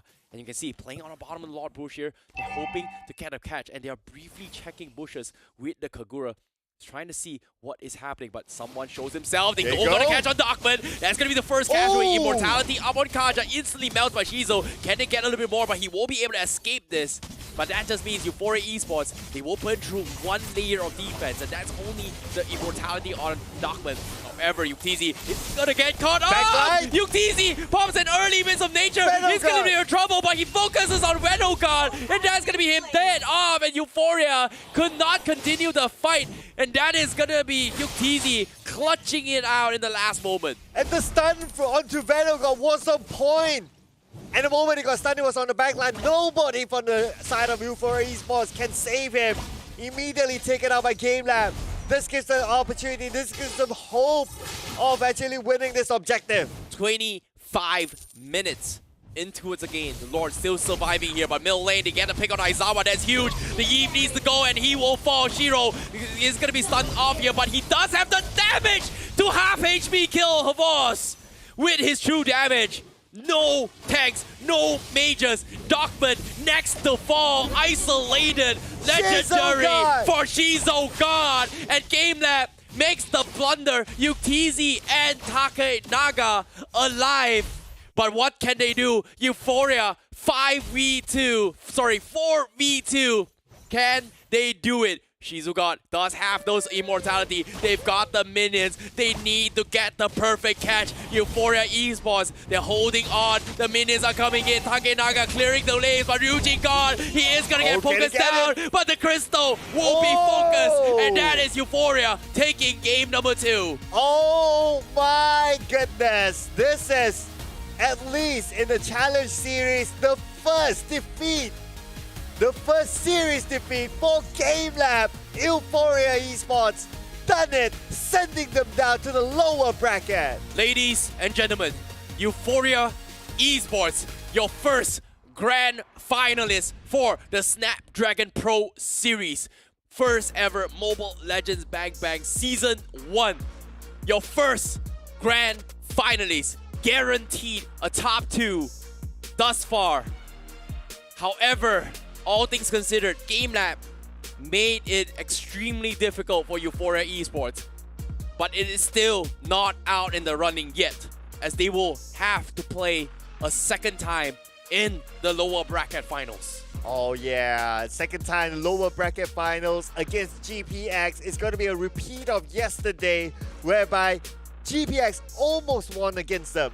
But we'll talk about that a little bit later. But for this round, this time around, it's not too dependent on Shizu God. At least they have Veno God. But at some point towards the later stage of the game, it was like, Tap, Shizu God, onto you. Veno God, job done. Now, well done indeed. But shifting their focuses, trying the layers of defense, the amount of concepts they have to theorize in this game is unfathomed. Because if you think about how high level the game is that both are on equal footing. The only way they win the game is that they have to test the amount of layers on how they have to first fight. Like, could it be this variation of team fight? Do we play around Shizuka? Do we play around the Fanny first? Or they have to find this intellectual logic positioning and test it out one by one, and all they needed was just one to work, and that was Shizuka finding an opportunity to pick off the tanks rather than focusing on UTZ, which was GameLab's sole idea, protect the president, and eventually was picked off apart when all the agents were picked off. So nicely done from Euphoria Esports on finding that solution for game number 2. And even better for Shizuka this round, because look at his KDA, 1104, 0 deaths, and still at the same time able to dish out that amount of damage. But for me personally, Terrence, I would like to give the MVP personally to Headsguard. This guy played the glue on point, and because of him being so annoying to GameLab, GameLab was so distracted by him. It's gonna be tough. It is gonna be tough. But personally, I feel like everyone from Euphoria Esports deserved the play. There was time from Yoshi God, there were time moments from Veno God, there was a moment coming from Shizu God, there was a very small moment from Eugene God, I wouldn't lie, but still, he did his part as a Kagura. But nevertheless, Euphoria Esports definitely deserved the victory. First grand finalist, guaranteed top 2 thus far. And I'm excited to see how things goes on. But nevertheless, GameLab is not over yet for them, as they will be in the lower brackets to be facing off against GPX right after this series. And this is where things get a little bit more spicy. And their opponent is definitely not going to be easy, because yesterday their opponents, GPX, pushed them to the corner. They had to fight 2 rounds to come back to win a 2-0. So it was an insane round. But anyway, looking over at the stats, everything favors towards Euphoria Esports. Shizu God, Heads got up on the charts, Yoshi God as well. I mean, pretty much, I can see to a certain extent, this is the round that Euphoria Esports really dominated the game. Yep, 4,800 damage per minute on Shizu God as well. I was able to see how a Fredrin from half HP died, literally 0 health in 2 seconds because of Shizu God. And he's going to be the undeniable MVP of this game with a 9.8 KDA, kill participation of 67.8%. His carry just completely destroying both games thus far. But in case you missed out how the match looked like this game, how Game 2's highlight went on. Yeah, I mean, if you talk about like stats and all, it does favor Shizu God, no doubt about it. But you gotta give credit to his teammates as well, opening up so much space for him to farm at the early stages of the game. Even when it comes to trying to get the early objectives, like those turtles, he was never involved at all. He was like, okay, dude, Shizu God, you go do your thing, 4 of us got it. And not only they open up space for him, they still managed to get the objective at the same time. I mean, Euphoria Esports, they did no wrong. Yeah, I agree, but even here as well, they were able to find a very, very nice pick as well. And I agree with what you said as well, that the moment Headsguard is able to isolate the targets, there was nothing GameLab can really do in extending all this fights, right? His job is pretty much zoning as well. He was able to isolate here, and Shizuka is just getting free targets all the way through. And every single time they try to make a play, GameLab can't seem to dive him at all. And eventually, it just came down to moments where Euphoria Esports says, hey, I don't care. I'm going to win some nature. I'm going to focus on Crystal. I'm close out the game. And you can see the players as well. They're just extremely excited for that game.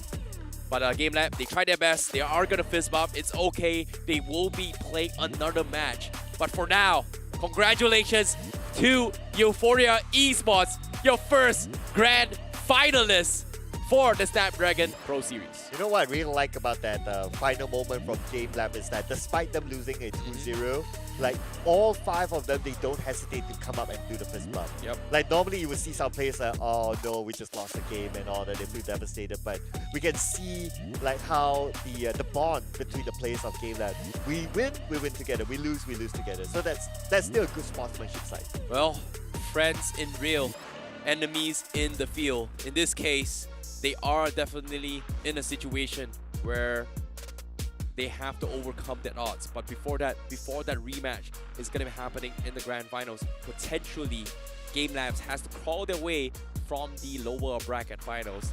Of course, they will be playing right after this series where they have to face off against GPX. This is where things are going to get a little bit spicy, because it is going to be against the only Indonesian team left for the Snapdragon Pro Series. Yeah, representing the Indonesians, so there's a lot more on the line besides themselves, and also representing the region. But just to remind everyone, yesterday, yes, the result, it was a 2-0 favoring towards GameLab, but it was not an easy game at all. And considering that GameLab had to play a back-to-back game, it's going to be hard for them. Exactly, but without that, I'd like to thank our amazing sponsors for having us here, the Snapdragon Elite Gaming, when winning matters, to take you through all the journeys of how all these amazing pro players and up and rising stars is gonna be showing up in this near future. Thank you so much for having us, for having yourselves here. But at the same time, Samsung as well for giving us one of the best experience here, the Galaxy S23 Ultra, where you can share an epic and level up as well your gameplay into your future vicinity. And who knows, you can actually check it out as well if you want to take some nice pictures. Yep, take some nice pictures. Take some nice pictures of us as well, but of course through the screen, unless you meet us in person. But if you don't meet us in person, we don't mind a drink. Do get us a Monster Energy drink. Unleash the beast. Check out the website below for more information on Monster Energy. Exactly. Be sure to get yourself a Monster Energy. Keep things alive. Meanwhile, next up as well, we would like to thank our amazing sponsors once again, and that is Kachi Shop, with great deals and game top-ups for you guys to take yourselves to some Mobile Legends skin, especially now when there's just so many on the line. You should get yourself a pretty good deals. And I've heard the Starlight Pies this season looks really nice. Yeah, including the Transformers is still up as well, so you don't want to miss out on that legendary Transformers voice. Yep, I agree. Optimus Prime. I can't do that. That. Maybe that's when Beast Wars is out inside. Okay, maybe.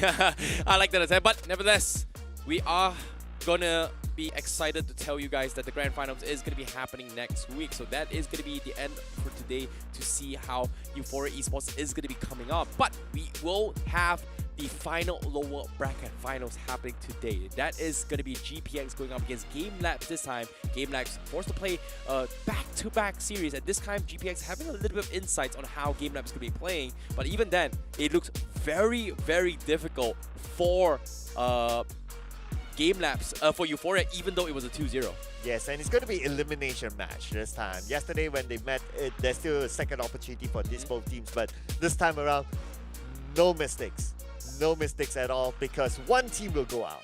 Yep, one team will be eliminated, and that is pretty much it for that journey here for the Snapdragon Pro Series. But oh no, that pretty much sums up the upper bracket finals. But we are going to be taking a short break, and right after this break, we'll be back with the lower bracket finals for you guys to continue to see who will be our second grand finals. Don't go anywhere.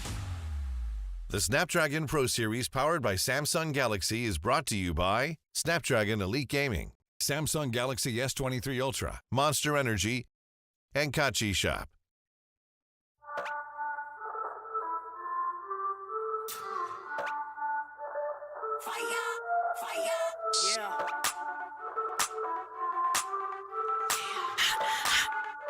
Yeah. We be hot, mama got game, check my team, we like the flame, we be bougie, y'all sound the same, we be, mama got game, we be hot, mama got game, check my team, we like the flame, we be bougie, y'all sound the same, we be, mama got game, yeah, we be cooking something new, hear us knocking, coming through, push the limit on them rolls, cause we don't do it like you do, we be cooking something new, hear us knocking, coming through, push the limit on them rolls. Yeah, mama got game.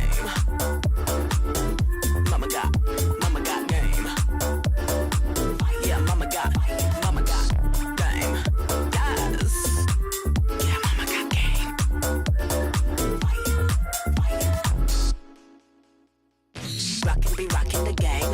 screaming, they screaming my name. We be up on the fame. We be all of the power, we reign. Rockin' the game. Hear them screaming, they screaming my name. We be up on the fame. We be all of the power, we reign. We be cooking something new. Hear us knocking, coming through. Push the limit on them rules, cause they don't do it like we do. We be cooking something new. Hear us knocking, coming through. Push the limit on them rules. Yeah, mama got game. Mama got game. Yeah, mama got game. Yes. Yeah, mama got game.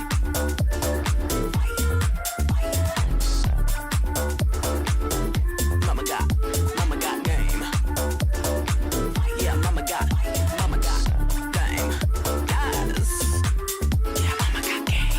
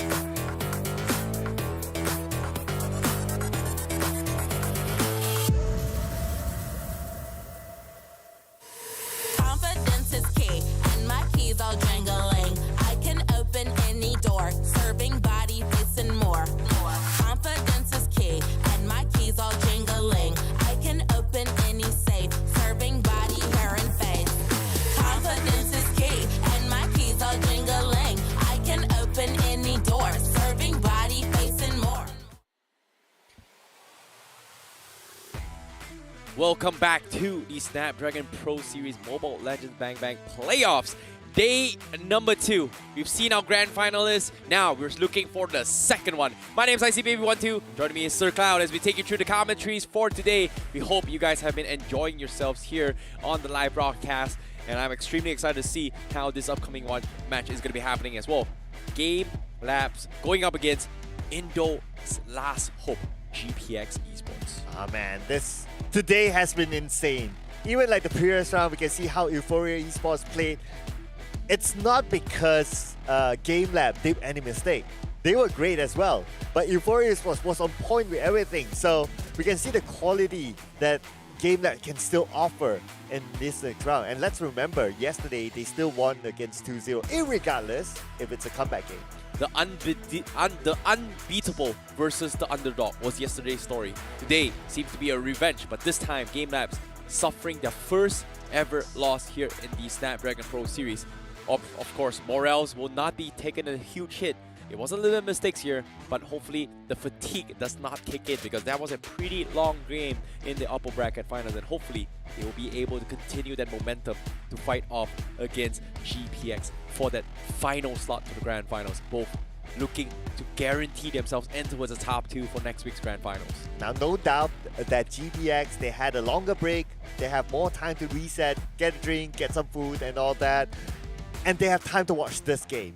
So they know what to expect. Whereas for GameLab, they got only like, what, 5 to 10 minutes, and I don't know if that's going to be enough for them to really get into the mindset back into the game and also look at GPX's game to see what's up with them, at least for today. I agree. There's so much to actually focus on all, but without further ado, let's jump into the match. And this is going to be GPX going up against Mahalika Esports. Yeah, this was just showing the this is the highlights. Yeah. To give you guys a little bit of recap on how the first series kind of went down as well, GPX was able to convincingly take 2-0 against Mahalika Esports, despite Mahalika Esports showing signs that they could have made a comeback, but it was still a very close match.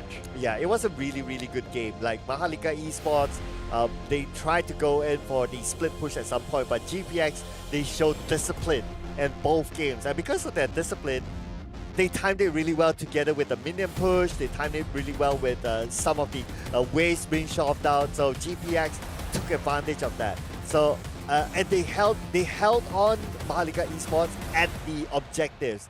Mahalika Esports happened to have the tunnel vision towards the objective. They forgot about the back, and that's where GPX took advantage of it. But of course, after this, the opponent is going to be way more disciplined. It's going to be way more aware of their surroundings. Yes, I agree, and that's something that I think GPX might be scratching their heads a little bit more, considering how both games from GameLab as well as Euphoria seems to be very, very difficult to actually figure out, right? Considering how it went down towards some minor mistakes. But with that match as well, let's take a look at the highlights here on how Euphoria went up against GameLab. And GameLab was, in a situation where they kind of got out-wrapped a little bit in game 1, a little bit of small mistakes. But even then, it should have been a game where GameLab could have closed up rather early. But it was still very difficult to do, considering how the drafts went against Euphoria. Yeah, we had to give it to Shizogod as well. The fact that Shizogod's able to scale towards the late game and dished out a lot of damage, that's one.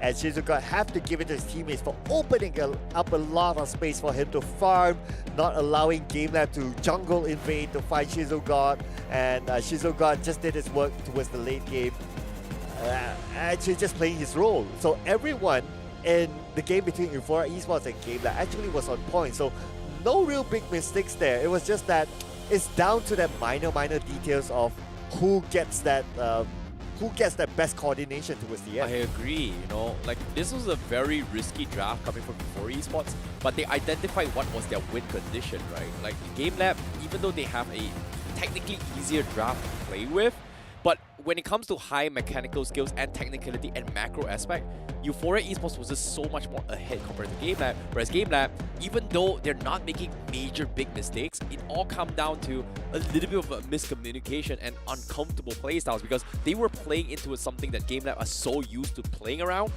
and they have to try something new in order to come to actually win this game. This is something that GPX is really very good at as well, because if you think about it here, GameLab used to be a team where they play a lot very similarly to how GameLab does, which is Fredrin as well as Marty's composition. But who was the team that brought in the Lancelot? That was GPX. And I like that the idea coming from GameLab, they're trying to experiment GPX composition to test it out against Euphoria, because of the fact that GPX was the closest team to actually take a game from Euphoria during the previous series. So it makes sense why they tried to adapt. I like that this is a learning curve for GameLab, but just now the upper brackets didn't exactly work out. So it might be something that GameLab needs to take a backseat. You know what? Hey, I know we're trying to adapt, we're trying to evolve, but maybe it's time to stick to something we're a little bit more comfortable now and safety to actually beat against GPX now.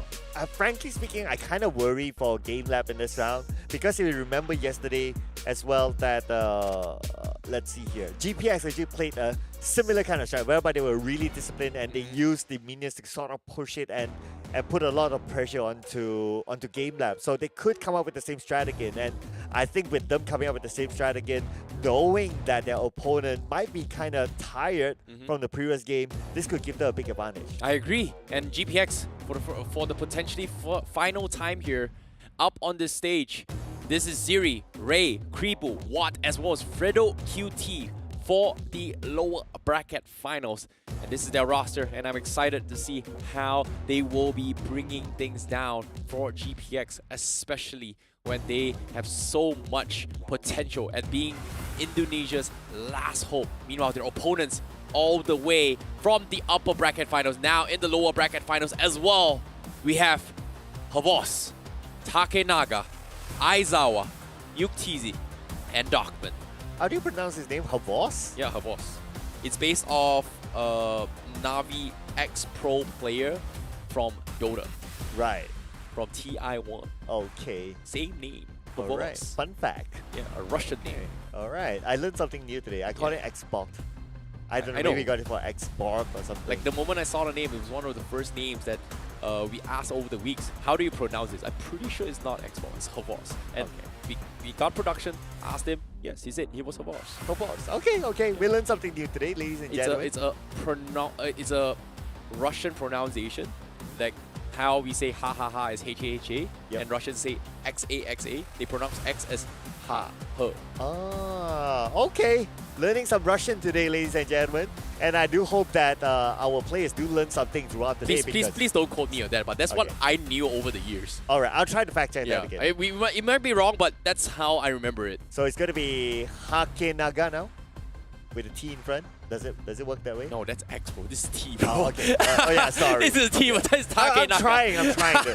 I'm trying. Close, I like it. But nevertheless, here comes the player head-to-head here. It's going to be Takenaga going up against Ray from Indonesia. This is going to be the junglers coming from both sides, as they are going to be in a position to actually fight for that spot. And based on the stats here, both nearly identical, a very, very close neck and neck. But in terms of preference as well, you know, Takenaga does have a little bit more on towards the Fredrin's CC potential, whereas from GPX side, they are leaning more on towards, you know, zoning out and being the playmakers of the team. And Akai was one of those heroes that I felt would have been a perfect fit for GameLab to deal with the Fanny in the previous games. Yeah, but Takenaga, if you look at his game style from before this, he's not the one that starts the fight and like goes in to the back line. He's more of like, okay, let's try to take damage in front. So here will be the big question for GameLab in the next round. Is like, what kind of composition would they have to try to take whoever is on the back line? Yeah, this is, I think, this is something that I think we are going to be looking forward to see when it comes to how the junglers affect the gameplay, right? So far, you know, it's either diving back lines or diving front lines. And so far, GameLab as well as Euphoria Esports, they have two different approaches. They always wait for the right moment to snipe the back lines. But for GPX as well as Euphoria, who plays on Lancelot compositions, they want to do the exact same thing, but it's only strong in the early stage of the game. But eventually in the later stage of the game, Lancelot will lose out a majority of this damage output. Yeah. And I think a good example of how a team adapts in a situation when you transition into a damage field is very important as well. Because once you get full item to tank items, it's hard for you to switch everything to a damage item, where we do see, I think, an X-Pro team, sorry, not X-Pro team, I think a team like Toda was able to demonstrate that.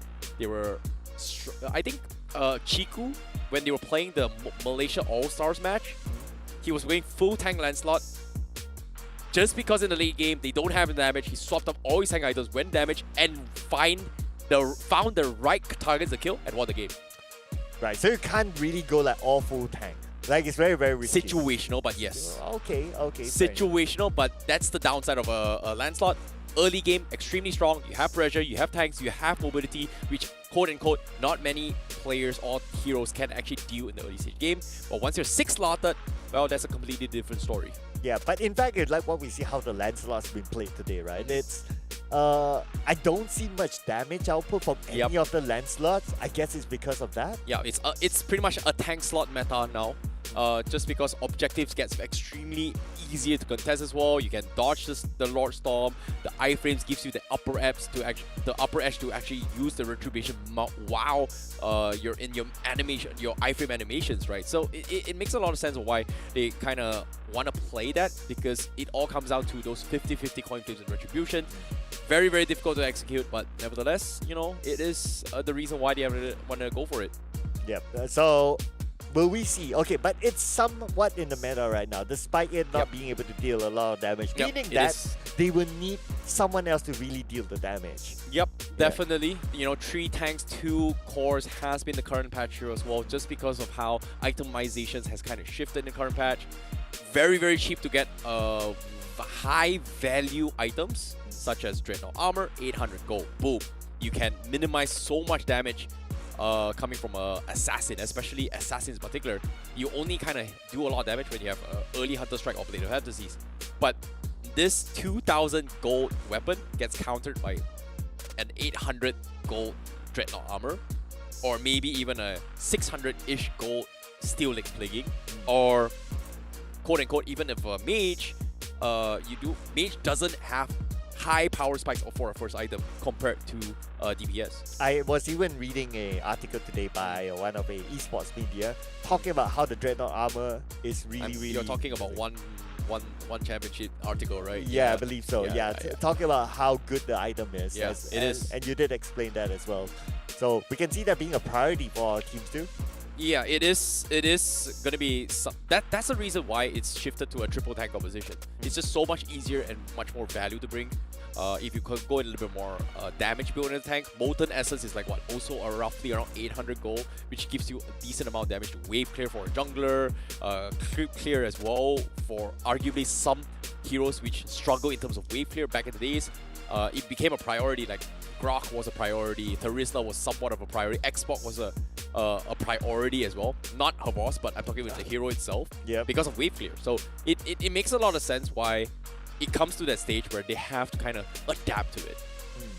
Right. So speaking about adaptation, right? So we can see like, okay, if we were to take like the GameLab Euphoria as an example of what GameLab can perform today, right? Yes, they were on point, but they couldn't find a way to overcome Euphoria. So if the match were to be replayed with the same lineup, right? So what, in your opinion, would be the way for GameLab to actually overcome that sort of scenario, assuming that it's going to happen again? To be honest, I think GameLab, they played their best, but it all came down to execution.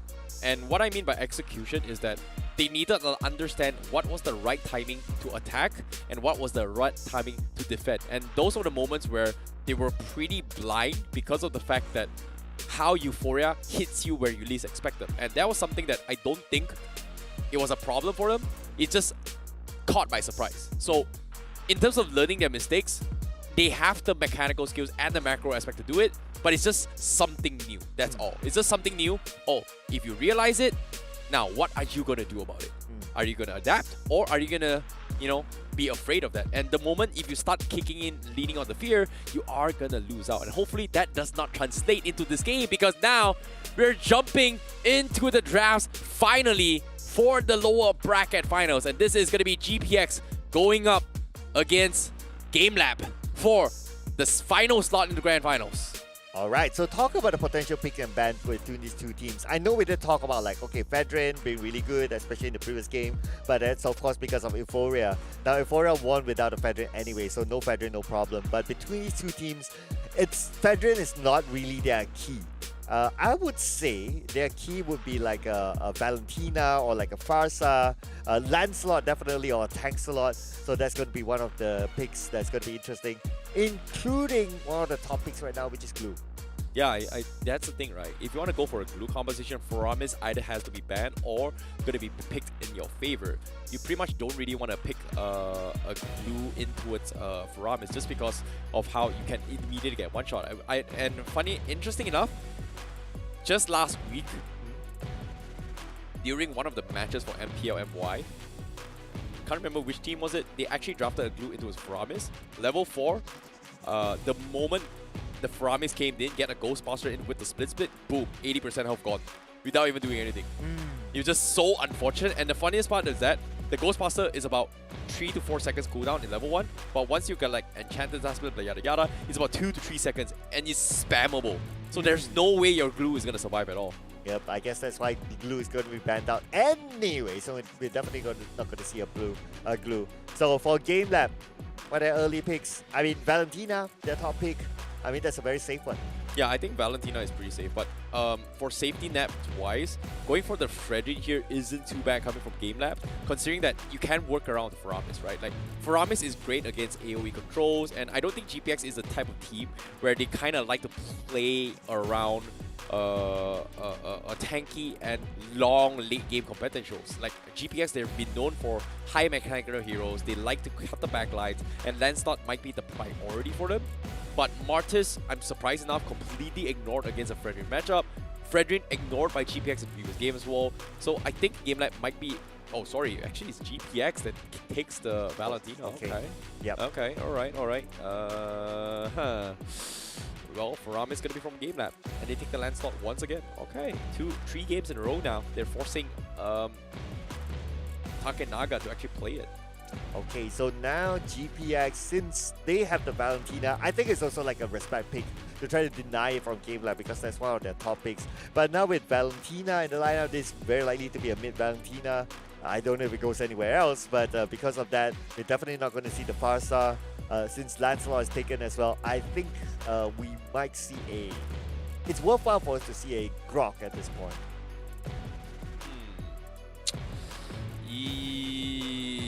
Or do you have some... I think going for the Melissa right here, right now, just for the counter auto isn't too bad. Like, yeah, I called about the Grok. The Grok's pretty good. But no, actually, yeah, now that you mentioned it, Claude is pretty good. I like that GPX, they definitely done their homework, considering how GameLab versus Euphoria. Both teams, even though they have Faramis to a certain degree, Claude was one of those heroes that was completely ignored. And I like GPX is finally bringing it out as an anticipation. While GameLab, they are gonna take the carry in their favor, means that even if GPX decides to go for the Fredrin, they still have somewhat of an answer. And funny enough, Fredrin against a Faramis as well as a carry, it's kind of like both counter each other. Obviously, carry is gonna be able to kill the Fredrin, but against a Faramis, it's a two-way breakdown. If you try to run away, Faramis is gonna pull you back. But if Faramis gets all clumped up and get a 4-man taunt by Fredrin, as well as a Praise of Wrath, is also good. So it's like a two-way thing. So I guess GPX, they don't really need to worry about it. GameLab, they don't really worry about Fredrin, but they definitely need to worry about the Martis. Martis definitely is something that can deal with the counter altar because of the CC immune. Let them pick the Fredrin, ban something else, and in this case, banning off an XP laner that can win their matchup is more important than banning off the Fredrin right now. So what we learned from having a carry in your team is that, yes, it's great, carry can scale towards the late game, but there's always a risk at the early game. So GameLab need to be prepared for the early game.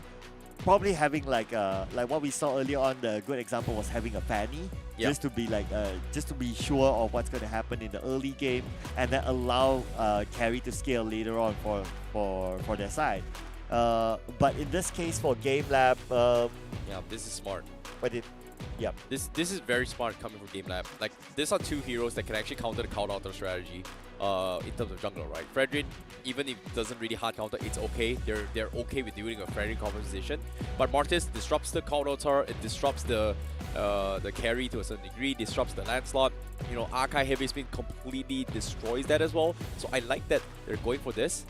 But that being said, seeing that Diggy is being banned, Atlas isn't too bad right now based on this composition. And for especially with a count altar, going for the Atlas isn't too bad. GameLab, they play it safe, they go for the Claude. And because they go for the Lolita to deal with the Claude, it's very nice. Whereas GPX, they are gonna try and go for potentially the Atlas. Like, this might be an XP Grok coming from GPX. I think the Atlas isn't too bad if they are banning the DK for this. Like, if they group up as 4, one Fatal Link, boom, everyone is gonna die. But because of this Lolita now, Claude is in a situation where he needs to play a little bit safer because most of his damage is gonna be blocked by this shield. And they have to decide now, do they want to stick with Atlas? Or do they stick with, you know what, we go for a roaming Grok and then we pick another XP laner, such as an Esmeralda, which can benefit against the shields, not necessarily against a carry, but they can go for the Yuzhong as well. And okay, they go for the Yuzhong as well as the Hayabusa. I like it. I really like this.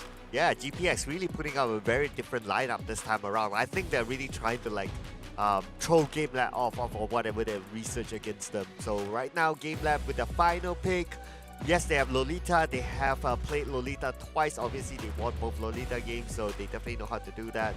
I can see where GPX is coming from in this Hayabusa. Like, Hayabusa is not often played. It's an A-tier jungler, but in the right hands, it can be mechanically strong. And so far, the only other player in the world that I've seen that Hayabusa is able to win this composition is none other than Kyrie, the man himself. And so far, he has been making waves in MPL Indonesia, especially when he came down from Philippines. So I'm extremely excited to see how this works out. GPS definitely very inspired by this. And I want to see whether or not Ray can actually live up to the expectation to kill the backline, especially against the carry. But the final pick here from GameLabs is going to be the Benedetta XP lane. What I like between these two picks is that the Grok pick. I think the Grok pick being a very good initiator would be the one to take the fight towards GameLab, and he will open up a fight. So with that being said, since they do have a Grok, which is a very good initiator, we might be seeing that they will go in strong onto GameLab, especially not allowing carry to scale, because we've seen how scary carry can be if it's allowed to scale, if it's allowed the space to play towards the late game. Yep. So, this is, without further ado, one of the match that we are extremely excited to see as well. Philippines versus Indonesia. Lower bracket finals. GPX going up against GameLab. A fight for the nation. Who is going to be the best? And now on the blue side, we have GPX. And on the red side, we have GameLab. And both teams starting, as usual, they're going to get their purple bars on their own. Of course, purple bars for these two heroes are important, but we have a little bit of a jungle invasion there. Okay, Aizawa almost getting the steal away, but no, that didn't happen at the end. Yep, this is something I'm extremely excited to see how things are going to work out. But for now, GameLab, they are playing a little bit more aggressive now. They're having Fredo QT looking to try and get a couple of kills in to isolate the fight. But Dogman definitely on the Lolita is going to be able to do a little bit more now. Yeah, and I guess the idea for them to play a little bit more aggressive is that they want to open up as much space for Yukizi, because if not, GPS would have the idea of, oh, okay, that just happened. You know, All Ziri right. getting a very, very nice first blood on towards Javos, and that is huge considering how Javos doesn't have the tankiness in the early stage of the game. And this is what I'm talking about in terms of the Shadow Stampede, right? Aizawa is going to be able to isolate the fight. Even the Valentina would not be able to escape the claw. So this is something that GameLab can use to capitalize on. Okay, so that's going to be first blood anyway for GPX, so a good start for them. But they need to try to stop carry. Like, yes, they can stop everyone else, but if Yukizi is given the leeway to farm, to scale, then late game is going to be hard for GPX. This is tough. This is going to be very, very tough indeed. But GPX now, they are going to try and set up for a fight down bottom. Meanwhile, GameLab, they have to dodge this fight. Like, it's just not worth going for the contest here. But Dogman already in position for the counterplay. He's got a Luminon Blast Flicker as well. GPX needs to be worried as well. Here comes the setup. It is going to connect, but no, completely with the mark. The damage is there. Takenaga, he steals the turtle. Counter being expended from GPX, and they will be able to disengage. But GameLab's not going to be able to do too much as well. It's going to be trading objectives for both sides. Okay, so a little bit of a trade there, but no one went down, so it's still 1-0 towards GPX. But because of the objective, then GameLab gets the money advantage. But again, same issue as before. look at where Yukizi is at. He's given a free reign at the bottom lane. Yeah, he is going to be giving a little bit of his wall. And so far, when it comes to wall, Watt and as well as Yukizi, right? Both sides, they have to play a little bit safe. But what's interesting is that GameLab, they're having Aizawa and Yukizi going for Purifies, expecting the chain stuns coming from Ziri. So this is going to be a problem for Ziri to kind of figure out, right? Because eventually, this Petrify stun combo coming from Yuzhong is great. But if you don't land those combos, a majority of your damage gets completely negated because of that. Yeah. Overall, I kind of expected that GPX to play a little bit faster. Yes, they got the first blood, but that was like more of a 1v1 situation rather than they all go to one lane, winning the lane, move to another lane, and so on and so forth. So if this continues, again, it's going to be the debate of whether they can handle the carry or not. Yeah, I agree. This is something that they have to actually figure out as well. GameLab's currently in a position they have to call for the pause to actually figure out what's going on, because eventually they are playing very, I would say, passively right now. I feel like GameLab is in a situation where they're not dictating the tempo in their favor, and it's understandable considering that Dogman is forced to play a very defensive character now compared to his known Kufra with his flashy plays thus far. True. Yeah, if you play Kufra, you can jump, you can try to get the backline and stuff like that, but this time around it's going to be a little bit different for him. So they are trying to adapt to his kind of pacing. And maybe, at least for GameLab, right, they can play the long game. Again, to me, the key would be carry.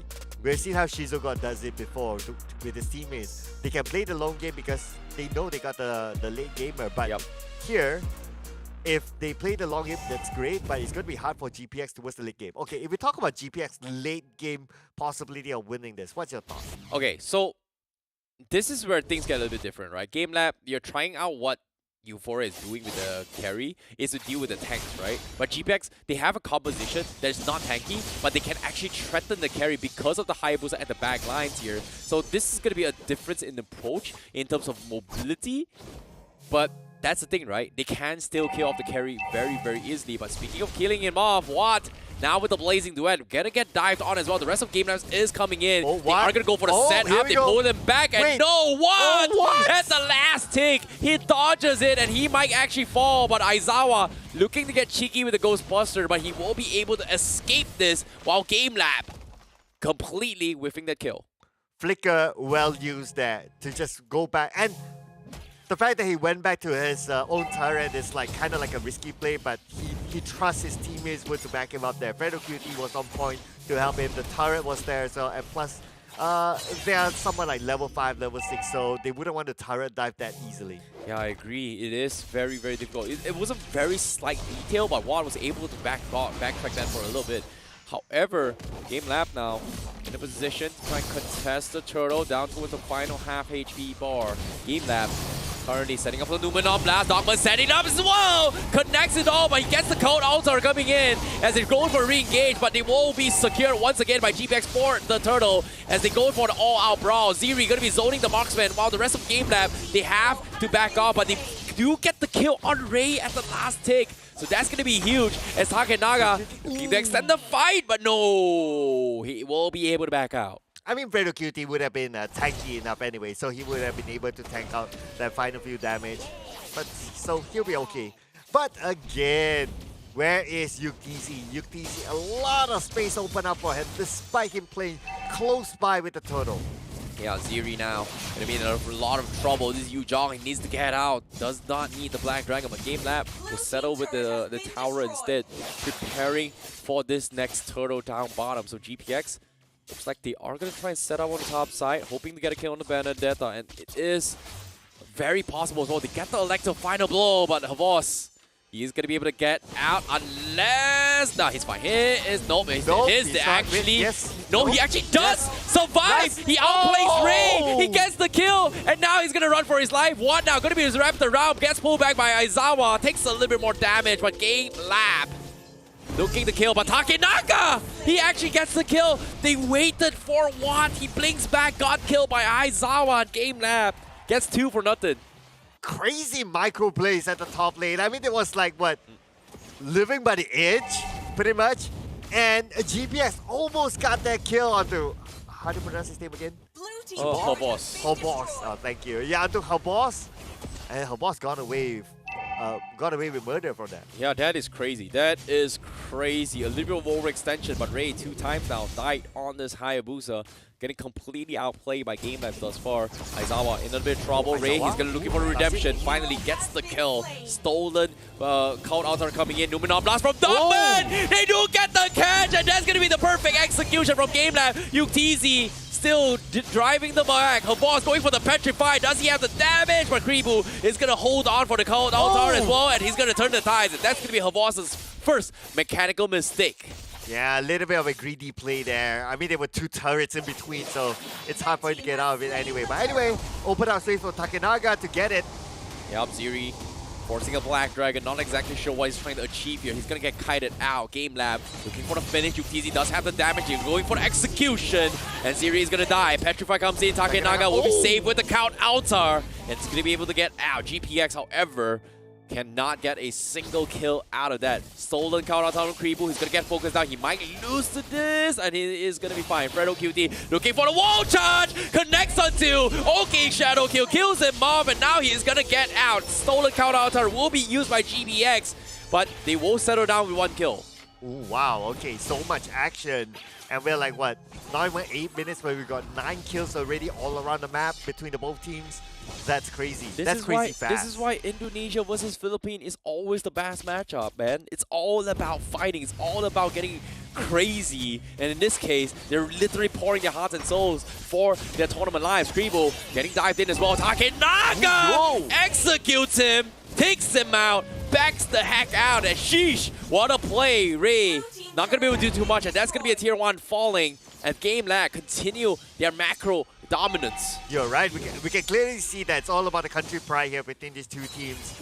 So they want to try to get as much as possible out of each other. So far, GameLab with those few skirmish wins opening up a lot of space for Yuktz. In fact, Yuktz already got his first kill, meaning that the scaling of Yuktz is there. And looking at the items, Yuktz is the most stacked up among all so far. Yeah, it's crazy.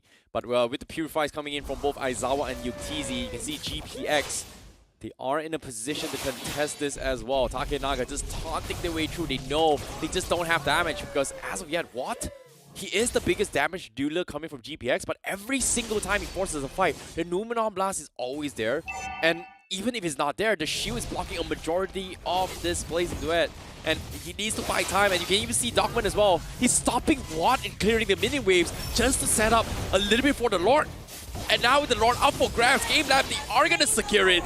Cold Altar comes in, GPX needs to back out. They have to run for this. And Takenaga not letting them off the hook. The counter Black Dragon comes in, but with the wall coming in, the rest of the team will not be able to follow up with GPX as they pick them apart. Ziri holding for his dear life. Takenaga finally dies. But GameLab will also trade 1 in their favor. Okay, Boo almost taken down, managed to escape.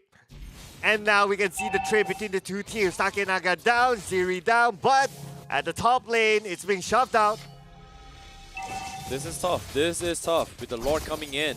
Even though, you know, GameLab, they had the right idea to isolate the Dragon, the Yuzhong Ziri, but they don't really have a solution for keeping Takenaga alive, right? Takenaga, you know, who is he gonna zone? There's only so much heroes he can zone. It's either Ray or what, but even then, those are heroes that doesn't necessarily need to dance with you, and it's something that Takenaga is gonna struggle eventually. He is gonna be annoying, but eventually he is gonna struggle in terms of overall damage. But at the same time, this is where things get a little bit interesting. Okay. Alright, I saw something interesting as well. But anyway, it's going to be interesting as this matchup is going to continue on with the Lord still active, but the Lord, because this is the first time, so it's going to be easy for a GPX to defend this. But on the mid lane, fights happening. Yep, now with the count Altar coming in, you can see GameLab, they're gonna extend the fight as they try to go in for a little bit of a snipe down here. They need to back out. FredoQT trying to stall them back, but he's taking a little bit too much damage. He will die towards Aizawa with the Ghostbuster, while Ziri looking for the Black Dragon. He's gonna catch 3 men with the Petrify, and the rest of GPX looking to follow up, but the damage for GameLab a little bit too much. Yukizi picks them apart bit by bit, while Takenaga is going to stall it off. What? Missing his auto attack, needs to back up, and from behind, Ray comes in, almost gets this kill, but GameLab, they sidestep their way through as they look to back off. Oh, somehow Takenaga still survives, even though Rain went for the backline, but now Kibu is waiting behind. Takenaga super duper low, but it's 2v1. Definitely they're trying to take down Kiribu, and Kiribu last hit. They're gonna give it. They're gonna give it to Yukizi. Oh no, Kiribu. Yukizi. They want to feed Yukizi. Oh, there you go. Kiribu, he thought he could survive this, but it's not gonna happen. And GameLab is gonna be able to come up on top. Well done coming in from them. And as of yet, it feels like GPX is just having the back seats here. They just have no solution on what they want to do. Especially when they've got so much they have to overcome, especially for Watt. Okay, they try to win back their area, they try to win back their jungle, but Red Cutie, don't spend too much time out there. He's taking a little bit of a risk, but at the same time, the bottom lane, okay, so both lanes being shoved out. At the same time, the Lord is going to come out, and they're ready for it. Yeah, I agree. And seeing how this is actually happening as well. GameLab, once again, going for the next Lord fight. GPX needs to try and force the issue, but the Lord will be up for grabs, and GameLab will be able to get it as well. Malefic roll up on Yukizi. Glowing one up on Aizawa as well. Ray getting a very important kill on Javos. That's going to limit the numbers to hold on for their dear lives. Aizawa getting isolated, but no follow-up coming from GPX. Okay, GameLab, they just need to wait for Lord to arrive, and that's where they'll go in. For now, they'll just clear off the entire jungle. GPX, if they want to create space, this is the moment right now. The moment Lord arrives at their doorstep, that's it. Yep. And of course, this is where things get a little bit interesting as well. With the Lord coming in, it is going to be pushing their way from the top side. GameLab currently in a situation where they can close out the game, and GPX, they have to give their all to defend against this, but they're still playing to save Ray, showing himself. Homie is getting stunned out by Darkman, but the Lord already working on the crystal. GameLab, they are going to settle with the tier 3s for now. Darkman just blocking all the bullets from Watt, just doesn't really care, and there's just nothing GPX can do about this. Right now, GPX pushed to a corner. It's still 5v5, and now GameLab, they'll be looking to close this. Yeah, it is going to be possible as well. Darkman with the Numana Blast! Gets Kribu at the second! And now Yukizi, he's going to be in trouble. But Ray will be able to disengage. But GameLab, they settle in tier 3. They're looking for more. No Kribu, no problem. Crystal's exposed. They've got the count outer. They are going to try and dish out the damage. And now here comes the blazing duet. All completely blocked by Darkman. He's dead. Yukizi falls. And now GPX is going to lose more, even more. With what? Last man standing, dead as well. GameLab is gonna be taking game 1 against GPX. And there you go. When it came to the later stages of the game, Yukizi playing the carry. There was almost no counter for him. So much space created by GameLab. Basically, they're going in for the late game, but you don't really need the late game in this case. By the time it goes mid-game, it's good enough for Yukizi. GG, well played to GameLab for game number 1. One more step to being the second grand finalist. We have GPX, last team for Indonesia, Indo Pride, to fight for their tournament lives here for the Snapdragon Pro Series. Very, very difficult, if you think about it. Not gonna lie, I was actually expecting a closer game between these two. Considering like whatever happened yesterday, and today for GameLab, it's been a long day for them. They're playing back-to-back series. But this game, we can see that GameLab is still on point. This is the GameLab that we knew of before this. Yeah, this is the undefeatables coming in, showing you a masterclass on how to be the best. One time they lost, it was against the team that kicked them into the Open Finals. So in this case, GameLab, they are in a position where they can completely deny Indonesia the last chance for the Grand Finals to happen next week. Okay, so looking at this current scenario, right, it seems that a lot of space is still given towards carry, and it's kind of like a textbook play, right? You open up a lot of space, allow carry to farm out. It's like the hyper carry meta, right? So how is GPX going to deal with that? Well, it is tough, but let's take a look at the scoreboards coming from both sides for now. GameLab definitely having all the itemizations all proper as well. The drafts was a little bit iffy, but having the Lolita just completely shut down the clock, right? Like GameLab just had a solution to deal with it, and there was just nothing really much GPX could have done. Very early Radiant Armor purchase on Darkman, very early Dreadnought Armor, as well as a Dominance Eyes to slow down the burst coming from Watt. And because of this Lolita, Claude pretty much in a situation where there's nothing much Claude can do, if you think about it. Yeah, pretty much. Very, very, very little.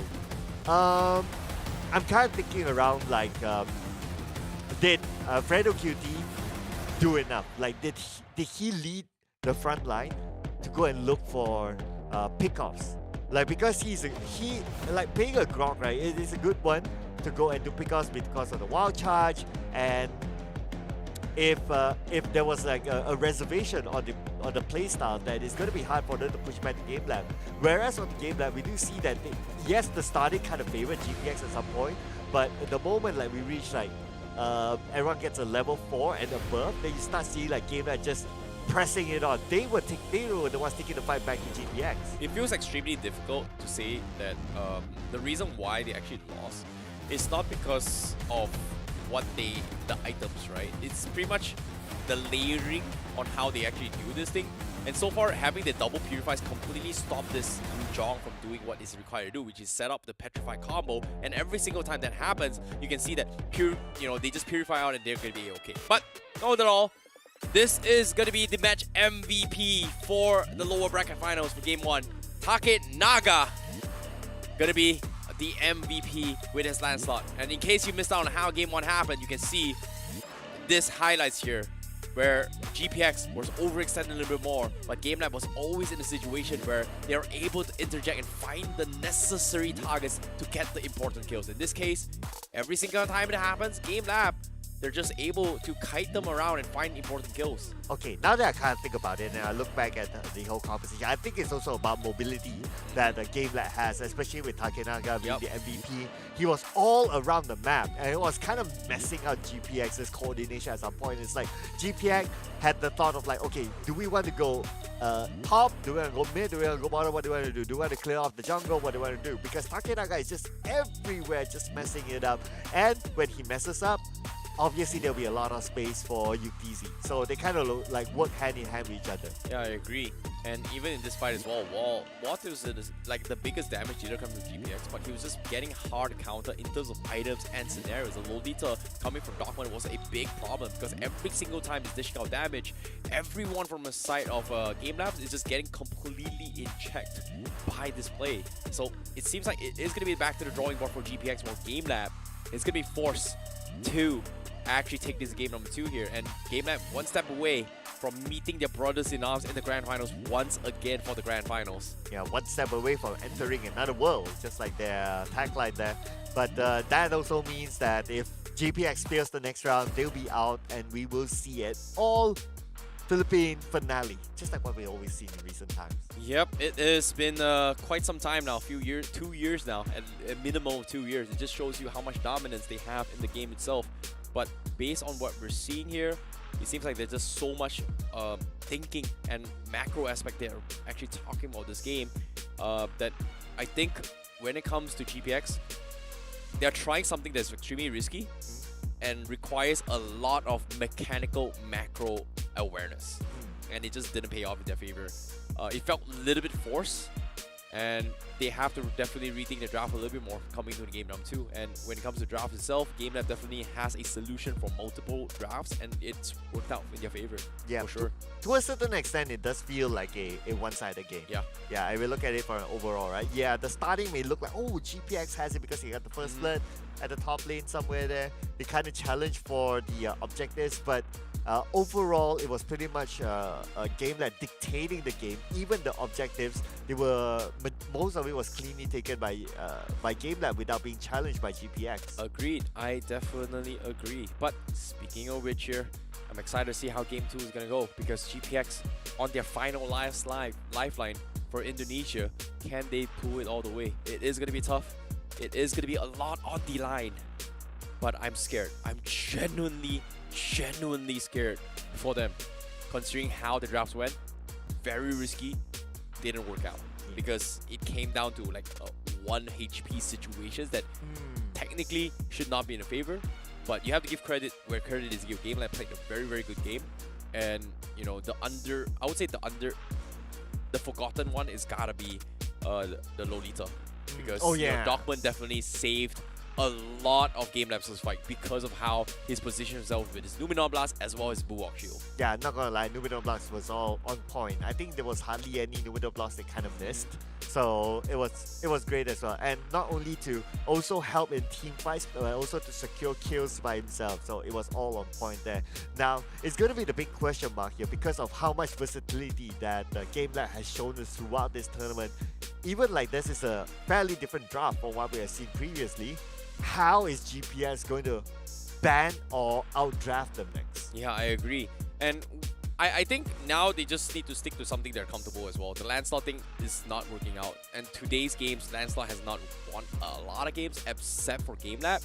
But GPX definitely needs to stick to something that they're a little bit more comfortable. And so far, playing against a Faramis is not their comfort pick at all, which is really unfortunate. But all things considered, without further ado, we're going to be jumping into his game number 2 for the lower bracket finals, the final match potentially for this game. Or are we going to see game number 3? Game number 2 is going to be on its way here for the lower bracket finals. And I want to see how they actually pull it off, because as of yet, as you can see, GameLabs will be on the blue side and GPX on the red side. But the funny thing is that despite Faramis being one of the topics across, right, it's not banned that much. But it's still a really good pick. Like how we see how the composition is. It's also a good counter pick against Glue, and also it's a very good team pick. Why do you think Faramis is not banned instead? Because 1-1 and Joy is just even more broken than that. 1-1 Joy, definitely one of those heroes that is way much broken. Fanny, definitely, okay, Fanny not necessarily broken completely, but in top tier competitive play, in the right hands, it is just extremely annoying to deal with. So that's one of the reasons why. But when you take that into its factor into its 3 bans, everyone else just needs to ban the other S tier picks. And if you get first picks, I'm gonna take the Faramis. And there are just not a lot of heroes that can deal with the Faramis, right? Just because how it was broken in the previous patch, they nerfed it down a little bit. But the Count Altar, like the moment you lose your first 10 HP, you still have like a 1-ish second iframe to get just completely ignored in terms of overall damage. So that 1 second buys you a lot of time to reset your skills or even extend the fight. Whereas your opponents might be dishing out 0 damage while after contributing everything on those 10 HPs. Yeah, we wouldn't get into a better position or even get away. So the only way that the Count Altar becomes really useless is that the moment you lose your 10 HP, your max HP immediately gets chunked down rather than gives you this 1 second, I would say, suppressed form where you don't take any damage, which is weird. Well, that's why it's one of the top picks. Yeah, but not one of the top bans. So it's kind of like in between. But it's also a very team-based sort of hero. Like, yes, it enables your other carry heroes or late game heroes, but if they don't work out, you don't work out as well. I'm surprised Mincitar just completely ignored at all. Like, Mincitar is just so good in all these scenarios right now. I'm really surprised people are just ignoring here. Tank Mincitar is just so good. The hooks are really disgusting as well. Once you get hooked, there's no way out. It's easy to get out to a certain degree with the Diggy, but GameLabs, once again, they'll double down on this Faramis, and GPX gonna be forced to retaliate once again. But the problem is, do they take the Claude as a priority and then take away the Lolita? Or maybe take away the Lancelot as a priority. Oh yeah, Lancelot isn't too bad as well, coming from GPX. I think Fredrin isn't too bad if they want to first pick it as a safety net from GPX. Martis isn't too bad as well, considering it was banned off. So looks like you are gonna get a call right there. They are gonna take the Lancelot for now. Yep, so it's gonna be Lancelot and Lolita. Ooh, taking away 2 heroes that GameLab played really well previously. So that's gonna bring GameLab back to the drawing board. I mean, for GameLab, there's still Valentina that they can pick is one of the top picks. They used it well as well.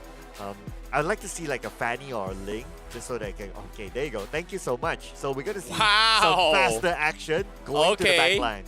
Okay, because they picked the Lolita now, they are in a very, very awkward position where how do we do this? And considering that you drafted the Lancelot, that means there's no way they can actually stop the Fanny unless they go for what? Okay, let's talk about heroes that can actually counter Fanny, right? Kufra, Akai, Saber, Paquito. Yeah, technically those are really, really good ones to deal with it. Grok as well. But Grok stolen by GameLab. Kufra, if they drop a Kufra now, where is he gonna play? Because there's a Lolita, there is a Lancelot, jungler as well as roam. If you force the Kufra XP, not gonna be able to roam as efficient. Fanny's gonna be playing on the other side of the map. If you drop an Akai, same thing. Do you play this XP Akai? What value does it bring against another XP laner, such as the Benedetta, such as the Lapu Lapu, Yu Zhong, yada yada. But in this case, going for the Lapu Lapu isn't too bad. But I feel like GPX is in a situation where they could have drafted the Hilda to deal with to annoy the jungler, but I hate this. Like GPX is in a situation where they have to rely on the jungler just, their marksman not dying. And in this case, Brody pickup is good, but if GameLab bans it, it's tough. Going for a Leslie isn't too bad. Just for the sake of, keeping you with a safety net. I think Moskov has been the go-to for a lot of the players.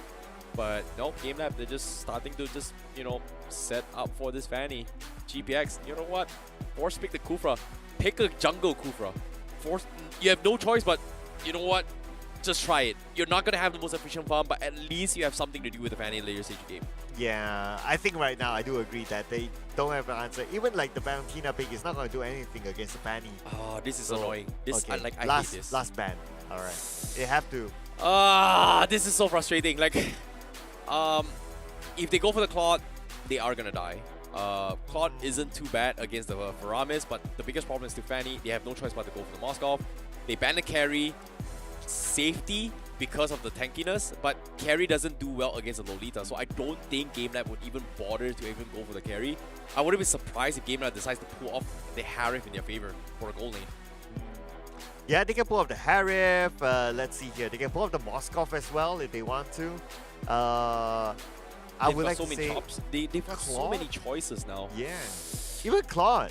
Nah, Claude is pretty much. I don't think they should go for the Claude at all for GameLab. Like, Terizla ban, ooh, wow. They actually saw how GPX played it on the XP lane, so I guess they don't really want to deal with that because those penalty zones is going to have a very, very strong hard lockdown against the Paramis. So I guess they don't really want to do it. Means Lapu Lapu is going to be the way to go for GameLab, potentially. Might be an XP Grok if they decide to open things up as well. Beatrix is going to be the way to go for GPX. They are going for AoE control, but this Fanny is going to completely destroy this Beatrix. Yeah, not the best of distance. And the fact that Valentina will be won't be able to keep a good distance as well. So pretty much the distance between Valentina as well as Beatrix will be pretty close by. That is where Fanny can actually like get a 2-for-1 at the same time. Yeah, I guess that's going to be the case here. Now, GameLab's final drafts here. They need to figure out what they want to do. I think Esmeralda isn't too bad. GPX going for Dirov isn't too bad as well. But yep, like you said as well, they are going to bring the Claude as well as the Benedetta for GameLab. GPX, very, very awkward position. How to deal with these heroes. Final pick, GPX, XP laner against a Benedetta. Not many heroes that can actually deal with this at all. And have to deal against the Fanny. So right now it does look like they don't have an answer against the Fanny. I don't see an answer at all. Not at all? Not even like the slightest wiggle? Kufra XP is tough. Paquito XP is pretty much okay-ish. But they still need an answer for the Claude as well. So I hate this. Oh yes. Mincitar, definitely a big plus. Finally, pick the Minsitar. I think the Minsitar is the best solution. Yes. Right. This is the best that you can ask for. I love it. Finally, first Minsitar off SPS. Did we see a Minsitar yesterday? No, right? No. First ever. And it is going to be on the XP lane. I love it. I want to see how it goes. I want to see how GPX plays this. This is going to be a tough game. But I'm extremely excited to see how it happens.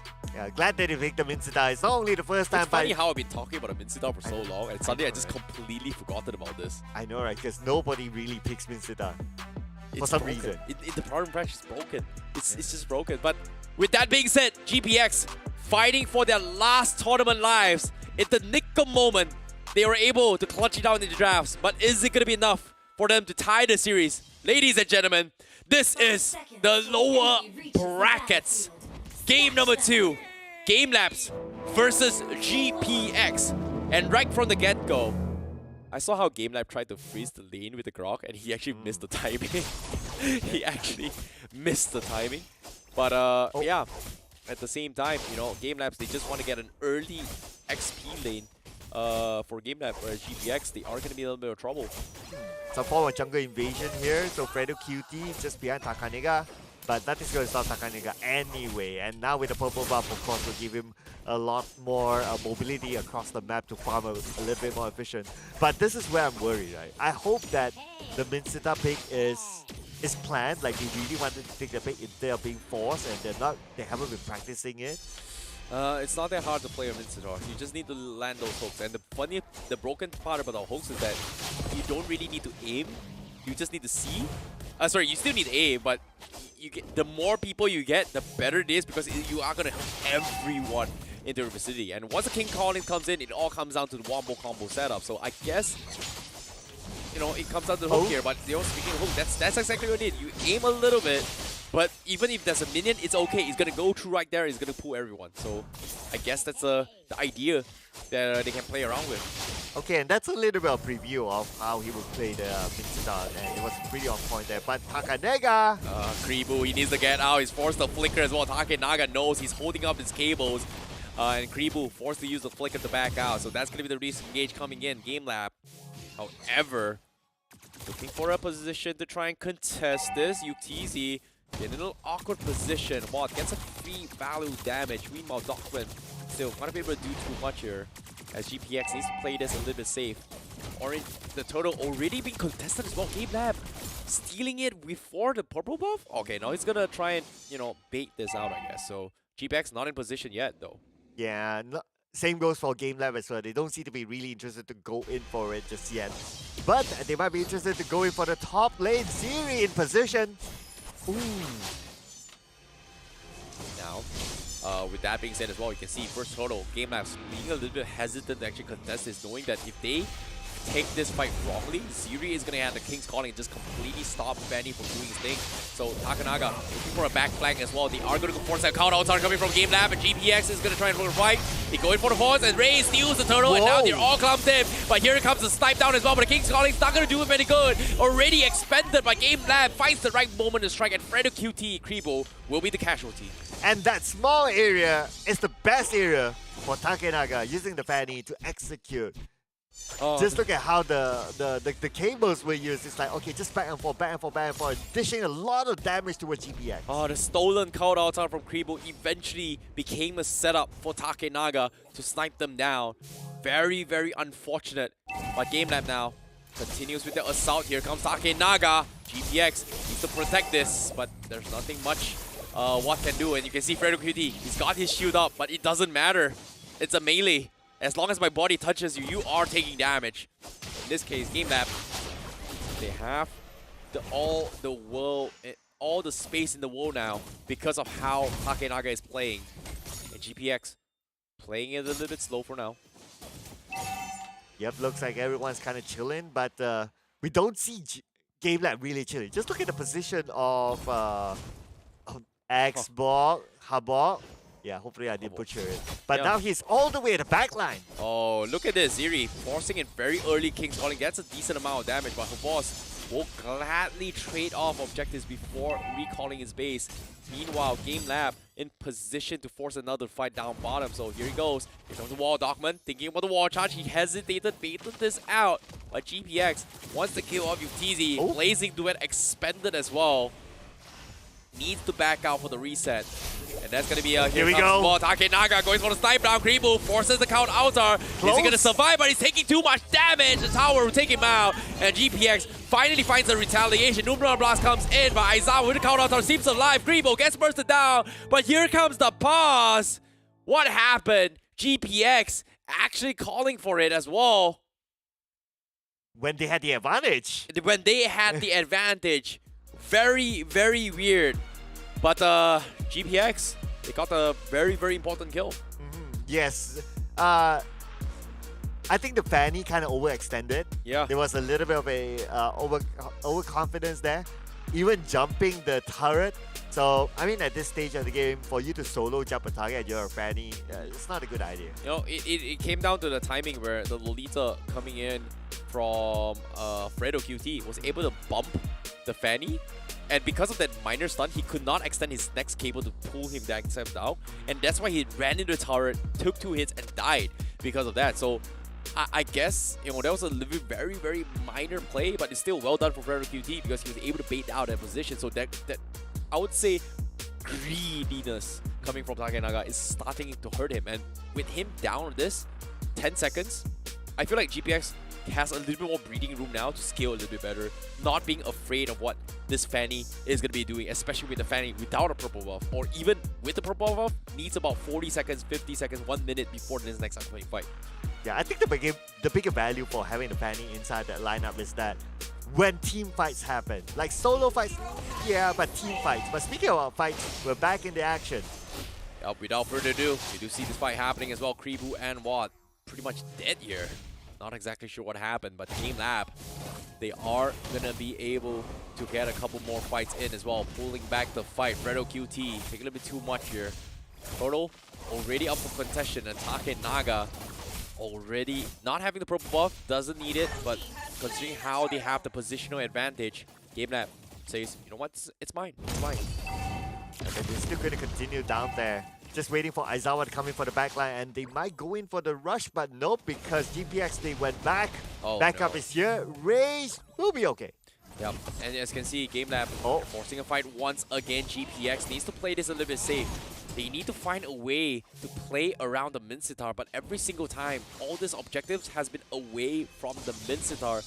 And it's tough, especially when the Fanny is just fighting across the map, and because of that, now, they're looking for this invades once again. GPX, they're into trouble as well. Counter comes in. Numenor Blast stops them in track. It is going to buy them for more time, but Fredo QT blocking a majority of the damage. He holds on. He doesn't die. The ultimate defense. And now the stolen counter is going to keep him alive, but momentarily. But eventually, they will trade 2 for 2. Kribu now dropping a little bit too low, and it's going to be UTZ that steals the kill, and GameLab will still come up on top. There was nowhere for Kribu to go at some point, but at least they traded back by taking a turret in the middle. And it seems like, so far, Ziri playing the Mincetar totally ignored. But let's check out the highlights again. Yep, great Numenon Blast coming from Ziri as well. That looked like a lost cause, but because of that shield, it blocks so much damage coming from UTZ, allowing Kribu to salvage the fight. But eventually, the biggest problem was still the Fanny, right? Look at Takenaga getting freebies after freebies, and they need a fight where Takenaga needs to fight against the Mincetar known as Ziri, and every single time this fight happens, you can see GPX, they're not in a position to do so because he's so busy pushing up the lanes. And now, even here, Kribu got a stolen Fanny out. Not exactly sure what's that gonna do, but pay attention to this. Whenever they see Mincetar on the map and he's in the other side of the map, GameLab decides to pick a fight away from the Mincetar. They're just so smart, just selectively choosing when and where they want to fight. Yeah, and Mincetar during the late game is pretty much more like a tank, initiator sort of hero, so it's not going to deal that much of damage. So they might as well focus onto those that's going to be on the late game side. But GameLab now, GPX, trying to get that buff, but can they? You can Pretty see close. even the bottom lane as well. The XP laners are just fighting against each other. And GameLab once again, top turtle coming in. Nuno blast from Fredo QT is going to come in as well. Takenaga in an awkward position. Almost get picked away by the Beatrix, but little did they know behind him, Dogman is in position to fight this. And they are going to go for the wall charge. Aizawa takes him out. Mistakes from GPX. Did not expect him to be there. And now they need to back out. Countouts are coming from Aizawa. Keep him alive. And here comes Takenaga with the snipe down. He gets the kill, but Ziri hooks him back, almost kills it, but unfortunately, he won't be able to get out. GPX, they are getting zoned out. Voss drops the Electro final blow. Not exactly sure what's gonna contribute, but GameLab will settle with a tier mid one in the middle lane. But Takenaga, he continues to go for kills. He finds one now, looking for even more in these fights. And we can see the best value of Takenaga is that he works best in this kind of competition together with his teammates rather than him fighting alone. And he's very, very smart at doing that as well. His teammates buy time for him, just stall the opponents. He comes in, snipes, goes back, resets himself, come back into the fight to snipe again. It is just great teamwork in and out for Takenaga. Yup, GameLab's getting a very, very quick Lord as well. GPX finally has no choice but to concede this fight as well. Fredo QT blocking the shots as well. Numenon Blast comes in, not gonna do much. Instantly cancels his way through. While GameLab gonna be waiting for the Lord for this coming fight. Alright, we can see the orange buff still taken by Ray. So as much as they try to steal it away, but overall you can see the dominance from GameLab. They are just overtaking the jungle of GPS, not allowing them to come out at all. The dreams of Indonesia making it to the grand final slowly crumbling away with GameLab with a dominating lead once again in game number 2. Can they fight for their lives? Because as of now, it seems like chances are slim as they try to hold on. Tier 2's exposed. Ray pulling his body here. Aizawa going to clear his way through. Fredo QT blocks a couple of shots in, but it is not going to be committing his way through as the Lord is going to be pushing in from the bottom lane. GPX goes for the snipes there. What? Almost getting taken down as well. Takenaga getting a little bit angsty with his energy charges, but he is going to be recalling back. He is going to back off, and now GPX might be able to get a very, very nice hook if they get one at all. Ziri needs to find it, but they will somehow defend against this. Ooh, okay, yes, defense in the sense of like they cleared off the minion waves, but not really defending against GameLab because GameLab, just look at this.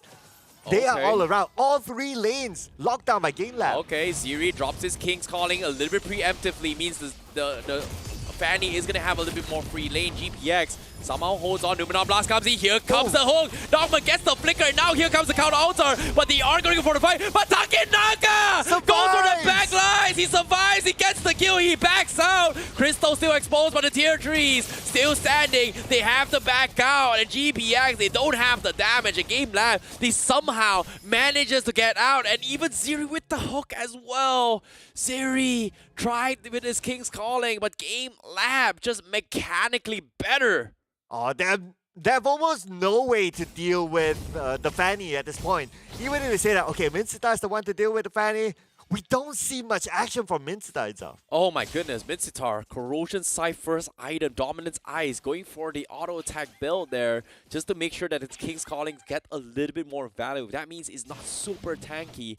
So that means GPX needs to buy more time. In this case, the King's Callings needs to be so precise to actually punish this. But we do see a fleeting time up on the Faramis. So that is going to be a little bit interesting fact there, where we are going to see a lot of Ghostbusters to actually shut down GPX potentially.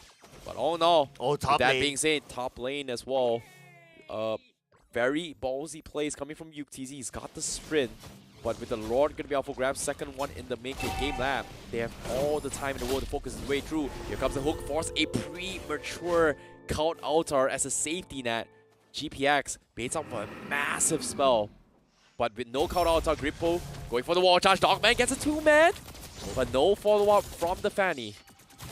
Yeah, keep your eye on to Takenaga. I wouldn't be surprised if they go for a solo Lord at this point, and the rest of them just buy time, opening up space, but GPX, they know that they cannot let this Lord go, so they're going to try to challenge it. They have to go. They really have to go here. No count altar yet. They have to force a fight. But if they die, that means Aizawa gets a very quick one as well. GPX can't seem to find one as well. Here comes a snipe! Takenaga gets scouted out as well. That's huge. But GPX, they're not getting any value out of this, even though they're doing damage. And GameLab, they're just baiting them out to make a mistake.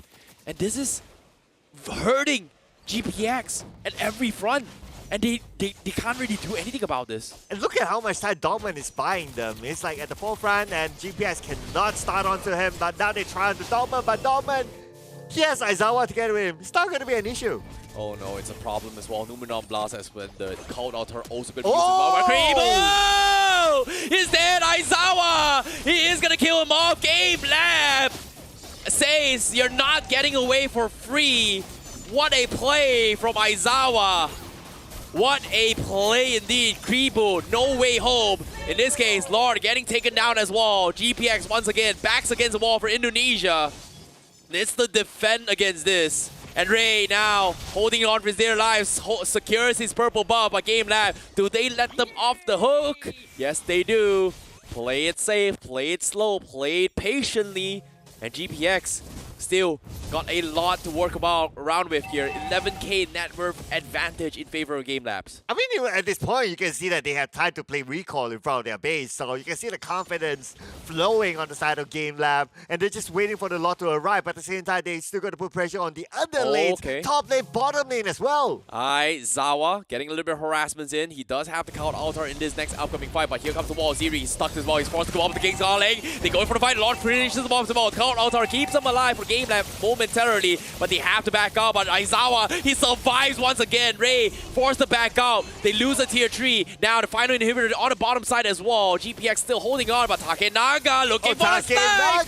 Ray down to his 1 HP. Can they get the kill? He dodges his way through. Havos could not finish the kill, but Fredo Guilty will settle with Aizawa. Now Havos in a stuck predicament, could not get out, and GPX finally finds a moment of brilliance to fight back, and it's not over. GameLab, they lose 3. However, Aizawa is out. Takenaga saves the day once again, stops Kribu in his track, and he's down for the count once again. Wow, Takenaga coming in just in time, man. Aizawa is still there. He can bail Dogman out though.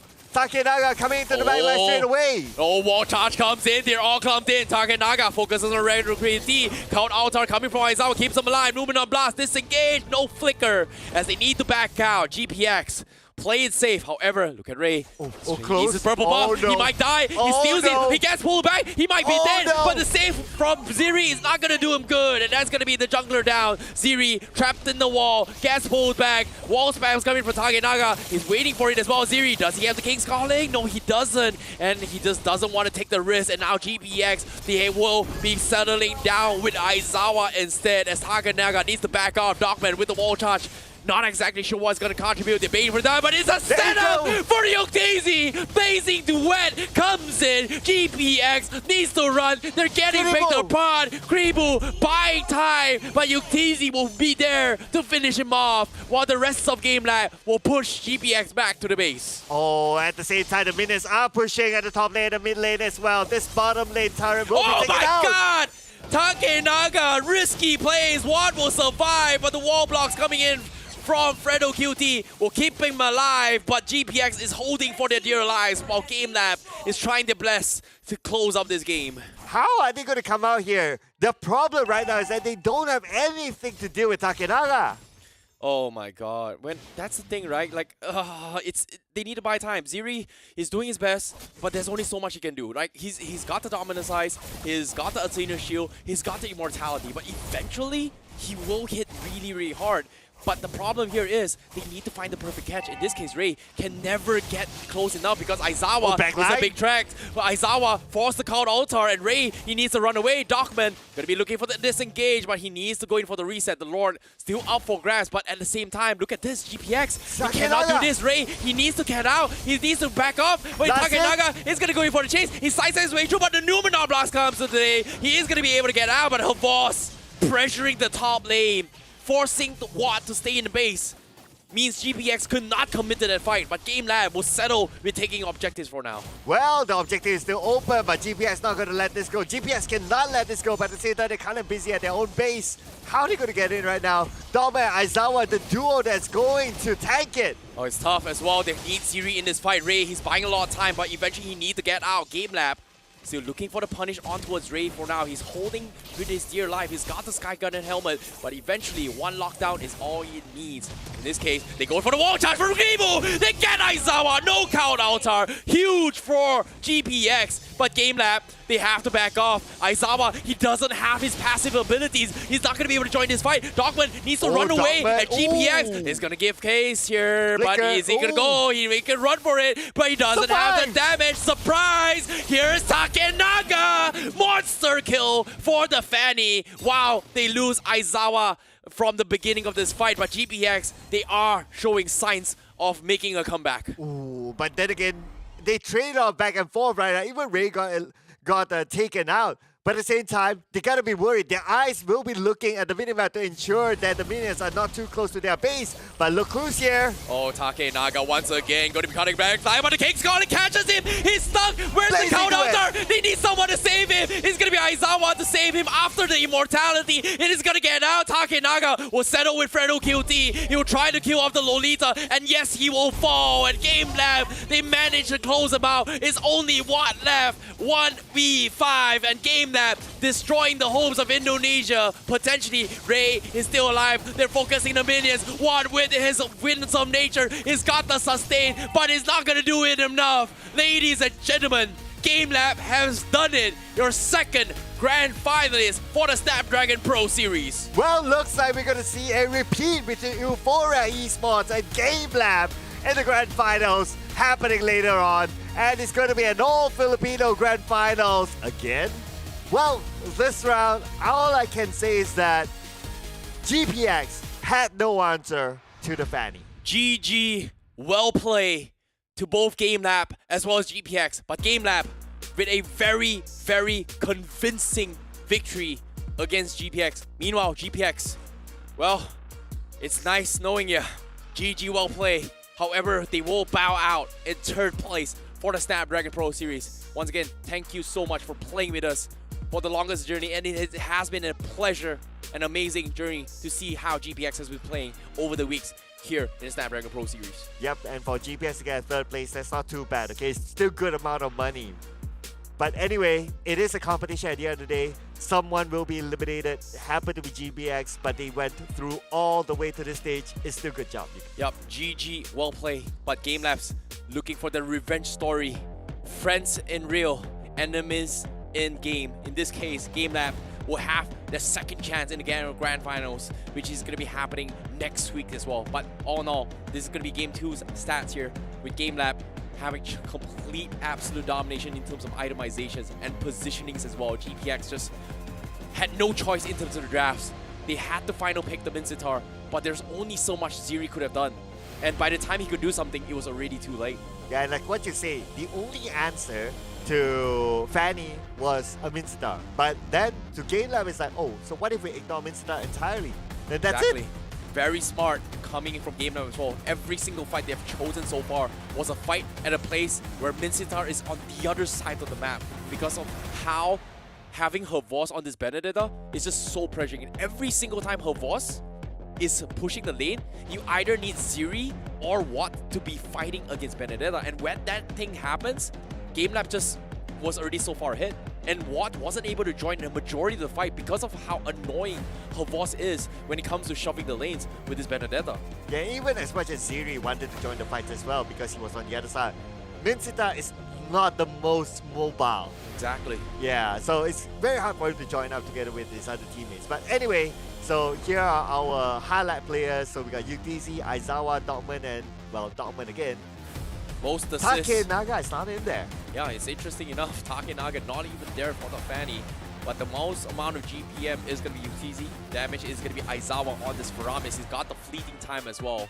But nevertheless, the MVP of the match is going to be Dogman with a 14 KDA on this Grok. Very, very interesting indeed. Did not expect that at all, you think about it. I know, I'm sure everyone was 1 expecting. and 12, that's crazy. But in case you missed out on how Game 2 happened, these are the highlights for you guys. Yeah, I'm sure everyone was expecting Takenaga, right? But if you kind of think about it, like Dogman did open up a lot of space for the other teammates. Like he was at the front, and the only one that kind of supported him for most of the time was Aizawa. So he had Aizawa to hold his hands, but for the most part, it was him being at the front, opening out a lot of space, especially when they want to get their objectives, buying time for Takenaga to come back in. Exactly, and even here as well, that you have to give credit to Aizawa, right? He's been dying a little bit too much. He's getting a little bit overconfident, but when they needed him the most, his counter altar was just so on point. And surprised enough, Takenaga was able to survive that immortality to take the counter altar in order to extend the fight. That seemed like a little bit of hope for GPX, but unfortunately, that pretty much sums it up. But with that being said, ladies and gentlemen, your second grand finalist, GameLab, all the way from the Philippines. And GPX will be bowing out in third place. Indonesia's final hope down in the gutter. But nevertheless, GG well played. Thank you for GPX for participating. But we are going to be expecting a Filipino Grand Finals happening next week. Yes, next week it is, ladies and gentlemen, and it's going to be a best of 5 series next week. And besides that, we have a treat for all of you as well. We're going to have a show match, but not just any show match. Rumor has it, in the Grand Finals, there is a professional team show match. I heard one of the teams starts with a B, and one of the teams starts with an A. So it's going to be a treat for all of you out there. And they come from a really interesting region as well. A lot of action, a lot of aggressive gameplays. So it's going to be a very interesting show match. Show match itself, you guys shouldn't miss. Agreed. However, with that being said here, I'm extremely excited to see, because we are jumping into the call with an interview with GameLab up on screen now, and to take us through what has been happening in today's playoffs. Hello, Javos. How are you? Hello guys. We're good. Yeah, we got the win. You know, a lot of things has been happening here, Javos. It's nice to actually see GameLab, you know, bouncing back, being the undefeated team here so far. What happened in the upper bracket finals? What do you think happened, Coach? Actually, for me as their coach, I think we lack of preparation. Like they are really prepared for us. They really come prepared. So we didn't get the win that we expected against Euphoria, but expect us to bounce back and 3-0 them in the grand finals. That's right. I like the confidence. That's right, Javos. Now, I've got a little bit more question here. What do you think, you know, was GPX lacking here? Because it feels like you guys was able to win this a little bit too easy compared to your upper brackets. What do you think, Coach? I think, Coach, it's because they don't get along if they're going to fight us in objectives. Okay, and we noticed that during the second game, when you picked the Fanny, when we were analyzing the game, we felt that there was no counter to the Fanny. Was that like the feeling that you had when you had the opportunity to pick the Fanny? Yeah, actually, we just want to play our comfort hero during the game number 2, because in game number 1, we know that they really reacted well to our game from the previous upper bracket series. So they just got our heroes, our first 3 heroes on the upper bracket match, going into the first match of lower bracket final. So yeah, they're too reactive for us. So that's why we decided to just play our comfort heroes. That's right. That's right. Now, I've got a question for Javos. You know, is it pronounced as Javos or Xbox? It's pronounced as Javos. It's from Dota 2 player, the TA1 champion from Novi. Their carry, their +1. See, I was right. Okay. I was right. Okay. You know, this is a debate here. He's been, you know, having a little bit of problem here. Now, Javos, do you have any tips on how do we play a good XP later here, or what are we going to be expecting coming for the grand finals? Again? Okay. Do you have any tips on how to be as good as you, and also what are we going to be expecting from you for the grand finals, that especially against Euphoria Esports? I think the tip that I am going to give for the explainers is just participate in objective fights and make sure that you control your lane very well and you don't die easily. Then my you guys, patience. You guys expect me to play my. You guys expect me to play my game really good because I'm gonna be prepared in the finals because I lack preparation myself earlier in against Euphoria, but yeah, I'm gonna be prepared in the grand finals and play more better. Okay. Last question. Okay, this is our last question. So, in the trash talk video, you said that you're going to use Euphoria as a training ground, and that was the previous game. So we can consider that as a training ground. So what do you have to say to Euphoria in the grand finals next week? What can I say? You're welcome. I'm gonna say that I think they were really prepared. But yeah, in the grand finals, I think we're gonna get the W because we're gonna be more prepared than them than earlier. Yep, last one. Anything you want to say to the fans that is going to be looking forward to see you guys in the grand finals for next week? Thank you guys for supporting us. Please support us in the SPS next week for the grand finals. We're not gonna what you think? We're not gonna prove you wrong. We're gonna win the grand finals. And yeah, expect us to win and be more consistent and we have a very clean game against Euphoria in the grand finals. All right, thank you so much, Javos, for that amazing interview here. And that pretty much sums up for GameLab's journey from the upper bracket finals in towards the grand finals. Good luck to you guys. We hope to see you guys in next week here. Thank you so much for this interview. And we are going to be jumping into our segment. Thank you so much, guys. Oh my goodness. I like the energy. Despite it playing, a very, very long day, it's like, yeah, come on, man. Yeah, good luck. Yeah, I love that, man. I love him, man. I love the swag. I love the swag for sure. Javos, definitely a legendary name to be recognized in esports history. Now, taking the banner of his name is going to be Javos from GameLabs, representative from the Philippines. Now, currently in the grand finals, this is the brackets from the Snapdragon Pro Series and Euphoria Esports, as well as GameLab, are your grand finalists for next week's match. And it's going to be a repeat of the upper bracket finals, whereby Euphoria Esports won 2-0. But like what was said during the interview, it's like, yeah, they had more preparation, but we'll be even more prepared tomorrow. So it doesn't matter who wins at the upper bracket finals. It matters who wins at the grand finals. Exactly. Based on their journey as well, Euphoria Esports' GameLab, they were able to win their upper brackets match here. 2-0 against Mahalika as well as GPX, and then finally making it towards the grand upper brackets, but eventually GameLab fell off a little bit short, dropping into the lower bracket finals. It was GPX that had to stand a chance to fight against GameLabs, however, didn't exactly go too well, eventually leading towards the grand finals. It is going to be a Philippine grand finals once again here for Snapdragon Pro Series. Euphoria Esports going up against GameLab, and that's happening in a best-of-5 series for next week. Yep, for the record, so far, Euphoria Esports have not lost to GameLab in this tournament, even in the open qualifiers as well. So the stats do favor Euphoria Esports, but like what GameLab says, training ground, fine.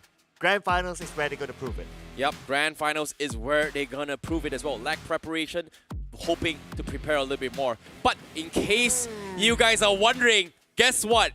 Next week on the 26th, this is going to be a pro team show match.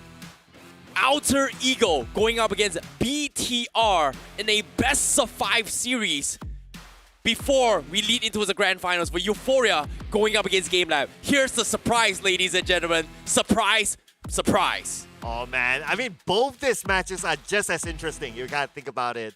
Pro teams, and they got a grand finalist who play just like the pro teams. This is where it is gonna be very, very spicy, ladies and gentlemen. All time zones are in GMT +8. It is gonna happen next week, 6:20 p.m. Outer Ego going up against BTR. And then for the grand finals closings up next week as well, it is going to be starting things off 8:25 for Euphoria going up against GameLab. So if you're wondering what's happening, here's the surprise. But thank you guys once again. After 16 days of exciting broadcast for the Snapdragon Pro Series Season 2 Mobile Legends, we are almost at the end of an amazing journey. On behalf of the entire Snapdragon Pro Series ESL team, we wish you and your loved ones Selamat Hari Raya. May this festive occasion bring you joy, peace, and prosperity. We hope you enjoy spending time with your family and friends and creating beautiful memories together. As you celebrate, remember to tune in for the grand finals of the Snapdragon Pro Series on Wednesday, 26th of April next week between Euphoria Esports as well as GameLab. And don't miss this epic conclusion to the season and see who will emerge as the champions. Have a joyful celebration. Be sure to tune in once again. Thank you so much. Next week is where things are gonna get very, very spicy. You know, I told you before, right? I told you, if you guys were listening to us here, there was a surprise. You know, it was one of the teams starts with A, another team starts with B. Boom! Alter Ego versus Bigatron from Indonesia. Oh man, I'm psyched to watch next week. Exactly. I can't wait for it to when happen. it comes to watching a pro team, you know, what better to watch an Indonesia or a Philippine pro team? Because eventually they will show you one of the best ever. And you know what's the best ever? What? It's our official sponsors for this tournament, ladies and gentlemen. Thank you so much again to Snapdragon, Elite Gaming, When Winning Matters for being together with us this entire season and the seasons before. Yeah, thank you all so much for tuning in as well. I'm excited to see how the grand final is going to go. But all things considered, we hope you guys enjoy it as well. And of course, thank you Samsung Galaxy S23 Ultra, where you can share the epic and level up your gameplay for providing all this experience to us, especially bringing all these amazing games for pro players as well as us casters as well. And you guys enjoying some good old Mobile Legends. Bang, bang. And also shout out to Monster Energy for unleashing the beast, where you can check it out as well. But most importantly, if you are looking for sweet deals, great deals, and game top-ups, you can check out kachishop.com to purchase some really, really good deals on diamonds to buy your new skins for Mobile Legends. Yeah, new skins for Hari Raya as well. Ooh. Oh, in physical and also in the game. But anyway, ladies and gentlemen, that will be all from us. Next week will be the grand finals. Make sure you tune in. My name is Sir Cloud, together with the wonderful IC Baby 12. We'll be seeing you in the future. Bye!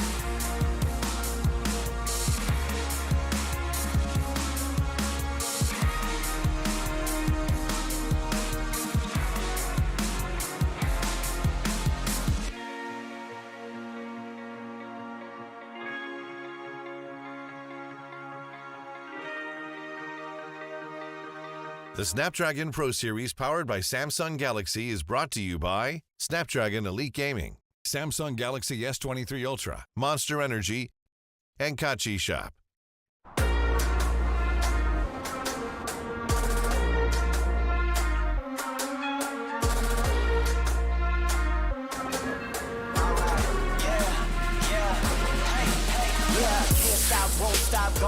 a player on top, know it. Rooftop, penthouse suite. If you really want it, gotta own it. Fight through it, we was at the lowest. Blood, sweat, tears, the components. Riding all year, now's the moment. We are not friends, we are opponents. Yeah, I'm coming for mine. Yeah, I'm making a play, the game on the line. Yeah, I've been on the grind. Yeah, I jump in the spot, I made it my time. Yeah, look in the sky. Yeah, the stars align, no shade to shine. Can't stop it already. Emotional work and devotion, we put in this time. Look.